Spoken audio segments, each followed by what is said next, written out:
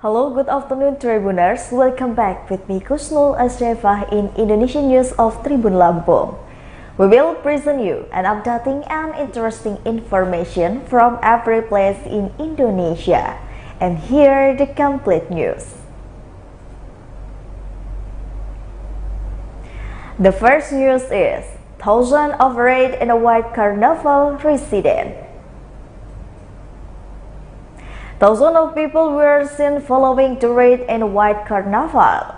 The red and white carnival was followed by the residents to spread on to Medan Merdeka route, precisely in the heart of stage of National Momentum or Monas in the central Jakarta on the Sunday 28 2022 in the morning.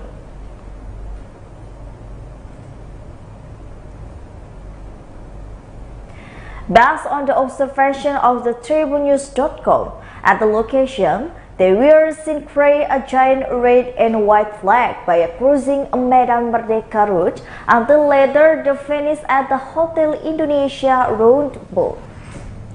Not only the people who came and down, the event titled the Red and White Flag Carnival was also invited the marching band attraction and the Indonesia Police Academy. Based on information gathered, the length of the red and white flag about to 170 meters, which was around 30,000 people. The agenda was obviously bided of the President of Republic Indonesia, Joko Widodo, from the front of the Merdeka Palace.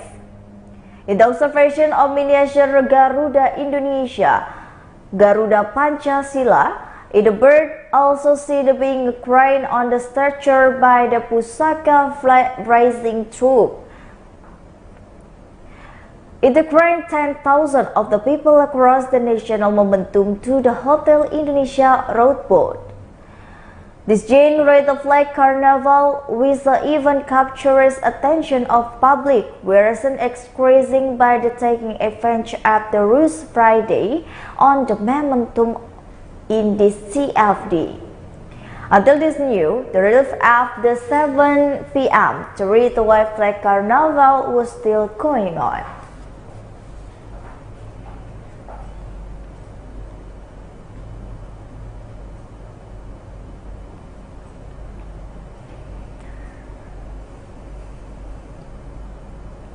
The next news is University of Jambi lecturer becomes a victim of deadly accident at Simpang Rimbo. The motorcycle rider was a victim of the fatal accident at the Simpang Rimbo City Road on the Friday night, turned out to be an University of Jambi lecturer. The victim and fatal accident was Nama Iman Shafi'i, a lecturer of the Faculty Economy in the University of Jambi. It quotes from the University of Jambi website. Shafi'i is still known as a permanent lecturer. Education was complete in University of Muhammadiyah Jambi, graduating in 2016, and master at the Jambi University, graduating at 2018. During college, he was active in the UKIP of the Muhammadiyah Student Association, recorded as the chairman of the DPS Jambi in this period. The cases left with the wife and one child was still a toddler. The fatal accident killed the motorcyclist occurred in the Simpang Rimbo, Jambi City, Friday night. The incident was involved by the Honda Beat POB Hatcher's motorcycle driver with a truck. The victim was injured under the tronton truck that was traveling from the Mandalo to the Jambi City. Residents know somehow it drained under the truck after motorcycle sold. Not long after, the victim body was released while the truck continued to drive toward Pol Atan. According to another resident, Raja Sopian, the incident occurred at around 8 p.m. The access location incident was on the Lintas Sumatra route on the in-city line from Mandalo to Jambi City. Residents saw the car from the Mandalo turning right toward a tent dragging a human body. They estimate the victim was dragged 1,000 meters in the scan. This is according to the interlocation of the body found victim motorbike. According to the Kim Sofian statement, the body the victim was dragged was a male.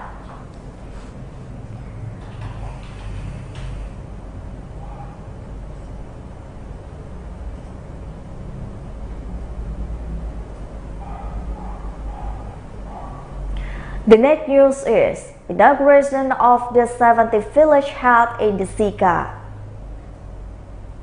Sika region. Franciscus Roberto Diogo inaugurated the Sika and took out of the 70 elections village held of the 2022 to the 2028 period in the third floor hall of the Sika region office. Saturday 27 August 2022.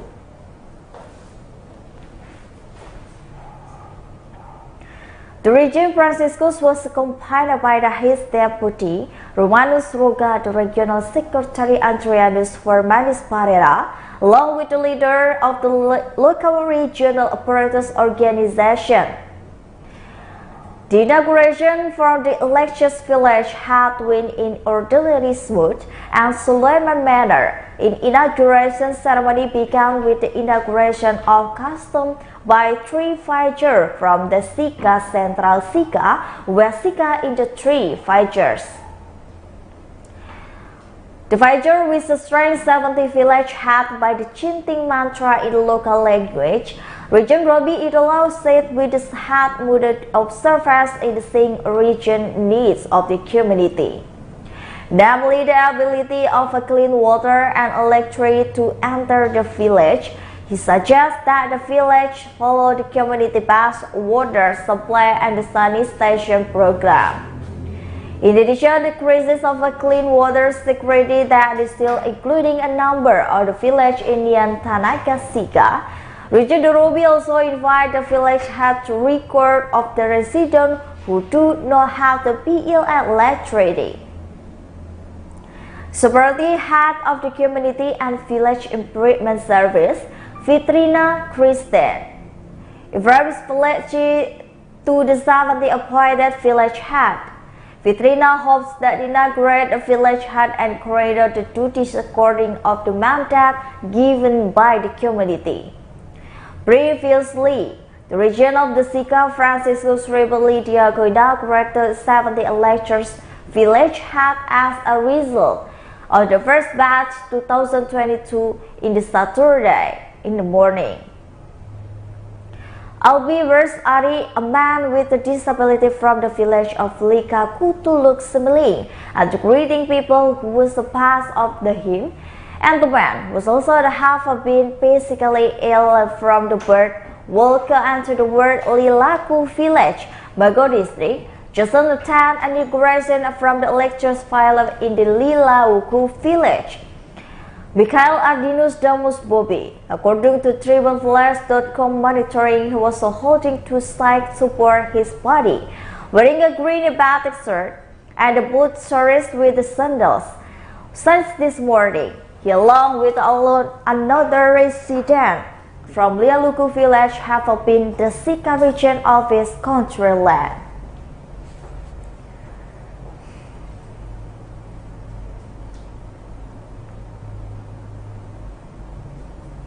The next news is the excitement of the 2022 Kejin Fair Hybrid Expo.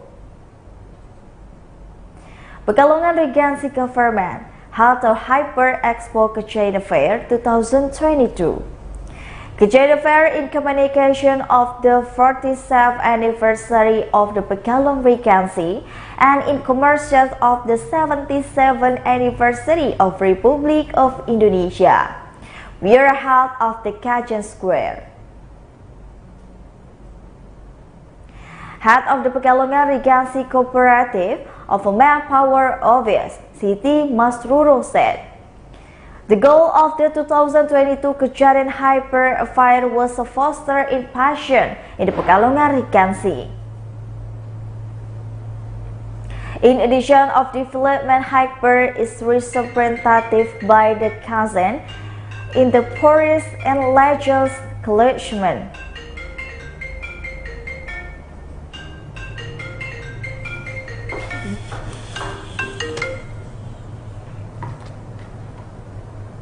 Aturan langsung dipindah gampang.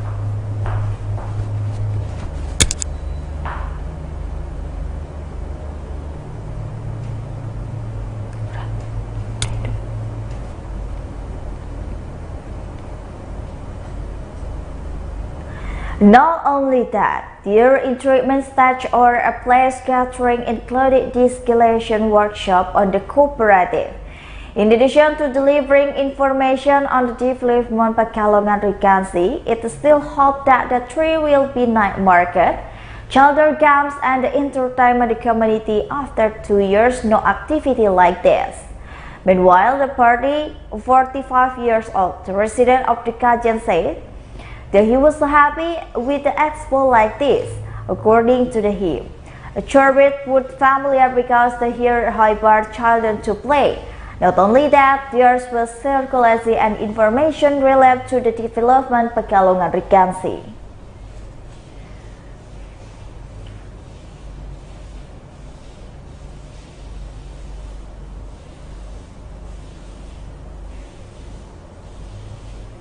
The next news is 5 suspended of the tourist trade tourists and Tibu police. 5 people have been as suspended in the choice of the scooter tournament in the local Pasar village, Tebo. Now, 5 suspended in the scooter tournament due to the being a situation and the people were also suspect of the football phone route and different rules.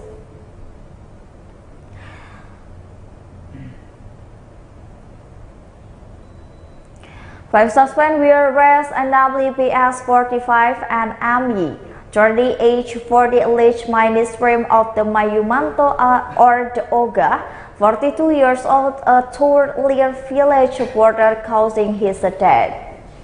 Furthermore, if the 30 years old, he is 31 years old and I'm 30 years old on the suspicion of beating Ilhamuddin 23 years old, a reporter from the Ilir village causing the victim have a head injuries.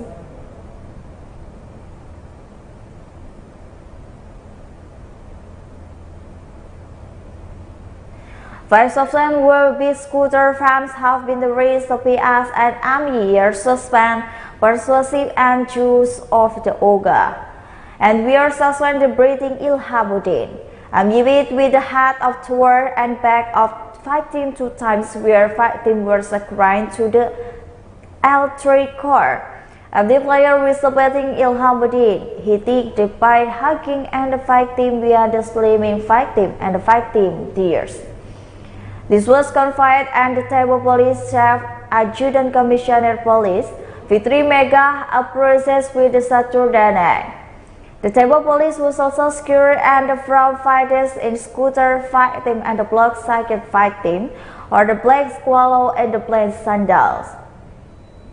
Then one vice and a commuter shirt, one a black short sleeve shirt, and where the police secured from the motors from the victim the clothes the victim was wearing.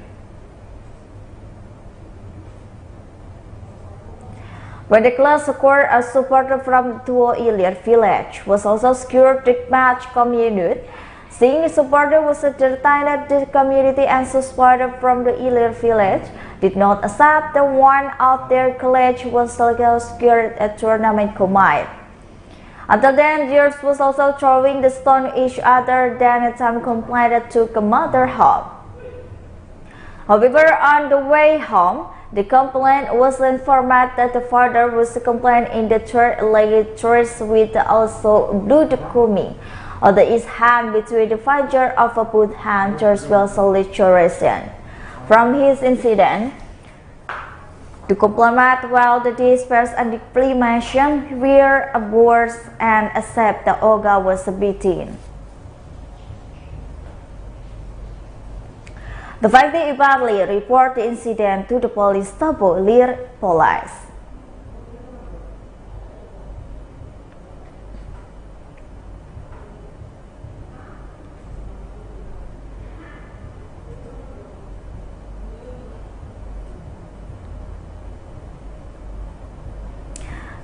Pamekasan village has shocked not moved by the police examined.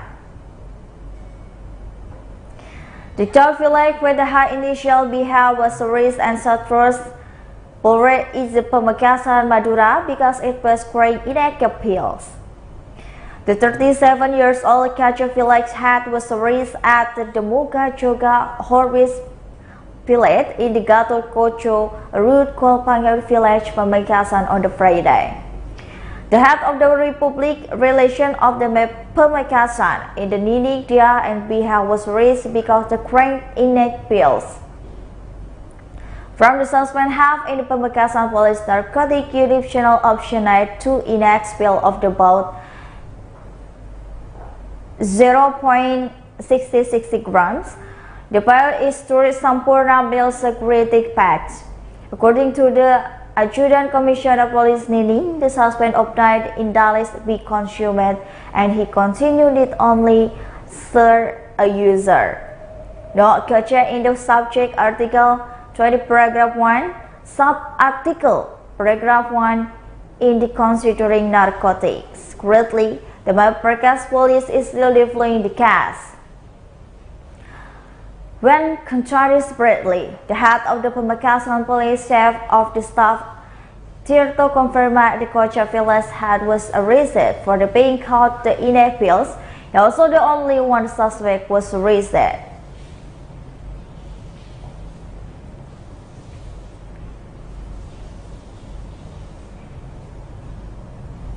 The next news is President Jokowi comes to the Bandung.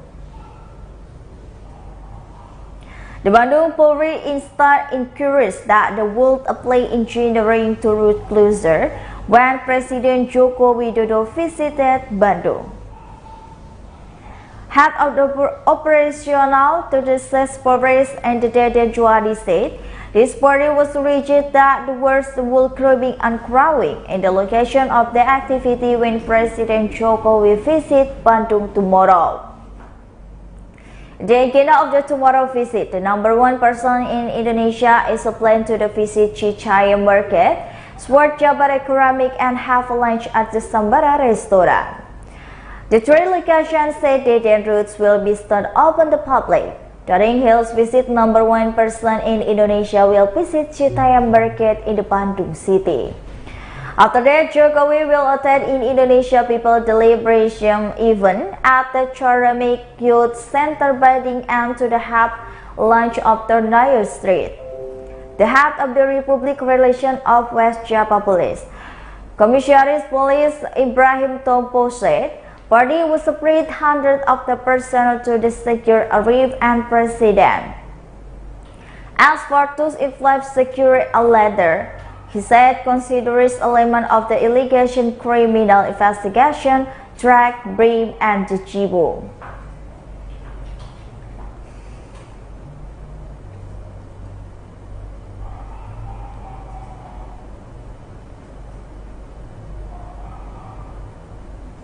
Well, I think that's all the news for today with me, Kusnul Ashaifa. Thank you for watching and have a nice day.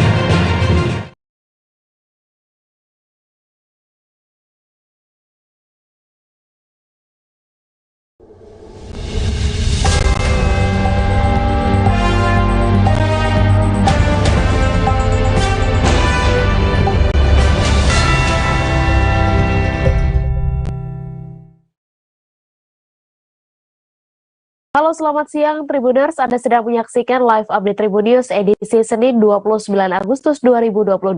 Siang ini akan kami sajikan informasi teraktual dan menarik yang dilaporkan secara langsung oleh reporter lapangan kami. Bersama saya, Meisa Sirait, inilah live update selengkapnya. Bayi laki-laki yang diprediksi berumur baru 15 hari sempat ditemukan warga di sebuah desa di sebuah balai desa di Muria Paloh, Kecamatan Muara Satu, Lok Semawe pada Sabtu 27 Agustus. Penemuan bayi dalam kardus tersebut lantas menghebohkan warga setempat. Hingga Senin 29 Agustus, bayi tersebut masih dirawat di ruang NICU Rumah Sakit Umum Cut Mutia Aceh Utara di Bukit Rata. Untuk informasi selengkapnya akan disampaikan langsung oleh wartawan Serambi News Saiful Bahri yang kini sudah terhubung bersama kami. Silakan rekan Bahri.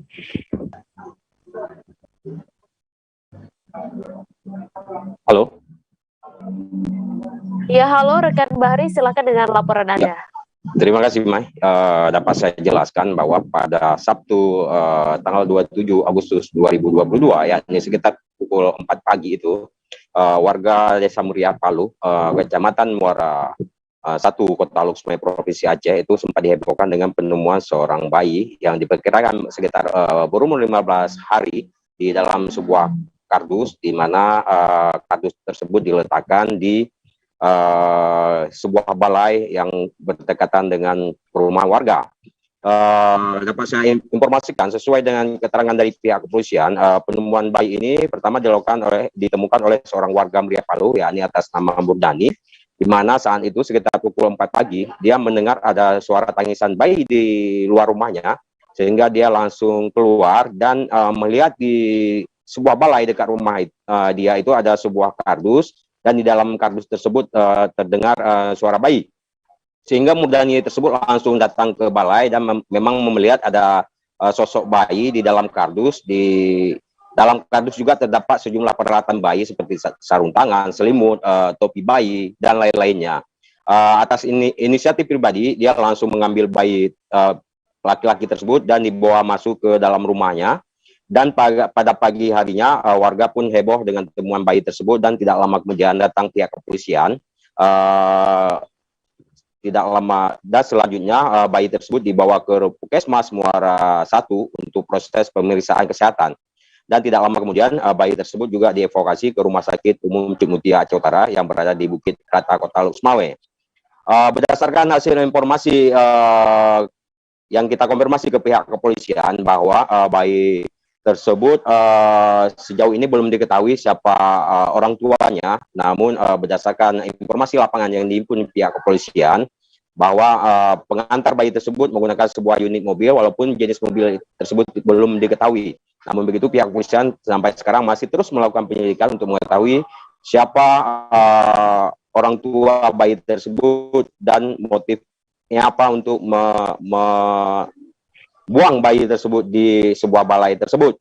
Sementara itu, informasi yang kita himpun dari pihak rumah sakit, yakni dari Humas Rumah Sakit Umum Cut Mutia, yakni Dr. Hari Laksamana, bahwa saat sampai di rumah sakit, yakni pada Sabtu sekitar pukul 10 pagi hari itu, bahwa kondisi bayi sempat menguning, yang mengindikasikan bahwa bayi tersebut kekurangan cairan, sehingga setelah mendapatkan penanganan medis awal di ruang IGD, langsung dibawa ke rawat inap, yakni di ruang NICU. Di sana bayi tersebut diletakkan dalam inkubator, dan sampai hari ini kondisi bayi tersebut semakin sehat. Dan untuk informasi lanjutan, sempat juga kita mewawancara pihak relawan sosial dari Kementerian Sosial RI yang kebetulan berada di rumah sakit tadi, bahwa pihaknya menyatakan untuk sementara bayi tersebut memang masih dirawat di rumah sakit, tapi di saat kondisi memang sudah betul-betul sehat, maka pihaknya akan membawa ke sebuah panti untuk dititip sambil menunggu perkembangan dari penyelidikan dari pihak kepolisian. Bila dalam 30 hari ke depan belum ditemukan orang tuanya, maka bayi tersebut akan diberikan kepada orang tua angkat. Nantinya pihak dari Kemensos sendiri nanti akan mencari orang tua angkat terhadap bayi tersebut. Demikian, Mai.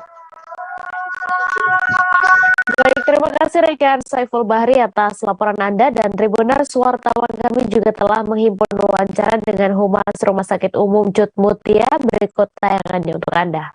Dijelaskan gimana kondisi bayi tersebut saat masuk pertama ke rumah sakit kita dan sampai proses penanganan medis dan hingga dengan kondisi sekarang ini. Ya, kemarin kita terima bayinya dibawa oleh masyarakat jam sekitar 10.40 ya. Kita terima di IGD, langsung kita arahkan ke ruang pones ya, untuk mendapat penanganan bersama. Pada waktu kita terapi, pertama kali kita dapati itu bayinya itu agak kuning ya. Jadi mungkin oleh karena kurang cairan ya. Jadi langsung diterapi, dikonsulkan ke dokter spesialis sana ya. Beberapa saat kemudian bayi mendapat terapi langsung ke ruang neonatal intensif care unit. Sampai dengan hari ini masih kita terapi di sini di bawah pengawasan langsung dokter ahli spesialis sana ya. Bayi mendapat asupan gizi langsung dari susu ya sekitar 15 sampai 30 cc per 2 jam. Insya Allah hari ini pun keadaannya sudah lebih bersehat ya. Berat badannya bagus, kita terima juga 3,3 kilo, bayinya besar, sehat. Sudah nggak kuning lagi. Berarti kondisinya sekarang ini intinya sudah sehat ya? Alhamdulillah ya, bayinya mengais aktif ya, nangisnya kuat, sudah nggak kuning lagi. Oke, terima kasih. Nama Dr. Hari Laksamana. Aparat kepolisian di Sumba Tengah memiliki atensi terkait kasus pembakaran sebuah motor milik bidan desa Kondala Maloba, Ruslin Gela di Kecamatan Katikutana Selatan, Sumba Tengah pada Senin 22 Agustus. Upaya yang sudah dilakukan adalah pihaknya telah melakukan pemeriksaan terhadap korban dan para saksi terkait kasus pencurian. Hal ini disampaikan Kapolsek Katikutana AKP Anak Agung K. Yuliantara ketika dikonfirmasi pada Sabtu 27 Agustus lalu. Untuk informasi selengkapnya akan disampaikan langsung oleh wartawan Pos Kupang, Petrus Peter, yang kini sudah terhubung bersama kami. Silakan rekan Petrus. Ya, selamat siang Tribuners. Dapat saya laporkan peristiwa pencurian dan pembakaran motor milik bidan desa Kondala Maloba di Kecamatan Katikutana Selatan, Kabupaten Sumba Tengah terjadi pada Senin 22 Agustus 2022 sekitar pukul 23 waktu Indonesia bagian Barat. Lalu bagaimana penanganan kasus oleh Polsek Katikutana sampai dengan saat ini? Berdasarkan hasil konfirmasi dengan Kapolsek Katikutana Kabupaten Sumba Tengah, Bapak AKP Anak Agung Yuliantara menyampaikan bahwa pihaknya terus melakukan pemeriksaan terhadap korban, dalam hal ini adalah bidan desa Ruslin Geli dan beberapa saksi. Lalu berdasarkan informasi yang dihimpun di TKP, ada 2 orang yang diduga, oknum 2 orang yang diduga sebagai pelaku pencurian sepeda motor dan pembakaran sepeda motor milik Ibu Bidan Ruslin Gela. Dari pengejaran itu, lalu dengan cara mereka selain mengejar, mereka juga menyurati agar kedua orang yang diduga sebagai oknum pelaku itu dimintai untuk menghadap, dan mereka sudah melakukan pemeriksaan.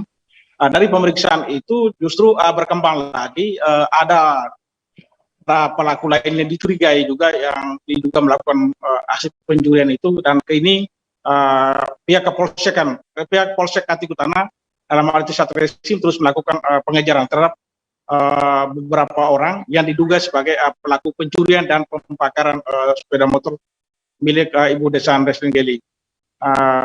Perlu saya tambahkan juga bahwa berdasarkan hasil konfirmasi saya lakukan konfirmasi dengan Bapak Kapolsek Katikutana Kabupaten Sumba Tengah Provinsi NTT, Bapak AKP Anak Agung Yuliantara menyampaikan bahwa sampai dengan saat ini pihak Polsek Katikutana serius untuk terus memburu kepada oknum-oknum yang diduga sebagai pelaku pencurian dan pembakaran motor milik Ibu Bidan Ruslin Gela.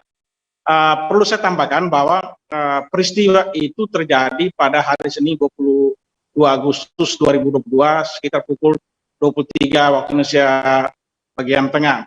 di mana pada malam itu Ibu Rustin adalah seorang bidan desa, lalu mengingat di lokasi Pustu itu tempatnya sepi atau jauh dari permukiman penduduk, lalu dia memilih bermalam di rumah guru temannya sekitar kurang lebih 1-2 kilometer dari Pustu Pondamloba. Malam itu beliau memarkir kendaraan depan Pustu, lalu sekitar pukul 23 malam beliau keluar dan tidak menemukan lagi motornya. Dari informasi itu, melihat kejadian itu, ia meminta bantuan warga, mereka melakukan penyisiran, pencarian hingga menemukan motor itu kurang lebih sekitar 300 meter dari mes sekolah, di mana pada saat itu ditemukan motor sedang dalam keadaan terbakar. Lalu pada pagi harinya dia secara resmi melapor ke Polsek Katikutana, Sumba Tengah Provinsi Selasa 23 Agustus 2022. Demikian yang dapat saya laporkan dari Bayi Bakul, Kabupaten Sumba Tengah Provinsi NTT. Baik, terima kasih rekan Petrus Peter atas laporan Anda. Selamat bertugas kembali. Kondisi jembatan Paringin Kabupaten Balangan dianggap semakin memprihatinkan. Pasalnya, meski sudah dipasang plat besi, rupanya cekungan tetap terjadi pada lantai jembatan. Ada bagian lantai jembatan yang mengalami keretakan yang akhirnya dipasang plat besi oleh pihak berwenang. Namun ada plat besi yang terlepas dari tempat semestinya. Keretakan jembatan ini pula menjadi kekhawatiran bagi pengguna jalan yang melintas. Untuk laporan selengkapnya akan disampaikan langsung oleh wartawan Banjarmasin Pos Isti Rohayanti yang kini sudah terhubung bersama kami. Silakan rekan Isti. Baik, terima kasih rekan Mei. Saya Yanti melaporkan langsung dari Kabupaten Balangan terkait kondisi terkini Jembatan Paringin, di mana seperti yang bisa kita lihat dari video tadi, kondisi Jembatan Paringin mengalami kerusakan yang cukup parah, dan Dinas Perhubungan Kabupaten Balangan beserta Satuan Lantas Polres Balangan melakukan pengamanan atau pengaturan arus lalu lintas di lokasi. Dan kondisi Jembatan Paringin ini juga dilaporkan mengalami keretakan yang cukup parah, di mana akhirnya ditempatkan plat besi di bagian jembatan. Namun belakangan akibat adanya truk-truk besar yang lewat, akhirnya plat besi itu pun mengalami cekungan yang menyebabkan adanya penurunan sekitar 20 cm dari bagian jalan yang awalnya diperbaiki. Dari keterangan Dinas PUPR Kabupaten Balangan juga, pihaknya sudah melakukan koordinasi dengan Balai Pelaksana Jalan Nasional Wilayah Kalsel agar segera melakukan penanganan terhadap jembatan tersebut, mengingat jembatan ini adalah jalan yang merupakan akses provinsi, merupakan akses antar provinsi dan merupakan jalan nasional. Sementara itu untuk penanganan sementara oleh Dinas Perhubungan Kabupaten Balangan dan Satuan Lantas Polres Balangan untuk kendaraan di roda 6 ke atas itu dilarang untuk melintas di Jembatan Paringin, sehingga yang diperbolehkan hanya kendaraan roda 2 dan roda 4. Sementara kendaraan roda 6 itu diarahkan menuju jalur ke arah Kabupaten Hulu Sungai Utara. Dan saat ini juga dari Balai Pelaksana Jalan Nasional Wilayah Kalsel akan katanya melakukan koordinasi untuk penanganan cepat terhadap jembatan tersebut. Begitu rekan Mei. Baik, terima kasih rekan Isti atas laporan Anda. Selamat bertugas kembali. Kereta api Batara Krishna yang sedang melaju dari stasiun Purwosari menuju Wonogiri dilempar batu oleh orang dengan gangguan jiwa atau ODGJ. Kejadian tersebut diketahui terjadi di kawasan Geladak atau sebelum BGS sekitar pukul 10:15 waktu Indonesia Barat. Manajer Humas KAI Daob 6, Pranoto Wibowo mengatakan kejadian tersebut berawal dari kereta api dari arah barat yang melaju ke timur. Untuk informasi selengkapnya akan disampaikan langsung oleh wartawan Tribun Solo, Tara Nur Fitriani yang kini sudah terhubung bersama kami. Silakan rekan Tara. Baik, selamat siang rekan Mei dan selamat siang Tribuners. Ya, pada hari Minggu tanggal 28 Agustus 2022 telah terjadi pelemparan batu di mana dilakukan oleh seorang ODGJ ke kereta api Batara Krishna dari stasiun Purwosari menuju ke Kabupaten Wonogiri. Kejadian tersebut terjadi sekitar pukul 10.15 di daerah Geladak atau di dekat PGS atau di sebelah timurnya, di sebelah baratnya patung Slamet Riyadi. Menurut manajer Humas KAI Daob 6 Pranoto Wibowo, setelah kejadian tersebut ODJJ langsung dilarikan ke Polsek Laweyan dan dibawa ke Rumah Sakit Jiwa Daerah. Dari kejadian tersebut juga tidak ada korban jiwa dan tidak ada baik dari masinis maupun dari penumpangnya sendiri. Setelah adanya pelemparan batu, masinis pun sempat menghentikan sebentar kereta api Batara Kresna dan selanjutnya dilanjutkan perjalanan menuju ke Kabupaten Wonogiri, lalu dilakukan perbaikan di kaca kabin depan.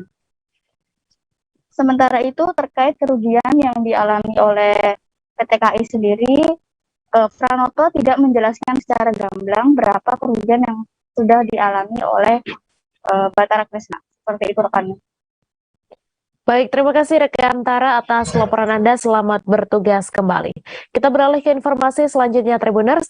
Diketahui dua desa di ujung Kecamatan Peso, yakni Desa Long Palban dan Desa Long Lejuh akan tenggelam jika nantinya bendungan berhasil terbangun.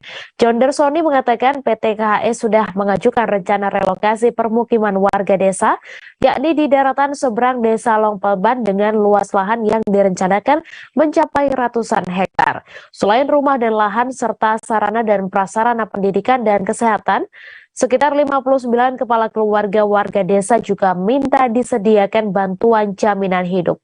Untuk informasi selengkapnya akan disampaikan langsung oleh wartawan Tribun Kaltara, Ilham Faudi, sudah terhubung bersama kami. Silakan rekan Faudi. Baik, rekan Mei dan Tribuners, dapat dilaporkan bahwa sampai saat ini pihak warga desa Long Palban, Kecamatan Peso, Kabupaten Bulungan masih menantikan kepastian terkait ganti rugi dan relokasi permukiman terkait pembangunan bendungan pembangkit listrik tenaga air atau PLTA Sungai Kayan. Pembangunan bendungan ini nantinya berdampak pada pemukiman warga Long Palban yang nantinya akan tenggelam jika bendungan PLTA itu berhasil terbangun. Sampai saat ini warga desa meminta pihak perusahaan atau investor dari pembangunan PLTA Kayan, yaitu PT Kayan Hidroenergi, untuk memenuhi sejumlah permintaan warga, diantaranya dipenuhinya pemberian lahan pertanian bagi warga, lalu pembangunan sarana dan prasarana pendidikan, kesehatan dan juga rumah peribadatan. Lalu mengenai rumah di relokasi yang baru, Kepala Desa Long Palban, John Dersoni, mengatakan bahwa pihaknya meminta nanti ukuran rumah warga desa harus sesuai dengan ukuran rumah yang ada saat ini. Pihak PT Kayan Hidroenergi sendiri mengatakan bahwa progres pembangunan masih akan berlanjut pada tahun ini dan tahun depan. Untuk tahun ini pembangunan akan melanjutkan proses peledakan jalan dan juga sejumlah batuan untuk terhubung di lokasi titik bendungan 1 PLTA Kayan. Direncanakan pembangunan tubuh bendungan sendiri baru akan berlangsung pada tahun 2023 mendatang. Namun sampai saat ini warga desa belum mendapatkan kepastian dan kejelasan mengenai proses relokasi dan juga ganti rugi terkait relokasi permukiman warga di Desa Long Palban. Demikian rekan Mei laporannya. Baik, terima kasih rekan Faudi atas laporan Anda. Dan Tribuners, wartawan kami juga telah menghimpun wawancara dengan Kades Long Palban. Berikut tayangannya untuk Anda. Setelah itu sampai sekarang belum ada informasi lagi. Tapi untuk rencana relokasi itu bagaimana sih Pak? Untuk titik pastinya sudah ada. Titik relokasi sudah ada rencana. Oh, rencana Pak ya? Satu titik Pak? Satu titik. Di seberang. Seberangnya Pak ya? Satu daratan dengan Leju. Jauh naiknya Pak? Enggak jauh. Berapa? Dari pinggir sungai berapa? Dari pinggir sungai, langsung dari pinggir sungai sampai ke darat sekitar 600 hektar. Oh, sekitar 600 hektar Pak ya? Yang disiapkan.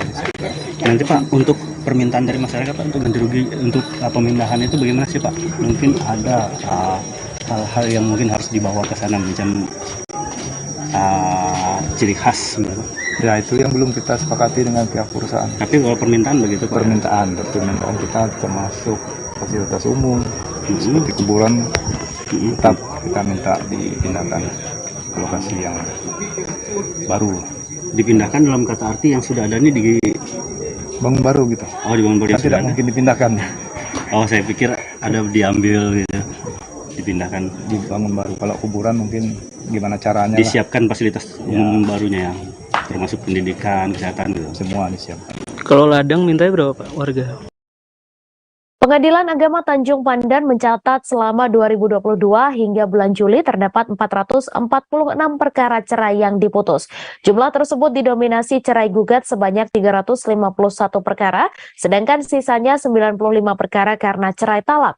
Minuman keras dan judi online kerap menjadi pemicu terjadinya perceraian. Untuk informasi selengkapnya akan disampaikan langsung oleh wartawan Pos Belitung, Adelina Nurmalitasari, yang kini sudah terhubung bersama kami. Silahkan rekan Adelina.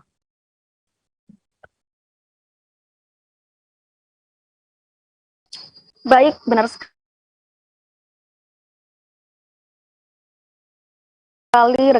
Tribuners. Menurut Humas Pengadadi di Belitung dan Belitung Timur, kerap dipicu permasalahan minuman keras dan judi online. Minuman keras berlanjut pada terjadinya kasus kekerasan dalam rumah tangga atau KDRT. Juga berimbas pada sisi ekonomi karena suami menjadi tidak jujur mengenai penghasilan karena digunakan untuk membeli minuman keras. Begitu pula judi online di mana suami kerap tidak jujur mengenai penghasilan sehingga membuat istri tak tahan hingga berlanjut mengajukan cerai gugat di Pengadilan Agama. Makanya hingga Juni ini tercatat ada sebanyak 351 perkara cerai gugat yang diputus Pengadilan Agama Tanjung Pandan. Jauh berbeda dengan cerai talak sebanyak 95 perkara. Kasus perceraian akibat judi online rata-rata terjadi pada pasangan yang berumur 30 tahun ke bawah. Sementara minuman keras banyak terjadi pada orang berusia 30 tahun ke atas. Kasus perceraian pada 2022 ini berbeda pada 2021 lalu, di mana sepanjang 2021 lalu tercatat ada 768 perkara cerai yang diputus. Tahun lalu penyebab utamanya justru dipicu masalah ekonomi, terutama imbas dari pandemi. Saat ini, saat ekonomi menggeliat karena naiknya harga sejumlah komoditas yang menjadi sumber penghasilan masyarakat di Belitung dan Belitung Timur, seperti timah, justru angka perceraian tetap tak jauh berbeda, hanya faktor pemicunya saja yang berbeda. Zayah juga mengatakan kebanyakan kasus yang masuk pun diputus dengan perceraian. Ia mengatakan memang ada beberapa kasus yang berakhir rujuk setelah mediasi, namun mediasi hanya dapat dilakukan jika kedua pihak hadir. Demikian laporan saya, rekan Mei. Terima kasih Adelina atas laporan Anda. Selamat bertugas kembali. Polsek Jebus mengungkap penimbunan bahan bakar minyak atau BBM subsidi tanpa izin di Dusun Jebu Barat, Desa Kelabat, Kecamatan Paritiga, Bangka Barat pada Jumat 26 Agustus. Petugas yang tergabung dalam tim satuan tugas menemukan penimbunan BBM subsidi berupa solar dan pertalite di belakang tempat kediaman warga berinisial SY. Solar dan pertalite diperoleh SY dengan cara membeli dari orang yang mengantri di SPBU. Untuk informasi selengkapnya akan disampaikan langsung oleh wartawan Bangka Pos, Yuranda, yang kini sudah terhubung bersama kami. Silakan rekan Yuranda. Ya, baik, Mei dan Tribun News Bangka dimanapun Anda berada.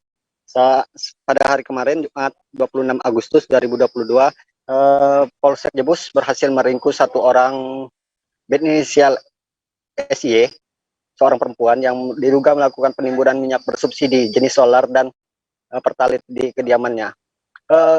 SY ini ditangkap dengan sejumlah barang bukti sebanyak 2,5 ton bahan bakar minyak yang terdiri dari 10 drum solar, 7 jerigen solar, dan 3 jerigen lainnya berisi pertalite. Kompol Gali mengatakan pengungkapan kasus penimbunan ini menindaklanjuti laporan dari masyarakat adanya dugaan penyalahgunaan BBM bersubsidi tanpa izin.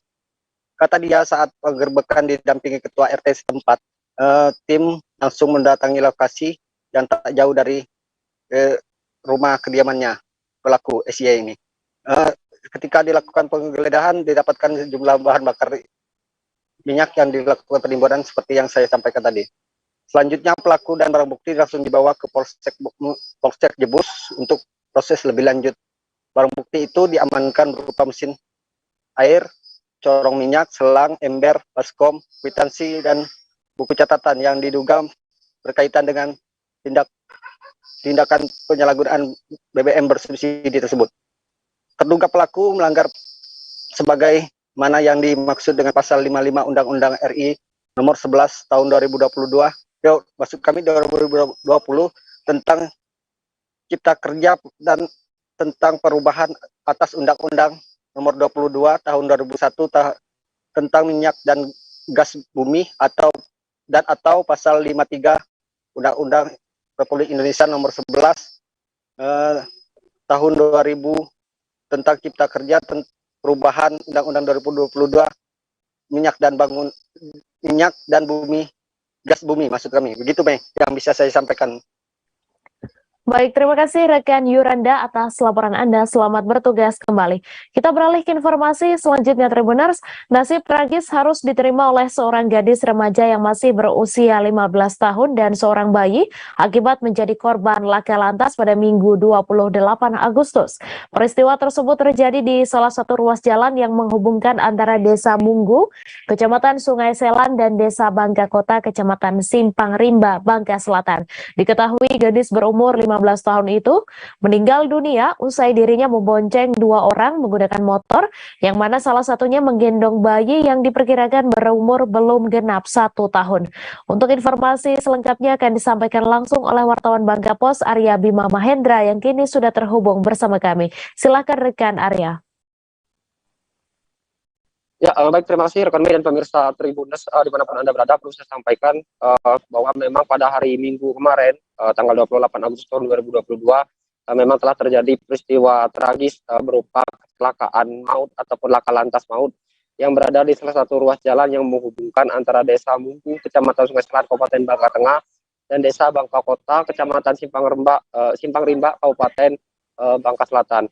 Diketahui peristiwa tersebut menimpa seorang pengendara motor yang bernama Rania yang kala itu membonceng 3 orang ya, ataupun saat itu memang sedang bonceng 4. Diketahui bahwa Rania masih berumur 15 tahun meninggal dunia, dan seorang bayi yang belum genap 1 tahun meninggal dunia di tempat akibat dari peristiwa laka lantas tersebut. Dari foto-foto yang berhasil kami dapatkan diketahui bahwa memang peristiwa laka lantas tersebut memang terjadi cukup mengerikan, di mana para korban memang mengalami luka yang cukup parah, bahkan ada yang mengalami luka di bagian kepala. Disampaikan oleh Kasat Lantas Polres Bangka Tengah AKP Nanang Supardi mengungkapkan bahwa kronologi kejadian tersebut bermula ketika motor yang dikemudikan oleh Rania ini melaju dari arah Desa Munggu menuju Desa Bangka Kota dengan membonceng Rahmawati berumur 20 tahun dan Erni berumur 10 tahun serta seorang bayi yang tadi memang belum genap berumur 1 tahun ya. Kemudian saat berada di tempat kejadian perkara, motor Yamaha Miusul GT dengan nomor polisi BN 590 TI yang dikemudikan oleh Rania tersebut menabrak pengendara motor lain yang berada di depannya saat pengendara Rania ini mencoba untuk mendahului. Namun setelah itu kejadian tabrakan pun tidak terhindarkan sehingga motor yang berada di depan juga sempat banting setir ke kiri, dan untuk motor yang dikendarai oleh Rania ini pun jatuh di bahu jalan sebelah kiri, maksud saya di bahu jalan sebelah kanan. Diketahui ada korban yang bernama Rania dan Rahmawati serta bayi yang dibawanya ini terjatuh ke badan jalan sebelah kanan, sementara penumpang lainnya atas nama Erni ini sempat meloncat ke badan jalan sebelah kiri. Dan naasnya dari arah berlawanan tiba-tiba satu mobil Suzuki pick up berwarna hitam dengan nomor polisi BN 8357 VP yang dikemudikan oleh saudari berumur 71 tahun. Karena memang jarak yang sudah dekat, akibatnya tabrakan pun tak terhindarkan sehingga mobil pick up tersebut menabrak Rania, Rahmawati serta bayi tadi yang memang sebelumnya sudah tergeletak di bahu jalan sebelah kanan. Akibat dari kejadian tersebut diketahui bahwa Rania meninggal dunia termasuk dengan bayi yang menumpang di kendaraan tersebut.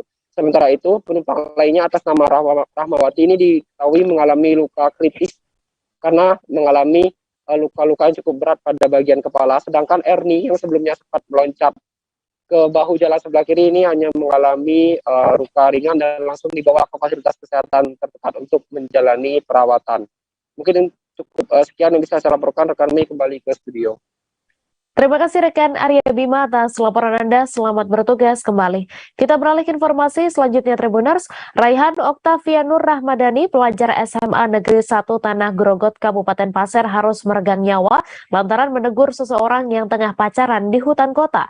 Remaja yang masih duduk di kelas 12 itu dikenal sebagai sosok yang penyabar di kalangan keluarga dan teman-teman sekolahnya. Namun naas ia harus kehilangan nyawanya di tangan 9 pelaku pengeroyokan setelah mendapat perawatan intensif di RSUD Panglima Sebaya selama 2 hari hingga dirujuk ke salah satu rumah sakit yang ada di Balikpapan. Untuk informasi selengkapnya akan disampaikan langsung oleh wartawan Tribun Kaltim, Syaifullah Ibrahim yang kini sudah terhubung bersama kami. Silakan rekan Syaiful. Ya, terima kasih rekan Mei. Nah, untuk kejadian yang menimpa adik Rehan ini pada 23 Agustus 2022 lalu, tepatnya pada pukul 23.00 waktu Indonesia Tengah, korban Rehan sempat dibawa di 2 rumah sakit, yaitu di Rumah Sakit Umum Daerah Panglima Sebaya dan mendapat perawatan selama 2 hari di sana. Kemudian almarhum juga sempat dibawa dirujuk ke rumah sakit yang ada di Balikpapan dan mendapat perawatan selama kurang lebih 30 menit hingga dinyatakan meninggal dunia. Pada 25 Agustus 2020 lalu, sekira pukul 10.00 waktu Indonesia Tengah, pihak keluarga mendapat telepon dari RSUD Panglima Sebaya yang menginformasikan bahwa kesadaran korban mulai menurun drastis. Berbeda saat pasca pengeroyokan yang terjadi pada 23 Agustus 2022 lalu, sekira pukul 23.00, korban saat mendapat perawatan masih bisa diajak berkomunikasi dengan pihak keluarga. Setibanya di RSUD Kandujoso Balikpapan, almarhum langsung mendapat perawatan di bagian UGD.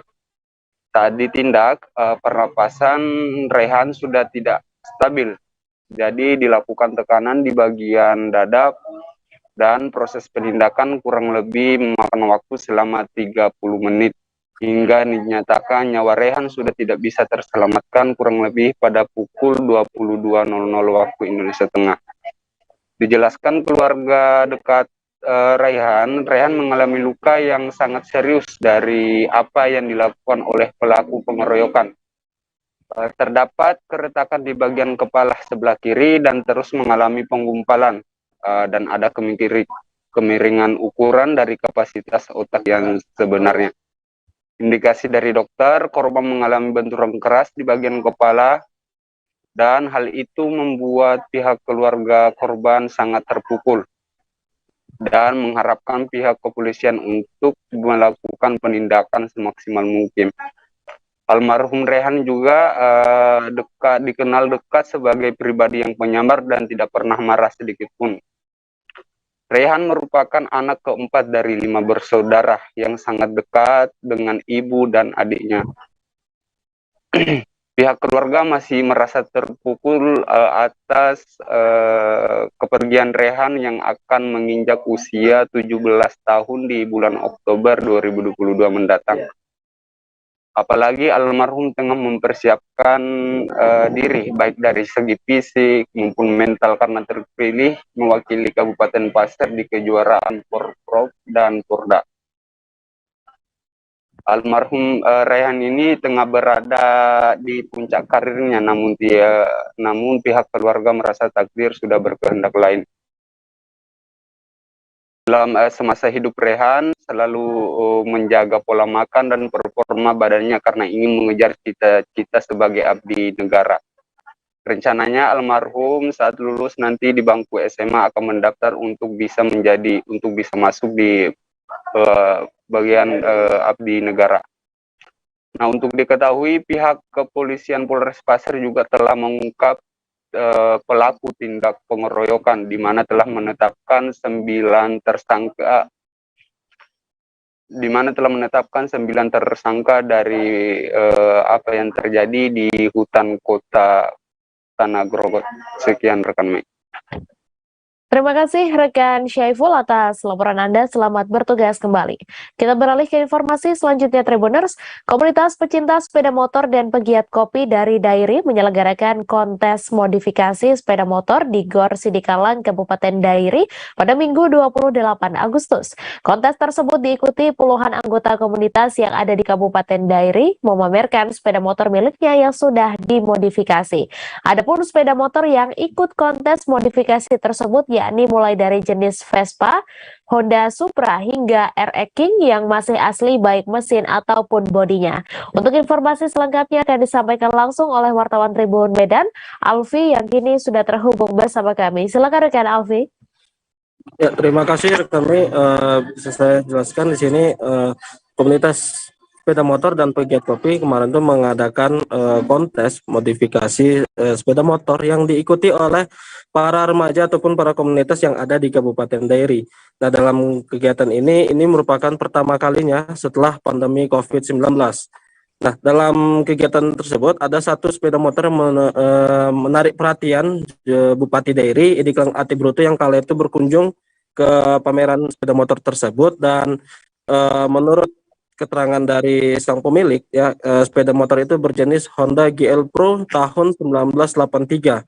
Nah, meskipun bentuknya yang ataupun jenisnya yang sudah usang, ya, maksudnya sudah lawas, dan di tangan pemiliknya itu dimodifikasi dengan modal hanya 12 juta rupiah, dan mungkin bisa kita lihat di dalam video itu menjadi lebih trendy dan juga menjadi kesannya menjadi lebih mewah. Nah, dan saat itu juga Bupati Dairi Idiklang Ati Bruto yang hadir dalam pentas tersebut juga memilih 3 dari puluhan, ya, sekitar mungkin 10 atau 11 sepeda motor yang ikut di dalam kontestan tersebut, dan sepeda motor itu juga menjadi pilihan utama dari Bupati Dairi. Nah, selain sepeda motor itu yang menjadi pilihan Bupati Dairi yakni adalah Vespa berwarna merah yang menurutnya sepeda motor itu sudah mulai langka ataupun mulai sudah jarang ditemui di jalanan umum ataupun jalanan yang ada di Kabupaten Dairi sendiri. Nah, namun di tangan pemiliknya Honda Vespa tersebut, sepeda motor itu masih terlihat bagus dan masih terlihat mengkilat. Nah, selain itu yang menjadi senangan Bupati antara lain adalah pajak sepeda motornya yang masih hidup dan sampai saat ini masih digunakan oleh si pemiliknya untuk kehidupannya sehari-hari. Nah, di sini bisa juga saya jelaskan, selain pameran sepeda motor juga ada lomba meracik kopi, ya, di mana seperti kita ketahui saat Kota Sidikalang ini terkenal dengan kopinya. Nah, di dalam kegiatan tersebut juga diadakan lomba meracik kopi yang diikuti oleh seluruh barista yang ada di Kabupaten Dairi sendiri. Nah, menurut keterangan dari panitia acara, Fahmi Ujung mengatakan bahwasanya rencananya di akhir tahun nanti akan diadakan kegiatan serupa, namun melibatkan beberapa kabupaten ataupun beberapa wilayah yang ada di sekitaran Danau Toba itu sendiri. Gitu rekan Mei. Baik, terima kasih rekan Alfi atas laporan Anda. Selamat bertugas kembali. Kita beralih ke informasi selanjutnya, Tribuners. Seorang pria bernama Rusli asal desa Salukue, Kecamatan Sampaga, Mamuju ditemukan meninggal dunia di kota Mamuju, Sulawesi Barat pada Senin 29 Agustus. Pria tersebut saat ditemukan dalam keadaan terlentang di semak-semak di Jalan Arteri Mamuju, Kelurahan Simboro. Jenazah pertama kali ditemukan oleh warga sekitar bernama Muhammad Aldi Rauf saat hendak mengambil alat motor crossnya. Untuk informasi selengkapnya akan disampaikan langsung oleh wartawan Tribun Sulbar, Abdul Rahman, yang kini sudah terhubung bersama kami. Silakan rekan Abdul Rahman. Ya, baik rekan B dan pemirsa Tribuners dimanapun Anda berada. Jadi benar sekali bahwa pada pagi tadi di sekitar pukul 8 pagi warga penemuan mayat dari kantor pemerintah Provinsi Sulawesi Barat atau kantor Gubernur Sulawesi Barat, di mana mayat ini ditemukan oleh warga yang bernama Muhammad Aldi Rauf di di semak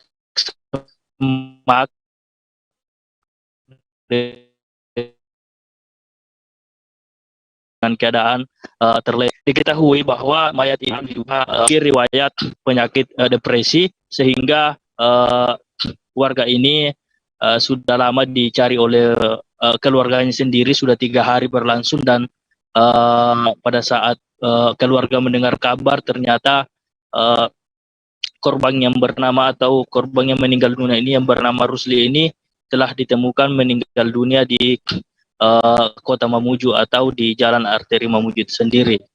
Dan untuk saat ini bahwa diketahui korban ini juga sudah baru 3 bulan berada di Mamuju, yang datang dari dari Kalimantan Timur, sehingga pada saat kedatangannya dia mulai merasa sakit-sakitan dan mengalami depresi, dan sehingga itulah yang membuat korban ini mengalami depresi hingga pergi ke mana-mana dan ditemukan dalam keadaan lagi.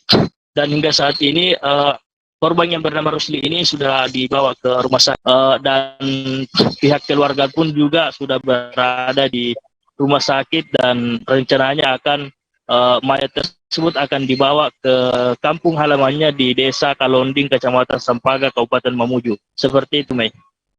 Baik, terima kasih rekan Abdul Rahman atas laporan Anda. Selamat bertugas kembali. Kami masih akan menyajikan informasi menarik untuk Anda. Selesai jeda sejenak, tetap di Live Update. Oke, apa kabar Bang Ariski di sini untuk strateginya? Kalau saya sendiri di Jumip 37 ini yang semalam baru mulai, saya udah pasti. Sebenarnya aku nggak ngerasa itu penangkapan atau penggerbegan atau apapun itu, karena gini loh, posisinya aku kriteria. Jadi kita mengenal yang disebut dengan stroke yang tidak berdarah dengan stroke yang berdarah. Stroke yang tidak berdarah itu biasanya ditandai dengan adanya penyumbatan. Kalau itu penyumbatan di sini mungkin pikirnya tidak ke situ kali ya, tapi kalau di Korea atau di Kamboja itu ada beberapa paper yang saya itu mas, ya dulunya tukang koran. Oh gitu ya, tukang koran. Ya saya baca itu, tuh kan pernah baca kan. Ya. Jadi kalau saya jadi tanggal itu udah bersyukur banget. Si anak ini dijadikan sebagai tersangka begitu.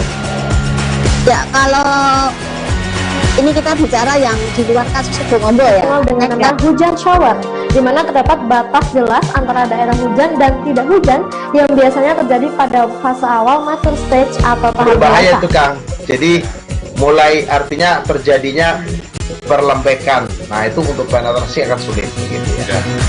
Dok, saya ini menurut saya memang tidak mudah, bukan urusan tanah diambil.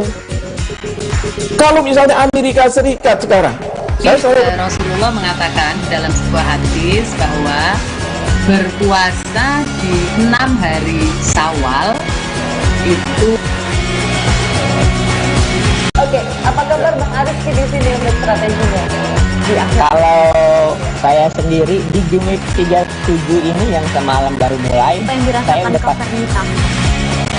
Sebenarnya aku nggak ngerasa itu penangkapan atau penggerbegan atau apapun itu, karena gini loh, posisinya aku kriteria. Jadi kita mengenal disebut dengan stroke yang tidak berdarah dengan stroke yang berdarah. Stroke yang tidak berdarah itu biasanya ditandai dengan adanya penyumbatan. Kalau itu penyumbatan di sini mungkin pikirnya tidak ke situ kali ya, tapi kalau di Korea atau di Kamboja itu ada beberapa paper yang saya itu mas, ya dulunya tukang koran. Oh gitu ya, tukang koran. Ya saya baca itu, tuh kan pernah baca kan. Jadi kalau saya jadi tanggal itu udah bersyukur banget. Si anak ini dijadikan sebagai tersangka begitu. Ya kalau ini kita bicara yang di luar kasus Situbondo ya. Dengan nama hujan shower, di mana terdapat batas jelas antara daerah hujan dan tidak hujan yang biasanya terjadi pada fase awal mature stage atau tahap berbahaya dewasa. itu Kang. Jadi mulai artinya terjadinya perlembekan. Nah itu untuk penetrasi akan sulit gitu ya. Dok, saya ini menurut saya memang tidak mudah, bukan urusan tanah diambil.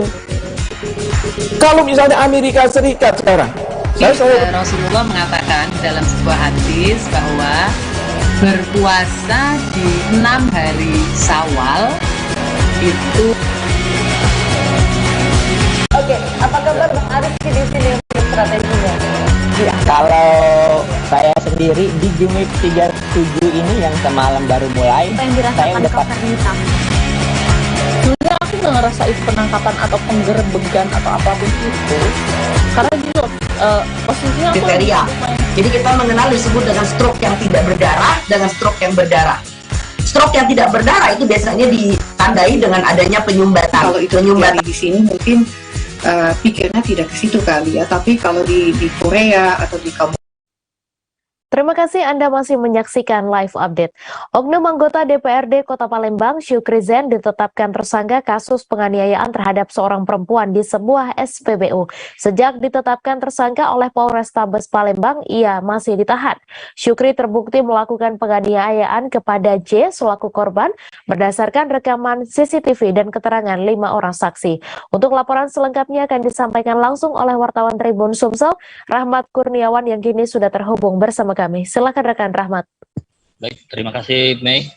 Jadi dapat kami sampaikan untuk status anggota DPRD Palembang, yakni Syukri Zen, semenjak ditetapkan jadi tersangka atas kasus penganiayaan seorang wanita di SPBU, semenjak tanggal 25 Agustus lalu sudah resmi menjadi tersangka dan terbukti melakukan penganiayaan dengan bukti rekaman CCTV yang ada di SPBU dan juga keterangan dari 5 orang saksi yang ada di sekitar lokasi saat kejadian.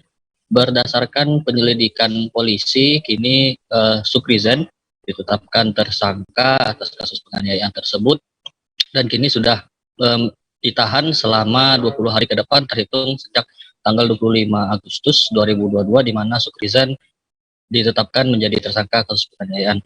Kasat Reskrim Polrestabes Palembang, Kompol Tri Wahyudi mengatakan untuk Syukri Zen ini dilakukan penahanan selama 20 hari ke depan sampai berkas dan juga hasil penyidikan selesai dan kemudian polisi akan melakukan tindak selanjutnya setelah berkas perkara selesai.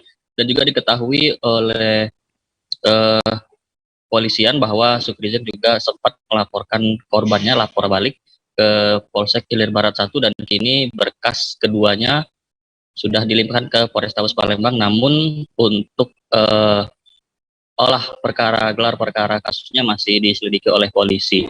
Dan juga untuk dalam laporan tersebut untuk pelakunya masih dalam lidik polisi dan kini Syukri Zen masih menjalani tahanan masih dalam masa tahanan di Polrestabes Palembang. Demikian yang dapat kami sampaikan, Mei, kembali ke studio. Baik, terima kasih rekan Rahmat atas laporan Anda dan Tribuners, wartawan kami juga telah menghimpun wawancara dengan Kasat Reskrim Polrestabes Palembang. Berikut tayangannya untuk Anda. Sudah ditahan sekarang, Bang? Sudah, untuk kita sudah melakukan penahanan untuk semua bertanggung keluarga semua sudah, secara administrasi juga sudah terkait penahanan dan selanjutnya kita proses sesuai dengan SOP yang berlaku. Nah, terkait informasi dari kan ini Polsek IB kemarin kan sempat tersangka ini juga buat laporan, itu prosesnya gimana? Kami juga sudah menarik laporan tersebut yang katanya informasinya dia buat laporan, betul memang ada laporannya 170 pengeroyokan, tetapi memang tidak menyebutkan siapa pelakunya. Di situ diteruskan lidik karena bukan berarti pelakunya adalah korban di kami istilahnya. Jadi kan masih disebutkan masih lidik di situ. Nah, kami akan dalami juga untuk perkara tersebut. Oh, didalami juga. Ya. Infonya kemarin itu cepat dicabut ya, Bang, sama tersangka laporan. Belum ada informasi seperti itu. Masih di dalam ya, Bang? Ya. Oke. Teater Meronce membawakan kisah ditemukannya wisata bawah laut Pulau Pahawang dalam acara Pahawang Culture Festival. Teater kisah ditemukannya wisata bawah laut Pulau Pahawang ditampilkan dalam Malam Puncak Pahawang Culture Festival 2022 pada Sabtu 27 Agustus malam di Kabupaten Pesawaran, Lampung. Acara Malam Puncak Pahawang Culture Festival diisi oleh berbagai macam pertunjukan. Di antaranya teater kisah ditemukannya wisata bawah laut Pulau Pahawang. Untuk informasi selengkapnya akan disampaikan langsung oleh wartawan Tribun Lampung, Oki Indrajaya, yang kini sudah terhubung bersama kami. Silakan rekan Oki. Halo, selamat siang Tribuners dan selamat siang rekan Mei yang berada di studio. Kali ini saya akan mengajak Tribuners untuk membicarakan atau mengenai teater Meronce yang menarik perhatian dari Bupati Pesawaran maupun dengan dari Menteri Kepariwisata dan Ekonomi Kreatif, yaitu Sandiaga Uno.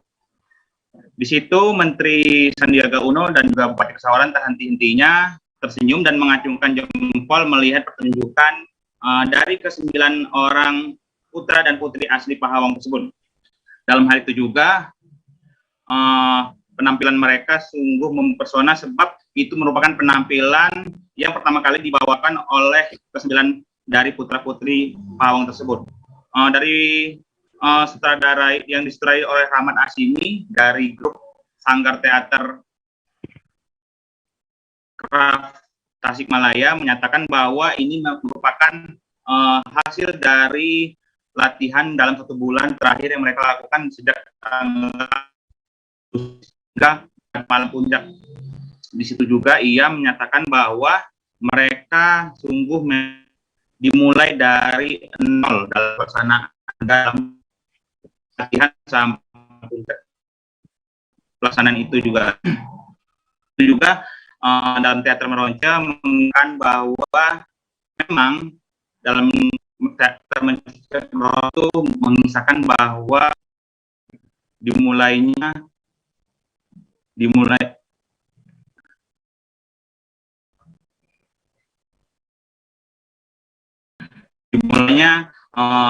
teater dengan menceritakan bahwa pada suatu ketika pada masa lampau masyarakat yang berada di pulau terdekat dari Pulau Pahawang menginginkan untuk pergi ke daerah atau pulau yang masih kosong, dan pada kemudian dalam cerita tersebut masyarakat tersebut diterpa badai dan juga salah satu dari masyarakat dalam kisah teater Meronca terjebur hingga masuk ke dalam bawah laut tersebut, dan dalam pertengahan klimaks cerita mereka menceritakan bahwa ada keindahan di bawah laut Pulau Pahawang tersebut. Balik ke rekan Mei. Baik, terima kasih rekan Oki atas laporan Anda. Selamat bertugas kembali. Dalam rangka menyambut kehadiran Presiden Joko Widodo pada Rabu 31 Agustus, seluruh ASN pemerintah Kabupaten Jayapura dikerahkan untuk membersihkan ruas Jalan Doyo hingga area Gortoare di Distrik Waibu, Kabupaten Jayapura, Provinsi Papua. Bupati Matius Awowitau mengatakan pembersihan tersebut dilakukan untuk menyambut kedatangan Presiden Jokowi ke Gortoare, maka itu seluruh ASN dikerahkan untuk melakukan pembersihan kawasan tersebut.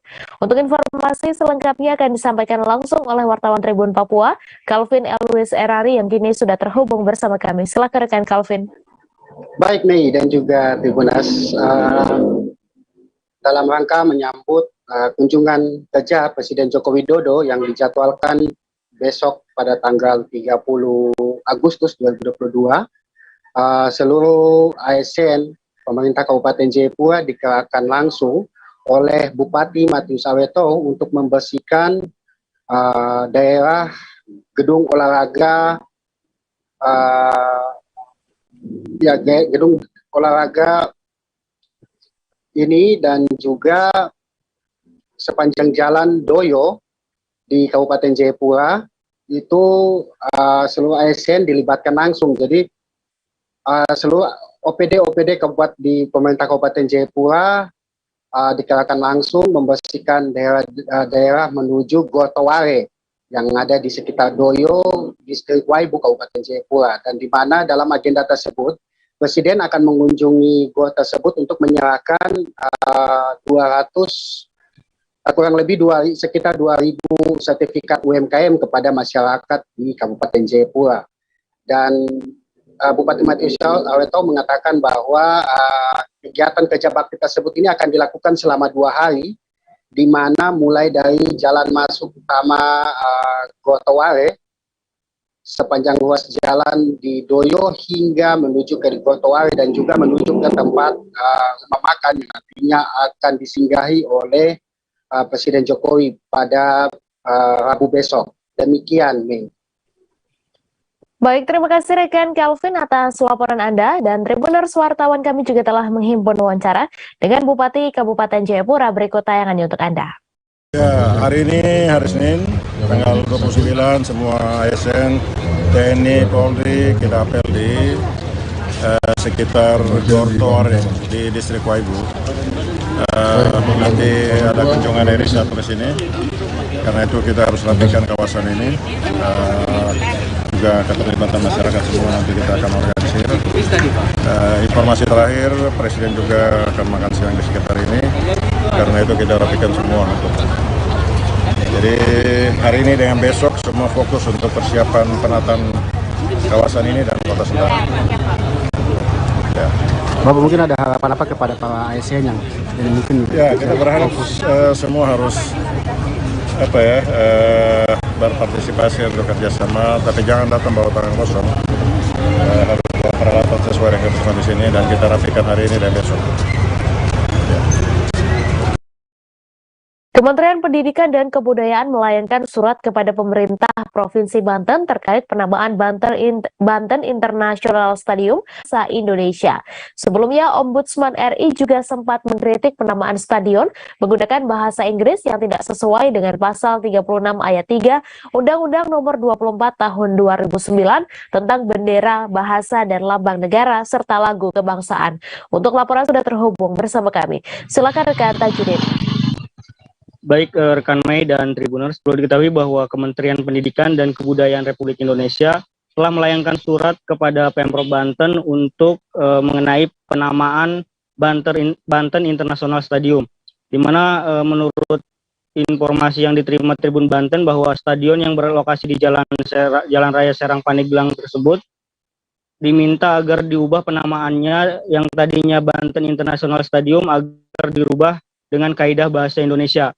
Di mana sebelumnya juga dari Ombudsman RI telah mengkritik beberapa stadion yang diantaranya itu Stadion Jakarta International Stadium dan juga Banten International Stadium. Di mana menurut Ombudsman sendiri bahwa menggunakan bahasa Inggris, penamaan stadion dengan menggunakan bahasa Inggris itu dinilai tidak sesuai dengan Undang-Undang Nomor 24 Tahun 2009 Pasal 36 ayat 3. Di mana dalam UU tersebut dijelaskan bahwa beberapa bangunan termasuk stadion itu diwajibkan untuk menggunakan bahasa Indonesia. Dan ketika Tribun Banten mencoba mengkonfirmasi hal itu kepada Dinas Perkim Provinsi Banten, M. Rahmat mengatakan bahwa dalam surat yang diterima oleh Pemprov Banten, Kemendikbud sendiri merekomendasikan agar penamaan Banten International Stadium atau BIS diubah dengan kaidah bahasa Indonesia. Setelah mendapatkan rekomendasi tersebut, rencananya Pemprov Banten akan mengubah penamaan stadion tersebut yang tadinya Banten International Stadium kemudian diganti dengan bahasa Indonesia dengan kaidah penamaan Stadion Internasional Banten. Dan di kesempatan itu juga Tribun Banten mencoba mengkonfirmasikan hal itu ke PJ Gubernur Banten Al-Mukhtabar, di mana Al-Mukhtabar juga mengatakan bahwa pihaknya telah merespon atas surat tersebut dan rencananya Pemprov Banten juga akan mencoba mencari nama alternatif untuk penamaan BIS sendiri. Dan sementara ini nama International Stadium masih tetap digunakan, dan adapun untuk pengubah ganti nama yang tadinya bahasa Inggris dengan menggunakan bahasa Indonesia, namun tetap penamaan bahasa Inggris Banten International Stadium masih tetap dipakai, namun dicetak miring di bawah Stadion Banten Internasional Banten. Mei. Baik, terima kasih rekan Ahmad Tajudin atas laporan Anda. Selamat bertugas kembali. Gelombang protes atas performa buruk Arema FC terus digaungkan supporter Aremania. Usai kalah dari Persija Jakarta pada laga Minggu 28 Agustus semalam, pelatih Arema FC Eduardo Almeida diteriaki supporter agar mundur dari kursi pelatih tim berjuluk Singo Edan tersebut. Momen tersebut terjadi saat Eduardo Almeida berjalan bersama para pemain Arema FC mengelilingi lapangan untuk menyapa para supporter. Untuk laporan selengkapnya akan disampaikan langsung oleh wartawan Surya, Erwin Wicaksono, yang kini sudah terhubung bersama kami. Silakan rekan Erwin. Ya, baik. Terima kasih, Mei. Ya, selepas performa buruk yang ditampilkan Arema FC pada pertandingan melawan Persija yang kalah 1-0, terus dikritisi oleh supporter Aremania untuk mengkritisi performa tim yang menurutnya dirasa belum cukup baik pada musim ini. Sehingga selepas momen pertandingan pertama lawan Persija, terungkap sebuah momen ketika Aremania meneriaki pelatih Eduardo Amelda agar mundur dari jabatannya begitu. Ketika Almeida datang menyapa supporter selepas pertandingan untuk mengkiaskan gestur permintaan maaf atas performa buruk tim ketika melawan Persija, Aremania tak henti-hentinya meneriakkan kata-kata seperti Almeida out dan suara-suara gemuruh seperti bunyi hu dan kemudian menyayangkan atas performa buruk dari Arema FC tersebut. Perlu saya sampaikan pula pada saat melawan melawan Persija, performa dari Arema FC sendiri sebenarnya tidak buruk-buruk amat karena banyak peluang tercipta dari tim berjuluk Singoedan tersebut. Yang paling mencolok adalah ketika peluang dari Ilham Udin Armain yang gagal berbuah gol padahal sudah berhadapan dengan kiper Andri Tani Adiaksa. Namun selepas beberapa tempo selanjutnya, sayangnya striker dari Persija sendiri, Michael Kremenchik berhasil memecah kebuntuan sehingga berbuah gol 1-0 untuk keunggulan Persija. Dan keunggulan Persija sendiri bertahan hingga turun minum hingga akhirnya Arema kembali menelan kekalahan. Dan saat ini posisi Almeida sendiri masih terus dikritisi oleh supporter yang menginginkan adanya peningkatan performa atas klub Arema tersebut.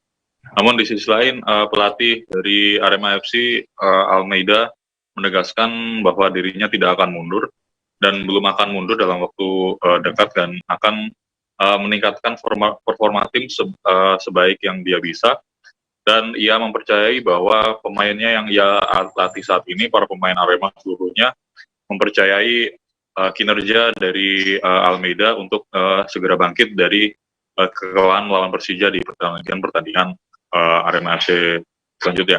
Dan pada pertandingan selanjutnya Arema FC akan berhadapan dengan Barito Putra yang akan dilaksanakan di laga tandang gitu. Begitu, Mei.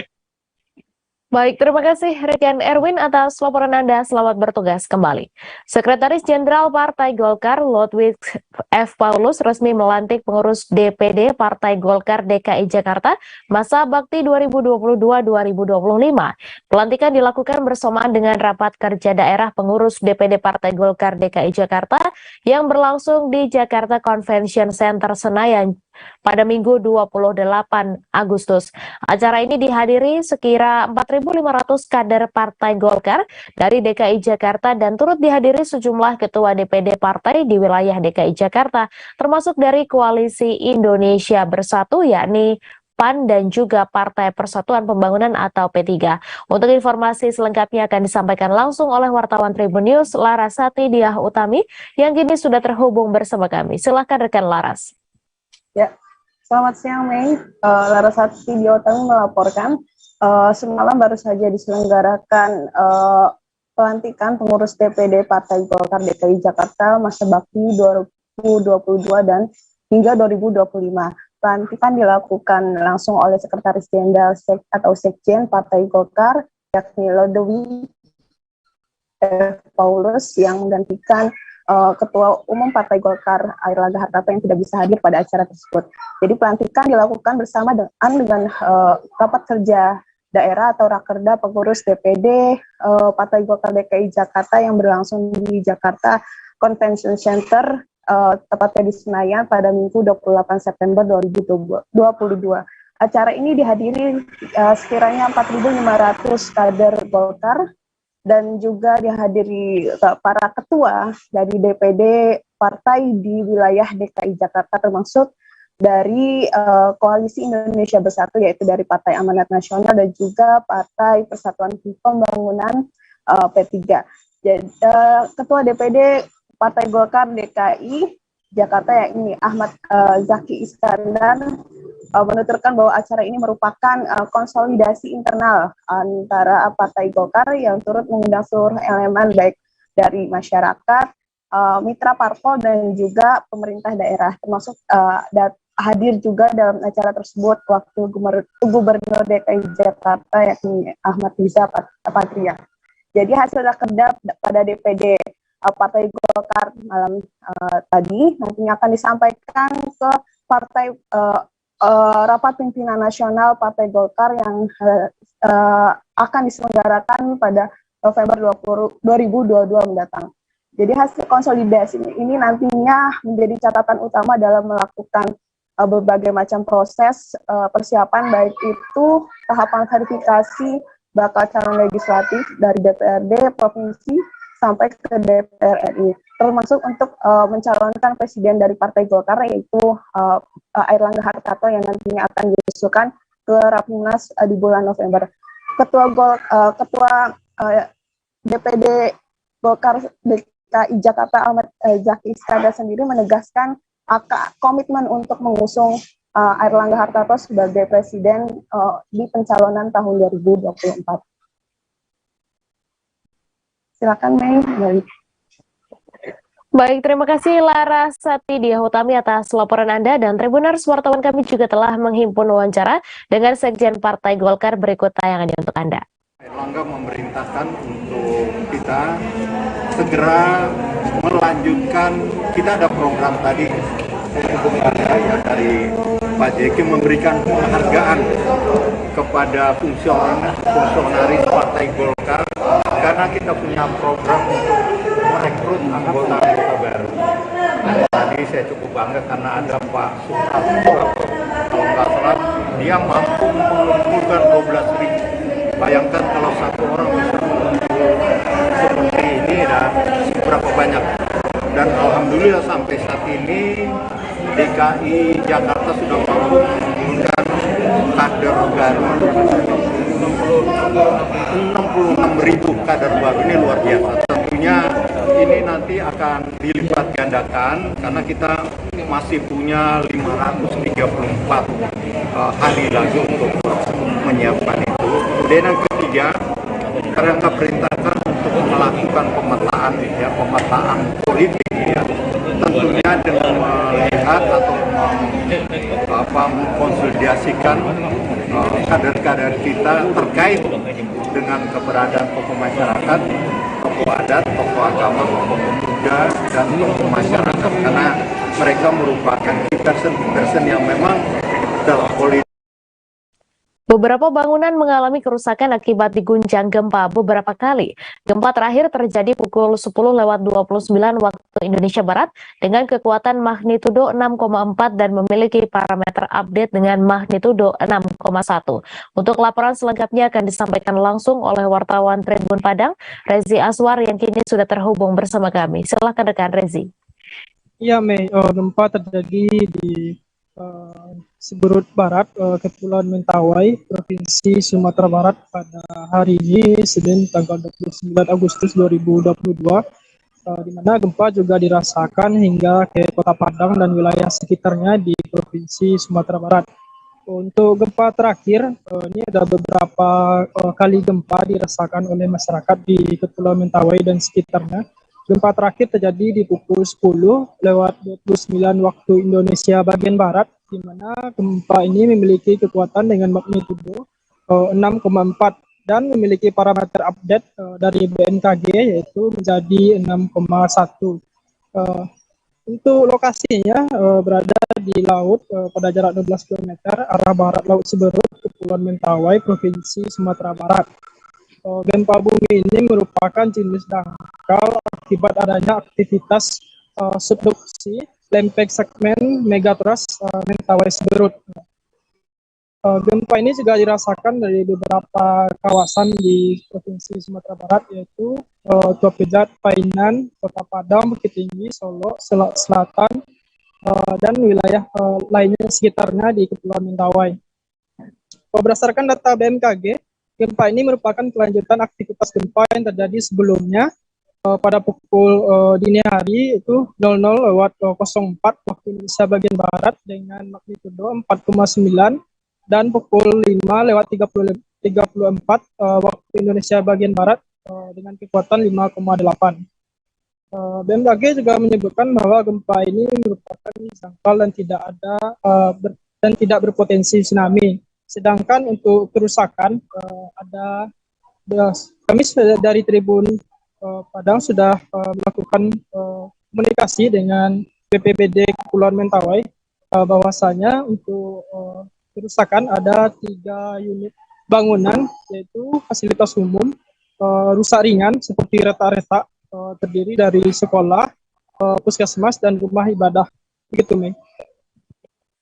Baik, terima kasih rekan Rezi Aswar atas laporan Anda. Selamat bertugas kembali.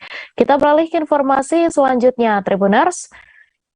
Ketua DPP PDIP NTB Puan Maharani menghadiri konsolidasi bersama ratusan kader PDIP NTB. Puan Maharani yang juga Ketua DPR RI itu meminta kader PDIP NTB untuk merapatkan barisan menyongsong pemilu 2024. Hal tersebut disampaikan Puan dalam rapat koordinasi dan pengarahan pemenangan pemilu 2024 dengan DPD dan DPC PDIP se-NTB di kantor DPD PDIP NTB Mataram pada Sabtu 27 Agustus.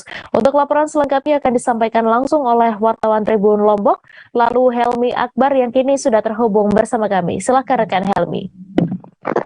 Baik, terima kasih rekan Mei. Benar sekali bahwa Ketua DPR RI yang juga Ketua DPP Partai Demokrasi Indonesia Perjuangan atau Puan Maharani melakukan kunjungan ke Pulau Lombok pada Sabtu 27 Agustus 2022 kemarin. Ketua DPP PDIP NTB Puan Maharani mengawali kunjungannya mengunjungi Rois Am dan Muhtasyar Pengurus Besar Nahdlatul Ulama, yakni Tuan Guru Turmuzi di Ponpes Komarul Huda Bagu. Kemudian setelahnya Puan Maharani mengunjungi Pasar Kebun Roek, berinteraksi dengan sejumlah warga dan membeli sejumlah bahan pokok. Terakhir, Puan Maharani memimpin rapat koordinasi dan pengarahan pemenang dengan DPD dan DPC PDIP se-NTB di kantor DPD PDIP NTB. Kehadiran Puan sendiri disambut meriah kader PDIP NTB. Ratusan kader PDIP NTB memadati kantor mulai dari lantai 1 hingga tempat pertemuan di lantai 2. Puan hadir didampingi oleh Ketua DPP PDIP NTB yang juga Wakil Ketua MPR Ahmad Basarah. Menurut Puan, kehadirannya memberi arahan dalam acara konsolidasi partai daerah adalah atas perintah Ketua Umum PDIP NTB Megawati Soekarno Putri. Perempuan pertama yang menjabat sebagai Ketua DPR RI itu menyinggung soal peran proklamator RI Bung Karno dalam sejarah PDIP. Selain mendapat tugas partai, menurut Puan, ia juga mendapat tugas sebagai bagian dari keluarga Bung Karno. PDIP, kata Puan, tidak mungkin lepas dari Bung Karno. Jadi kalau mewakili keluarga Bung Karno, dirinya ditugaskan selain mewakili DPP, dia juga merupakan representasi dari keluarga Bung Karno. Puan mengatakan, konsolidasi partai diperlukan untuk menyolidkan para kader. Apalagi tahapan pemilu 2024 sudah resmi dimulai. Puan meminta seluruh kader DPD PDIP NTB merapatkan barisan jelang 2024. Lebih lanjut, Puan mengatakan bagaimana ia berjuang dalam politik sejak dari bawah. Ia menceritakan pengalamannya kampanye saat pertama kali memutuskan maju sebagai calon anggota legislatif pada 2009 silam. Oleh karenanya, Puan mengajak kader PDIP NTB untuk meraih hat-trick kemenangan di pemilu 2024 mendatang. Ia juga menginginkan agar kader PDIP menghindari konflik internal khususnya saat pileg dan pilkada. Menurut Puan, diperlukan cara gotong royong semua struktur partai untuk memenangkan pileg dan pilpres 3 kali berturut-turut. Ia juga meminta 3 pilar partai untuk memiliki irama gerakan yang sama, satu pemahaman dan satu tujuan. Demikian rekan Mei. Baik, terima kasih Helmi atas laporan Anda. Selamat bertugas kembali. Informasi tadi sekaligus menutup perjumpaan kita dalam live update siang hari ini. Jangan lupa saksikan informasi terbaru lainnya hanya di kanal YouTube Tribun Network. Terima kasih atas kebersamaan Anda. Saya Mei Sadasirait beserta kru yang bertugas pamit undur diri dan sampai jumpa.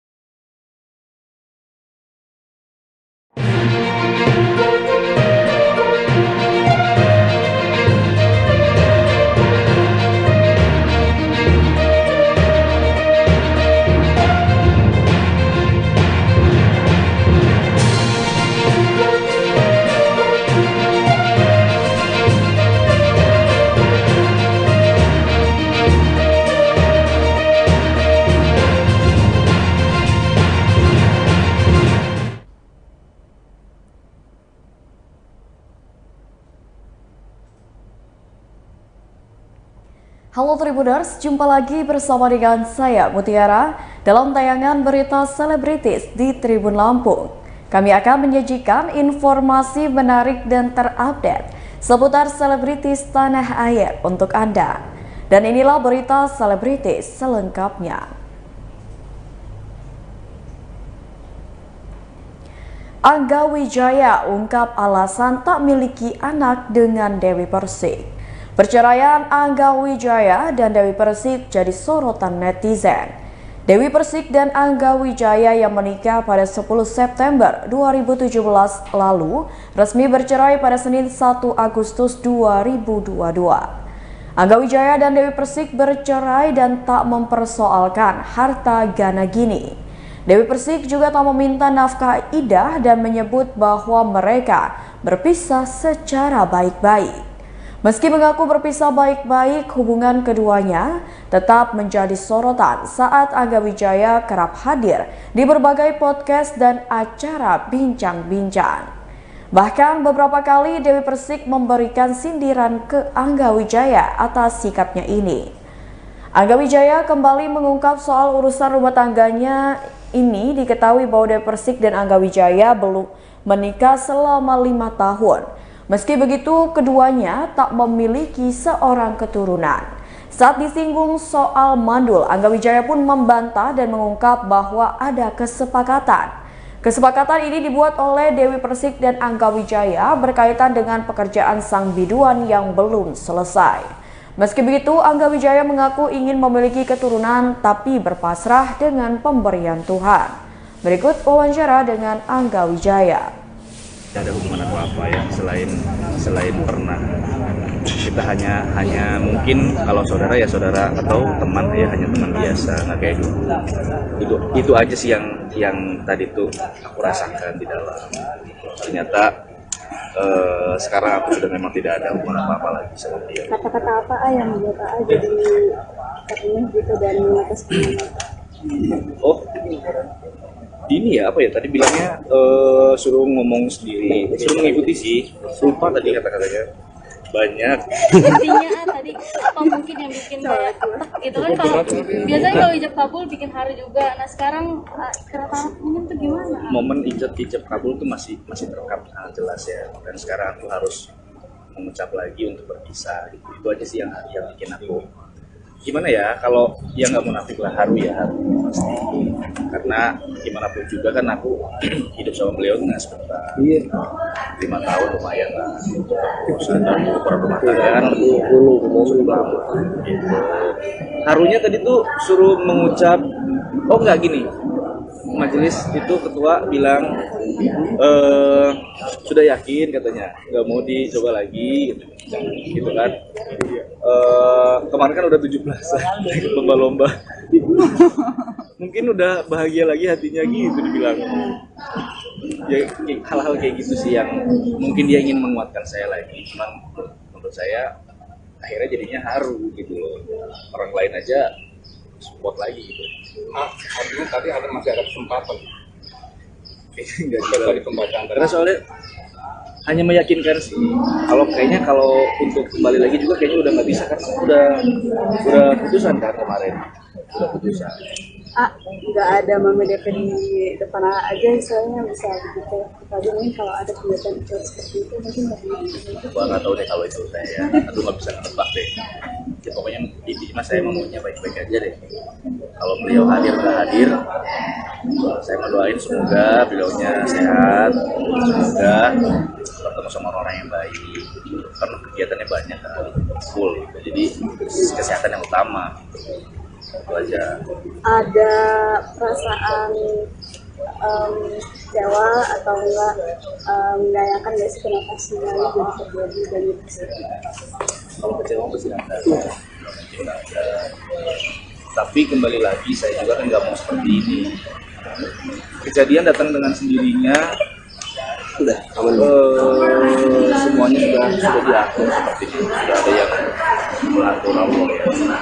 Kalau misalnya ditanya saya kecewa, ya kecewa pasti ada sedih. Salah. kan beberapa bulan sudah Juli. Apa yang kangen?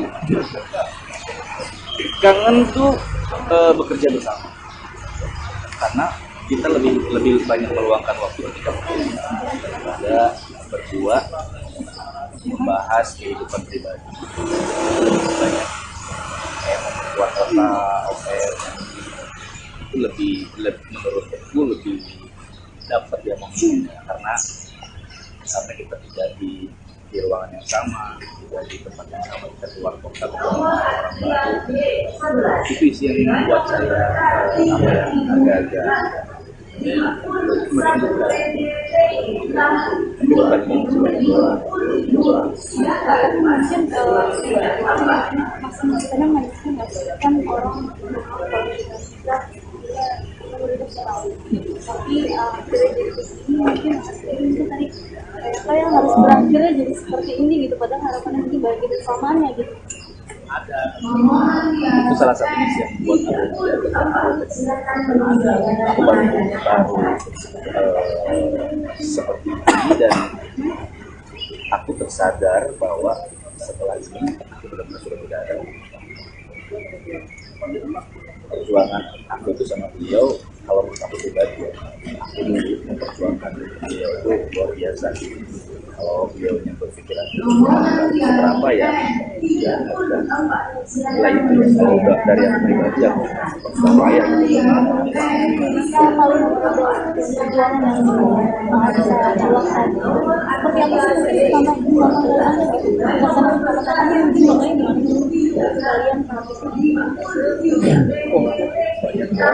Mulai dari kita menyatukan pikiran aja udah, tapi itu perjuangan yang berat, meyakinkan dia terhadap aku bahwa aku itu sering sama dia dan tidak main lagi. Itu perjuangan pressure dari luar itu berita-berita yang banyak dia yang suka, yang menjatuhkan itu setiap hari aku selalu yakin. Perjuangan susah semuanya mungkin yang susah sama apa ya, apa ya, dulu pernah mendampingi almarhum wafat ayahnya. Itu momen terberat buat dia, saya yakin, karena almarhum babi itu belahan jiwanya dia sayang sekali. Ketika kehilangan itu dia lagi benar-benar lagi down sekali. Aku berusaha untuk coba gimana caranya supaya keluarga. Itu salah satu momen buat aku, momen terharu. Mendampingi almarhum meninggal itu luar biasa sih.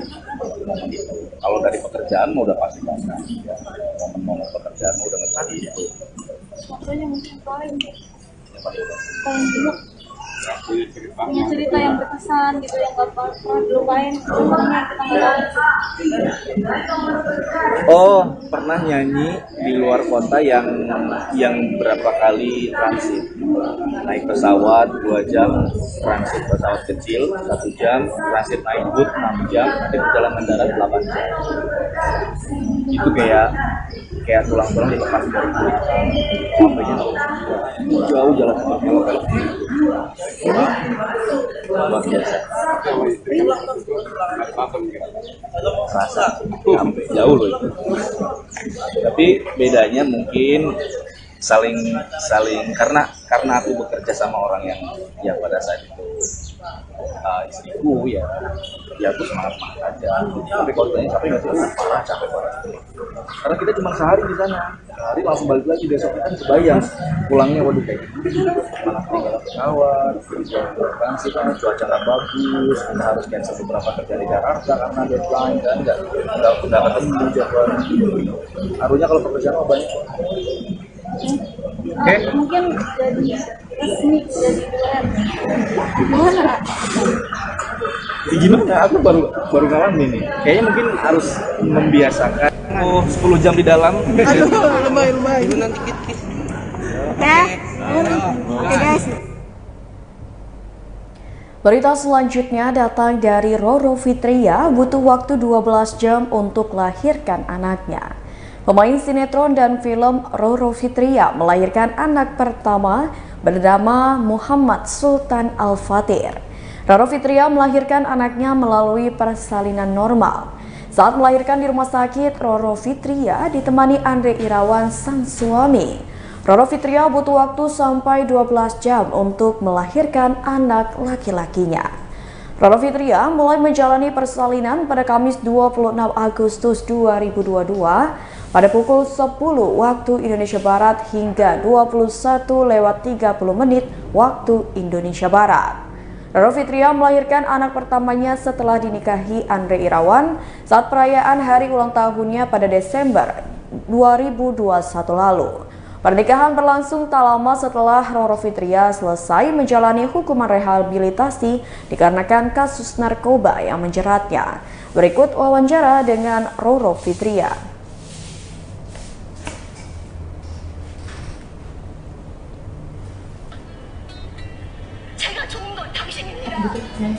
Bisa di-share. Itu tadi yang sampaikan dari jam 10 sampai jam setengah 10 malam, jadi hampir 12 jam ya saya berjuang dengan sakit itu. Saya mempersiapkan namanya sendiri itu artinya sendiri seperti apa sih dari kenapa gitu? Iya, kalau mau sama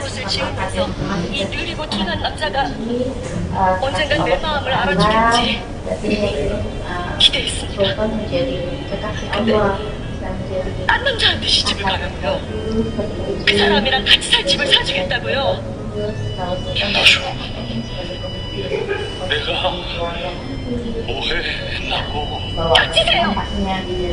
오늘 당신과 함께 집을 보러 다니면서 언젠가 우리가 함께한 날들을 잠시 꿈꿨습니다. 작은 그릇 복숭아 꽃 따다가 둘이 같이 꼭 지어서 Ketika proses melahirkan itu katanya ada sesuatu yang aneh gitu, yang bisa di-share seperti apa? Aneh sih nggak mungkin ini semua yang melakukan persepsi saling akan sama rasanya, cuman bedanya adalah tidak belajar kalau suatu hal yang karena ini yang pertama ya misalnya 당신에게 아무것도 기대하지 않겠습니다. 아, 저 시집갈 때 100칸짜리 집은 선물로 받지요. iya, jadi sakitnya juga dilawan ya, terus benar-benar sakitnya tuh kayak kita masuk di dunia lain gitu, yang nggak pernah kita rasain gitu. Sakit apa yang contohnya jatuh nggak ada apa-apanya gitu. Sakit apa yang tidak pernah dirasain? Oh ya, oh malahan mulutnya jauh lebih sakit lagi, jadi nggak ada bandingannya gitu. Kita kayak masuk ke dunia lain deh, makanya kan Mama Desi kita ya bilang jangan merem mbak gitu. Ya Om Kamendari kalau merem nanti lewat gitu. Jadi karena kita memasuki ke dunia lain gitu. Benar sakitnya luar biasa kan, dibilangin 1000 lebih apa ada tuh ya. Iya. Di kelasnya ya. Mas, kemarin ada masih nonton. Nah, bagian pelebut dosa kita juga pada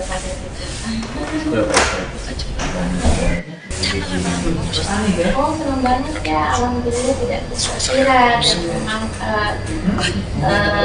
saya sendiri dan mbak juga nggak hanya bulan normal ya, iya nggak nyangka bisa gimana gitu ternyata lancar.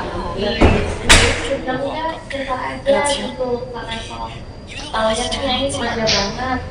Ya aku memang dari awal pengen tetap normal utuhnya, jadi ibu utuhnya, jadi pengen tahu gimana sekarang in between hati juga lebih dekat ya, jadi hati ke anak juga lebih Kita sudah melahirkan jadi seorang ibu. Kamu nggak sih? 아니 나는 당연히 알을 깨고 나오는 게 그분이라고 생각했는데 그러면 따로 누가 있습니까? 있어. 김효수 너무 놀라지 말고 들어. 그래서 혀깨 물 것 같으면 손수건 입에 물어. 아니 패치 dua figuran ini. 그러니까 그게 두껍다고? Baju yang sama kayak biru merah. Kemudian menggunakannya dari ini taruh aja cuma. 맞아. 이거 다 묻어 있고. kan ketika berpadu ketika udah waktunya pembukaan udah di buat penyemangat banget sih dan 결국 너랑 장훈도련님 잘 됐구나. 이게 도련님한테 시집가는 거고 나한테 얘기하면 다 소문날텐데 소문 내주세요. 무더기 팔자 바꿨다. 너랑 혼인한다 소문나면 도련님 소문.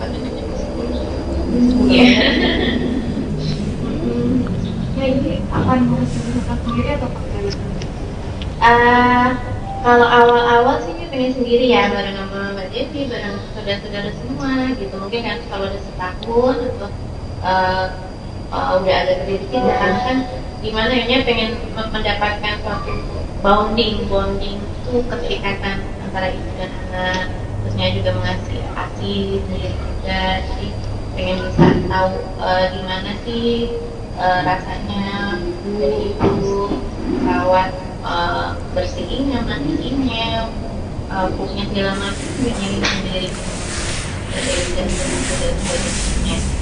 Gimana rasanya naik begadang, Iya, seperti itu seninya begadang. Jadi kalau misalnya jam 1 nangis, jam 2 nangis, nggak tentu jam 3.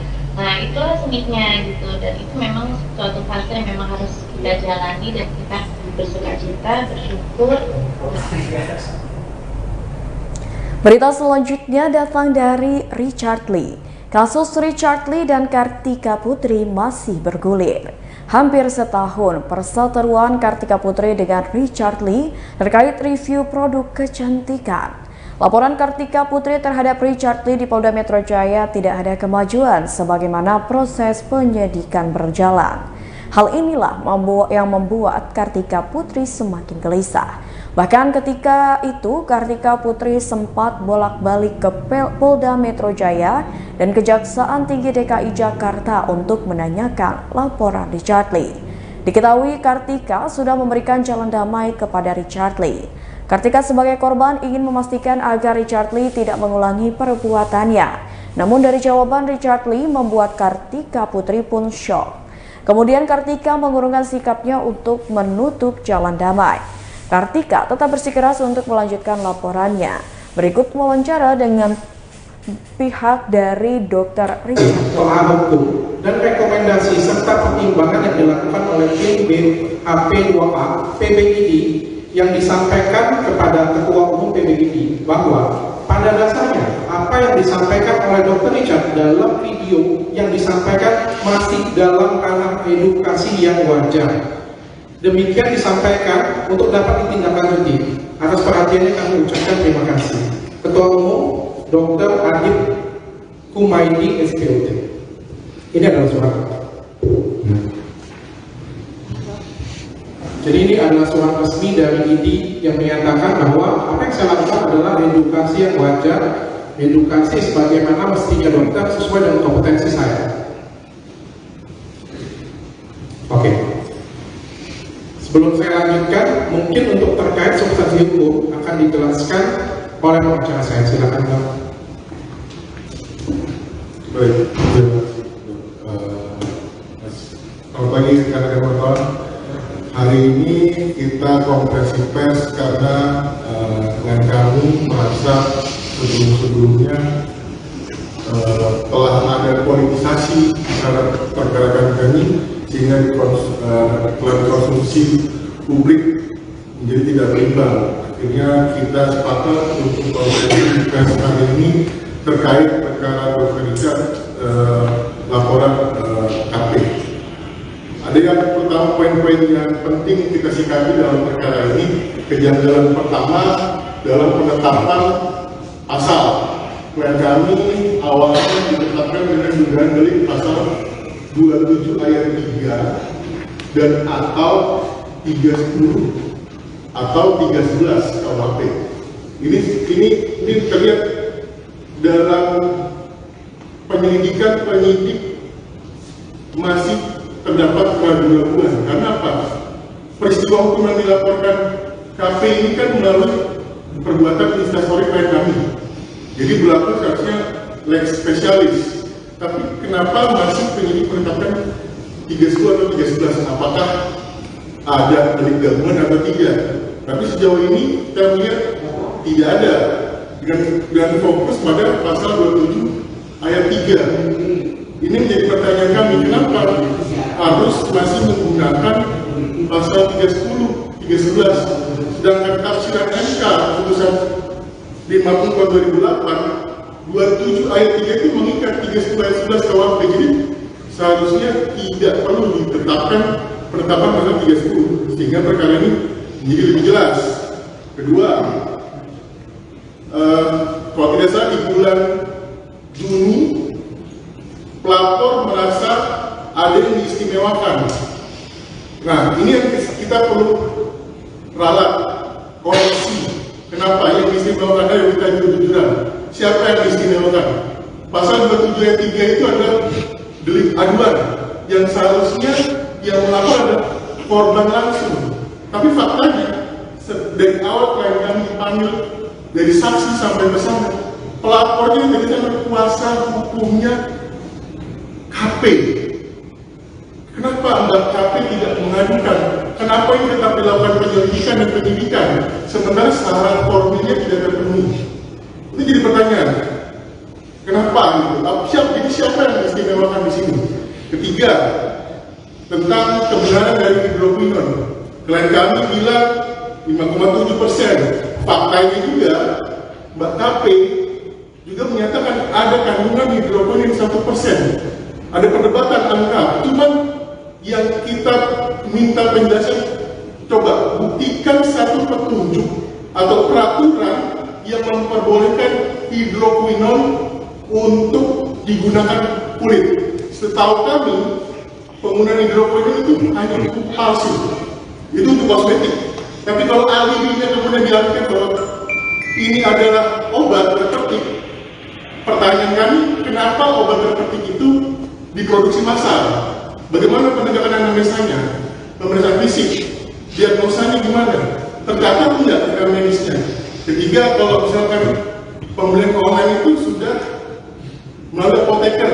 Nah, pertanyaan kami juga, telemedicine-nya yang sudah dilakukan oleh produk tersebut, apakah sudah terdaftar di Kemenkes? Itu ada aturan yang berlaku gitu. Jadi yang alibi ini siapa sebetulnya? Ketiga, tentang penyebutan nama kartu. Ini menarik. Di bulan Juni kemarin kami ternyata ada hal yang lucu, bahan lawakan. Dan kami sebetulnya bukan pelawak atau bukan mantan pelawak sebetulnya. Bahwa betul nama kartu itu tercatat di Dirjen Apis sebagai merek. Daftar mereknya atas nama PT LAD. Itu jelas terdaftar permohonan sejak 2016. Kita bukan alibi, karena itu kan nama merek seseorang. Bagaimana Mbak Kartu itu bilang bahwa Kartu itu adalah nama dia, milik merek dia. Gitu. Dan sebenarnya merek dia itu sendiri terdaftar, dijenaki oleh PT LAD. Terus kemudian dibilang, cari saja tahun 2016 kalau di Google, bahwa nama Kartu itu, ya kita cek di Google, nama Kartu atau Kartika Putri itu nggak hanya satu di dunia ini, banyak dan identik semua wanita. Jadi klien kami menyebut nama Kartu itu bukan menyerang secara pribadi Mbak Kartika Putri, itu bukan alibi tapi kebenaran dan fakta. Kelima, konten edukasi klien kami tadi sudah dijelaskan oleh PBB bahwa klien kami benar-benar menyampaikan edukasi gitu loh. Ditambah lagi sampai sejauh ini petisi di CSORD untuk dokter sebagai tokoh penyelamat kaum wanita itu masih terberjalan dan mendapat tanda tangan terbanyak di CSORD. Ini fakta, bukan yang mengada-ada. Jadi jangan diputar balikan bahwa siapa yang diistimewakan. Bulan Juli Berita selanjutnya datang dari mantan istri komedian Aming yakni Evelyn Nada Anjani lakukan kolaborasi dengan DJ nomor 1 asal Jepang. Public figure DJ Evelyn Nada Anjani memulai aktivitas positifnya dengan DJ Sako, DJ nomor 1 di Jepang. Bersama para member DJ Sako yakni Represent Fox, mantan istri komedian Aming ini mengisi kegiatan Represent Color Run 2022. Represent Color Run 2022 itu digelar di lapangan apel Brigif 1 Marinir, Kesatriaan Marinir Hartono Cilandak, Jakarta Selatan pada Minggu 28 Agustus 2022. Sebagai seorang disc jockey, Evelyn ingin mengubah stigma masyarakat yang kerap kali dianggap kurang baik. Kedepannya, Evelyn bakal membuat kegiatan yang serupa di Surabaya, Jawa Timur. DJ Sako sebagai pengisi acara ini mengapresiasi antusias dari masyarakat Indonesia yang rela bangun pagi untuk ikut meramaikan kegiatan ini. Diketahui Represent Color Run tahun 2022 ini digelar oleh Pasmar 1 yang bertempat di lapangan apel Brigif 1 Marinir, Kesatriaan Marinir Hartono, Cilandak, Jakarta Selatan. Represent Color Run Pasmar 1 dibuka oleh Wakil Komandan Korps Marinir Brigjen TNI Endi Supardi dengan melepas para peserta lari 5 km dari titik start. Kegiatan ini merupakan suatu event untuk memberi kesempatan kepada para peserta baik pelari pemula bahkan profesional untuk berlari 5K dengan 3 kategori. Kegiatan ini juga memadukan olahraga lari dengan halutan musik disc jockey dan musisi tanah air Brescia Jody. Berikut wawancara dengan Evelyn. Dirimu kan Indonesia. melihat sambutan masyarakat tadi luar biasa banget. Betul sekali Indonesia. Ya bagus. Ya, so pagi bagus. Iya, sehat. Ya, kalau di Jepang masih tidur. Tapi orang-orang Indonesia masih bagus cepat. Udah bagus. Cepat. Sehat semuanya. Amin. Gimana rasanya bikin event pagi? Biasanya kan DJ itu malam. Ya. Enak. Paling enak. Ya. Pagi lebih enak. Ya. Biasanya pada bangunnya berapa sih kalau pagi? Sore. Ya, mereka bilang ternyata enak juga ya event di pagi hari lebih sehat gitu. Oke sih. Sudah puas dengan hasil dirimu ya? Ya. Mereka pada puas. Bagus. Nah, Evelyn nih, dirimu kan promotor ya di sini, penyelenggara sekaligus pemain. Seperti apa penyelenggara plus pemain juga plus koordinator juga. Sebenarnya tim banyak banget, tapi kan tetap aja aku yang harus ngarahin juga gitu. Tapi ya nggak apa-apa karena hasilnya sangat memuaskan, jadi semuanya bisa. Evelyn, ini event pertama kamu di Represent 24. Ya, event pertama yang benar-benar 3 bulan aku baru saja aku benar-benar stres banget karena event pertama dan deg-degan ya hasilnya gimana. Apalagi mereka datang ke sini 1 hari cuma buat event ini doang. Tapi alhamdulillah acaranya sukses banget. Jadi kita lanjutkan. Dik Surabaya. Ya. Surabaya. Sudah pernah ke Surabaya. Udah pernah pensi juga di Surabaya. Cinta Surabaya. Ya, lautnya indah. Laut cinta. Gak ada. Di Surabaya. Represent baru datang ke Indonesia ini, maksudnya baru sampai di Indonesia tadi malam ya? Iya, tadi malam sampai di Indonesia, nanti malam pulang. Ke Jepang. Langsung pesawat. Ya. Kabar ini. Ya. Satu, bagaimana rasanya kerjasama dengan Evelyn di Indonesia? Oh ya, gokil.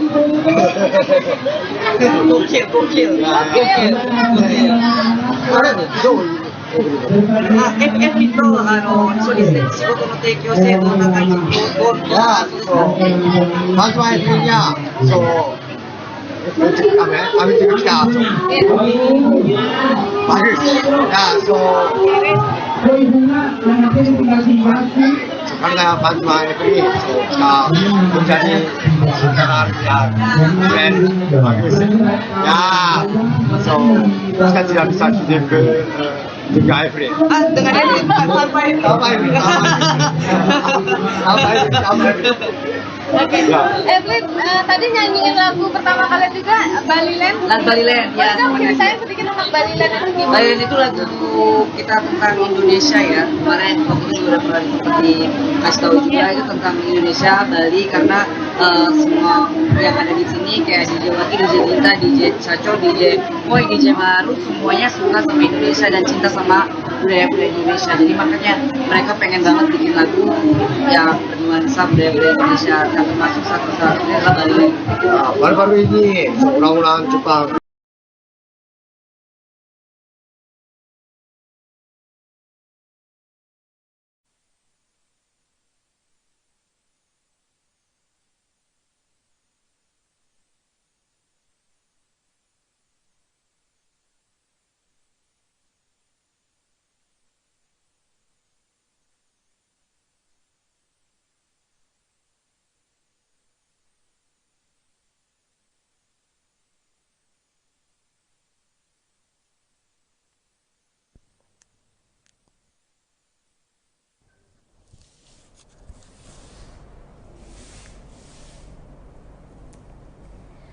Film Until Tomorrow merupakan film Indonesia yang diangkat dari kisah nyata, yakni kisah dari Alan Tito yang berjuang mendampingi sang istri Daslina Sombi yang tengah berjuang melawan penyakit kankernya. Beberapa tahun lalu kisah cinta ini viral di media sosial hingga menarik simpati netizen. Di sisi lain, sebagai pemain, Clara Bernadette mengaku kesulitan saat memerankan tokoh Sarah atau pada kisah aslinya bernama Daslina Sombi. Ia pun melakukan diskusi dengan orang yang mengidap kanker demi memperdalam karakternya. Lebih lanjut, Deva Mahendra selaku lawan mainnya yang berperan sebagai HK atau Alan Tito pada tokoh aslinya mengatakan bahwa film ini sangat direkomendasikan untuk ditonton.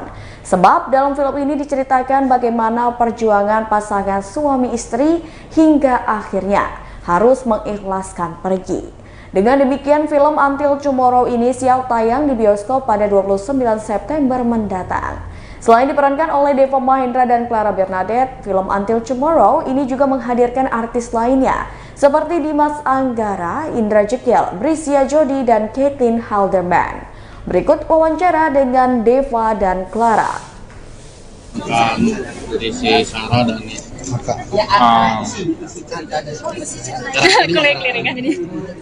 iya, cuman aku masih kaget. Film Until Tomorrow ya kurang lebih seperti yang saya bilang tadi, gitu. Mungkin sebagian dari teman-teman melihat trailernya, terus sudah punya tebakannya gitu bahwa kita tahu nih filmnya akan kemana berujung. Tapi kan kita mau lihat bagaimana kedua manusia ini berjuang kan. Nah sebenarnya itu sih yang ingin dihadirkan gitu. Dan ini juga jadi salah satu apa ya, tadinya pas saya ditawari gitu film Until Tomorrow, saya pikir kayak aduh sedih banget gitu, mampu nggak ya saya untuk ngambil film seperti ini gitu, karena ini film pas begitu baca skripnya patah hati banget gitu. Tapi pada akhirnya kita coba cari sisi berbeda, kita coba cari perspektif lain. Ternyata yang saya temukan adalah ketika saya baca skripnya lagi berulang kali adalah yaitu tentang perjuangan apapun kondisinya. Ketika kita sudah memilih untuk hidup bersama seseorang, ya berjuang sampai benar-benar akhirnya semesta bilang oke, waktunya udah selesai. Jadi dia tentang perjuangan sih, dan di film ini juga tidak melulu seperti yang kita lihat di trailer bahwa ini sedih-sedih mulu gitu. Enggak ya, mereka juga punya fase bahagianya gitu. Nah semuanya itu berjalan layaknya kehidupan aja ya. Mereka dari kebahagiaan apa segala macam, mereka yakin bahwa mereka akan menikah, menghabiskan waktunya sama-sama, maut akan menjemput mereka berdua dalam waktu yang sama. Ternyata di tengah-tengah keyakinan itu ada kabar yang tentunya membuat mereka sedih dan akhirnya mengubah karakter mereka, tapi tentunya bikin perjuangan mereka makin solid gitu. Mungkin ini aku tambahin sedikit sih, selain ini kita mau ngomongin tentang perjuangan juga dan romansnya si Haka sama Sarah, yang mau kita sampaikan juga adalah buat reminder aja sih buat kita untuk lebih menghargai waktu bersama orang yang dicintai. Karena kan kita nggak tahu mereka akan pisah kapan gitu kan. Karena maksudnya kayak simple, kadang-kadang kita suka take it for granted for everything, mau dari waktu, mau dari manusia, mau dari hal-hal kecil. Jadi aku sih cuma berharap filmnya tuh bisa mengingatkan kita semua untuk ya itu lebih menghargai dan karena dengan kita punya waktu sehari aja sama orang yang kita cintai itu kayak menurut aku tuh anugerah sih. Gitu. Itu yang disampaikan juga di film ini. Ada kesulitan nggak sih peran Sarah itu? Kalau kesulitan sih yang tadi aku sempat sampaikan juga, karena kan ngebawain karakter Sarah itu nggak bisa sembarangan. Karena ini kan terinspirasi diangkat dari kisah nyata. Jadi gimana caranya emang seril mungkin, karena kan Sarah itu kan mewakili perasaan dan kejadian yang nyata gitu kan. Makanya kan aku sampai yang diskusi sama survivor cancer di luar sana gitu yang aku nanya gimana tentang perasaan mereka, keluh kesah mereka dan apa yang mau disampaikan. Gimana strugglingnya gimana gitu kan, dan saatnya yang aku dapatkan adalah bahwa mereka tuh sangat semangat sekali gitu, kayak mereka fighting spiritnya sangat tinggi banget, dan makanya tadi aku sampaikan tadi juga itu yang menjadi acuan buat karakter Sarah agar hidup lah, masa kayak itu acuan buat menghidupi karakternya Sarah, betapa tegaknya dia berjuang melawan penyakit yang sakit banget itu gitu. Sarah tadi Clara sendiri pernah dikasih dengan masalah nggak sih sosok Sarah seperti apa? Aku pribadi sendiri juga belum pernah, karena kan aku lebih concern memang tentang gimana sih menjadi survivor cancer itu sendiri kan. Tapi takut dicap sebagai spesialis drama percintaan. Spesialis drama percintaan? Enggak, ini film pertama mbak. Gimana drama? Iya drama mulu emang. Dicap sih enggak ya, cuman nggak bisa dipungkiri stereotyping itu terjadi bukan hanya pada pemain-pemain.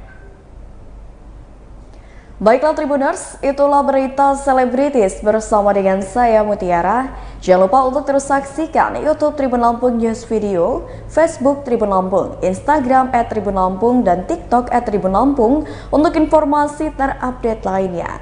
Selamat sore dan sampai jumpa.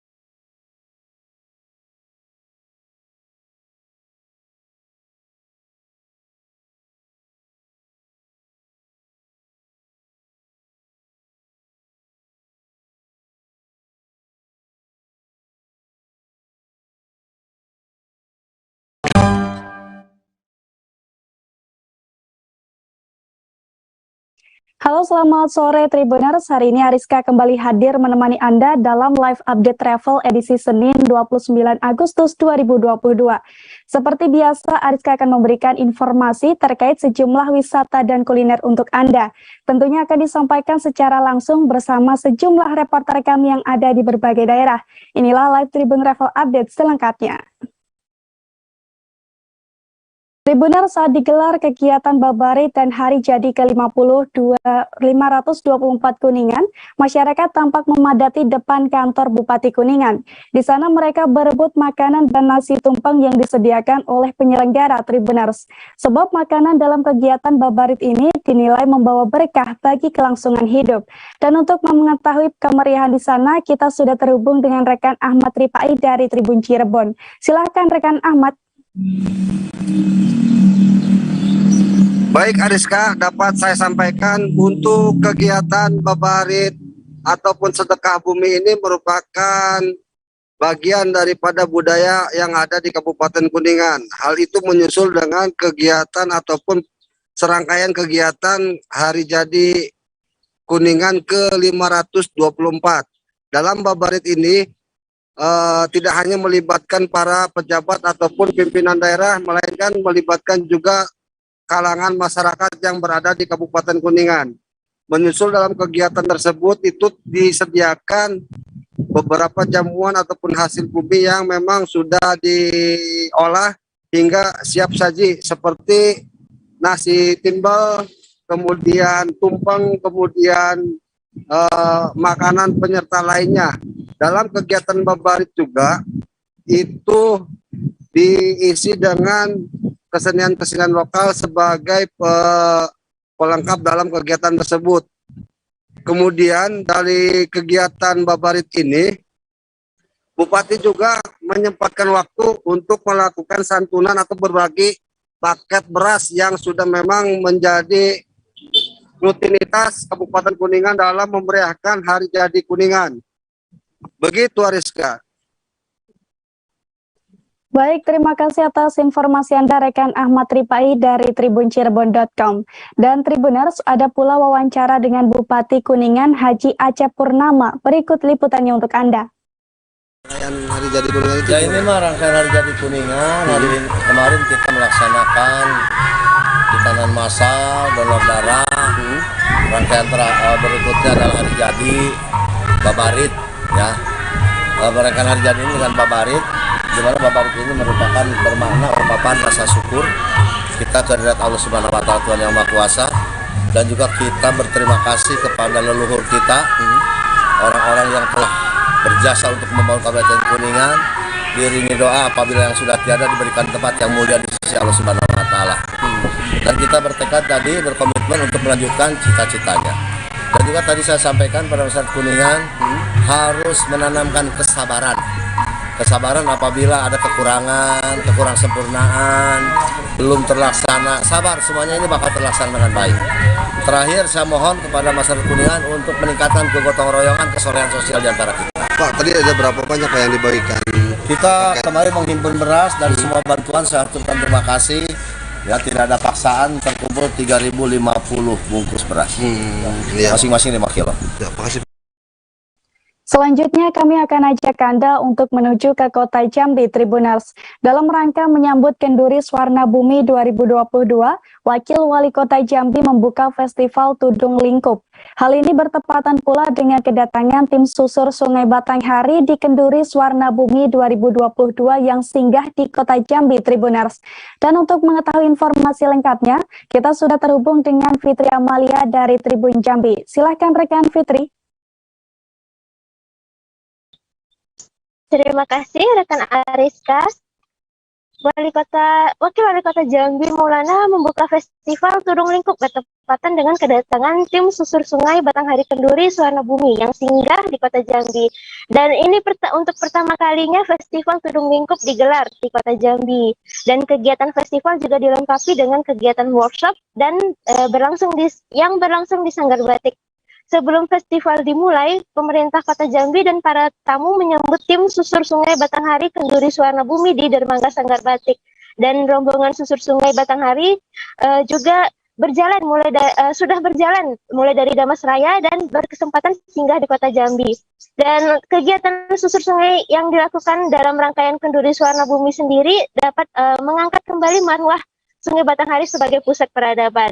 Dan untuk Festival Tudung Lingkupnya sendiri itu diikuti lebih dari 1.000 ibu-ibu dari 11 kecamatan di Kota Jambi yang mengenakan kain batik Jambi sebagai sarung dan penutup kepala yang hanya memperlihatkan bagian mata atau wajah dan berjalan menyusuri jalur wisata budaya. Dan Festival Tudung Lingkup berlangsung di Kampung Tengah Pelayangan Kota Jambi. Dan festival ini dikemas menjadi pawai berjalan yang menyusuri Kampung Tengah. Dan peserta seluruhnya wanita dan itu mengenakan tutup kepala tradisional perempuan Melayu seberang Kota Jambi. Dan Festival Tudung Lingkup merupakan kearifan budaya lokal seberang Kota Jambi yang masih ada hingga saat ini. Pemerintah Kota Jambi berharap Festival Tudung Lingkup mampu menjadi penggerak ekonomi seberang melalui UMKM atau pelaku perajin batik Jambi dan tentunya melestarikan budaya yang telah ada sejak dulu. Dan festival ini menjadi salah satu budaya yang terus digelorakan dan tentunya peran ibu-ibu dari Kota Jambi juga besar atas keberlangsungan budaya lokal ini. Wakil Wali Kota Jambi, Maulana menegaskan kearifan budaya lokal di seberang Kota Jambi ini perlu terus digerakkan dan didorong di tengah masyarakat, modernisasi masyarakat saat ini. Mengingat bahwa seberang Kota Jambi merupakan pusat wisata budaya dan wisata religi di Kota Jambi sendiri. Dan pemerintah Kota Jambi melalui Dinas Kebudayaan dan Pariwisata berencana akan menggelar Festival Tudung Lingkup setiap tahunnya dengan konsep yang berbeda. Seperti itu rekan Ariska. Baik, terima kasih atas informasi Anda rekan Fitri Amalia dari Tribun Jambi. Dan Tribuners, rekan Fitri juga sempat melakukan wawancara dengan Kepala Dinas Kebudayaan dan Pariwisata Kota Jambi, Mariani Yanti, serta sejumlah peserta Festival Tudung Lingkup. Berikut liputannya untuk Anda. Sampai sekarang ya Bu, kalau dari Ibu mungkin harapannya dengan festival ini apa nih Bu? Meningkatkan wisatawan, mengunjungi wisatawan, bisa ini bergambar pendidikan lagi. Jangan sampai dihilangkan, jangan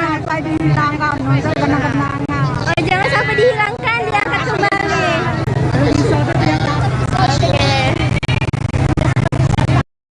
Izin Bu untuk kegiatan hari ini Bu, untuk festival Tudung Lingkupnya gimana nih Bu?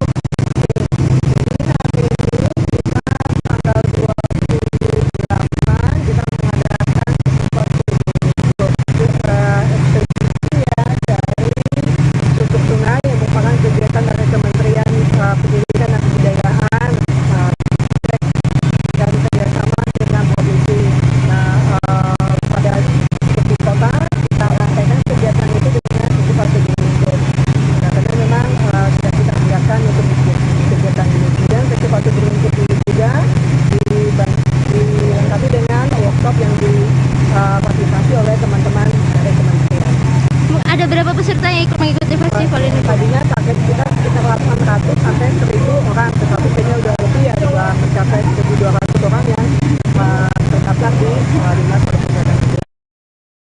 Tribuner, selanjutnya ada rekomendasi tempat nongkrong untuk Anda yang ada di Bali. Namanya Manarai Beach House, Tribuners. Manarai Beach House ini menawarkan spot instagenik yang recommended untuk menemani aktivitas nongkrong pinggir pantai di Bali.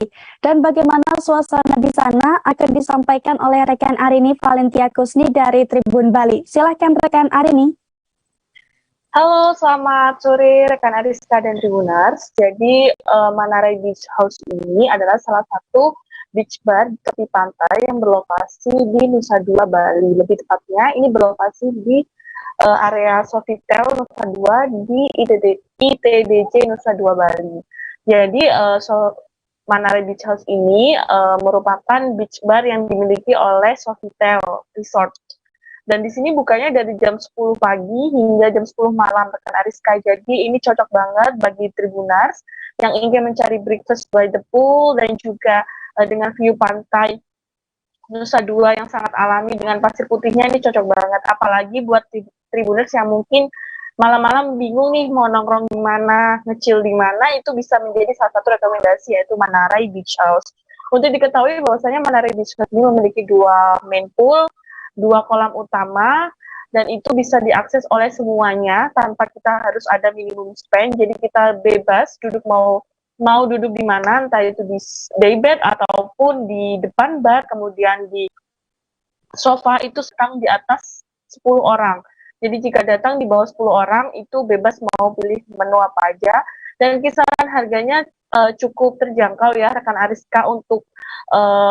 Untuk harga yang ada di Beach Club itu harganya sekitar 40. Dan untuk diketahui juga bahwasanya sini luas banget ya rekan Ariska. Jadi ada di pinggir pantainya, kemudian ada di tepi kolam, kemudian ada di depan bar, dan juga ada di kawasan hotelnya.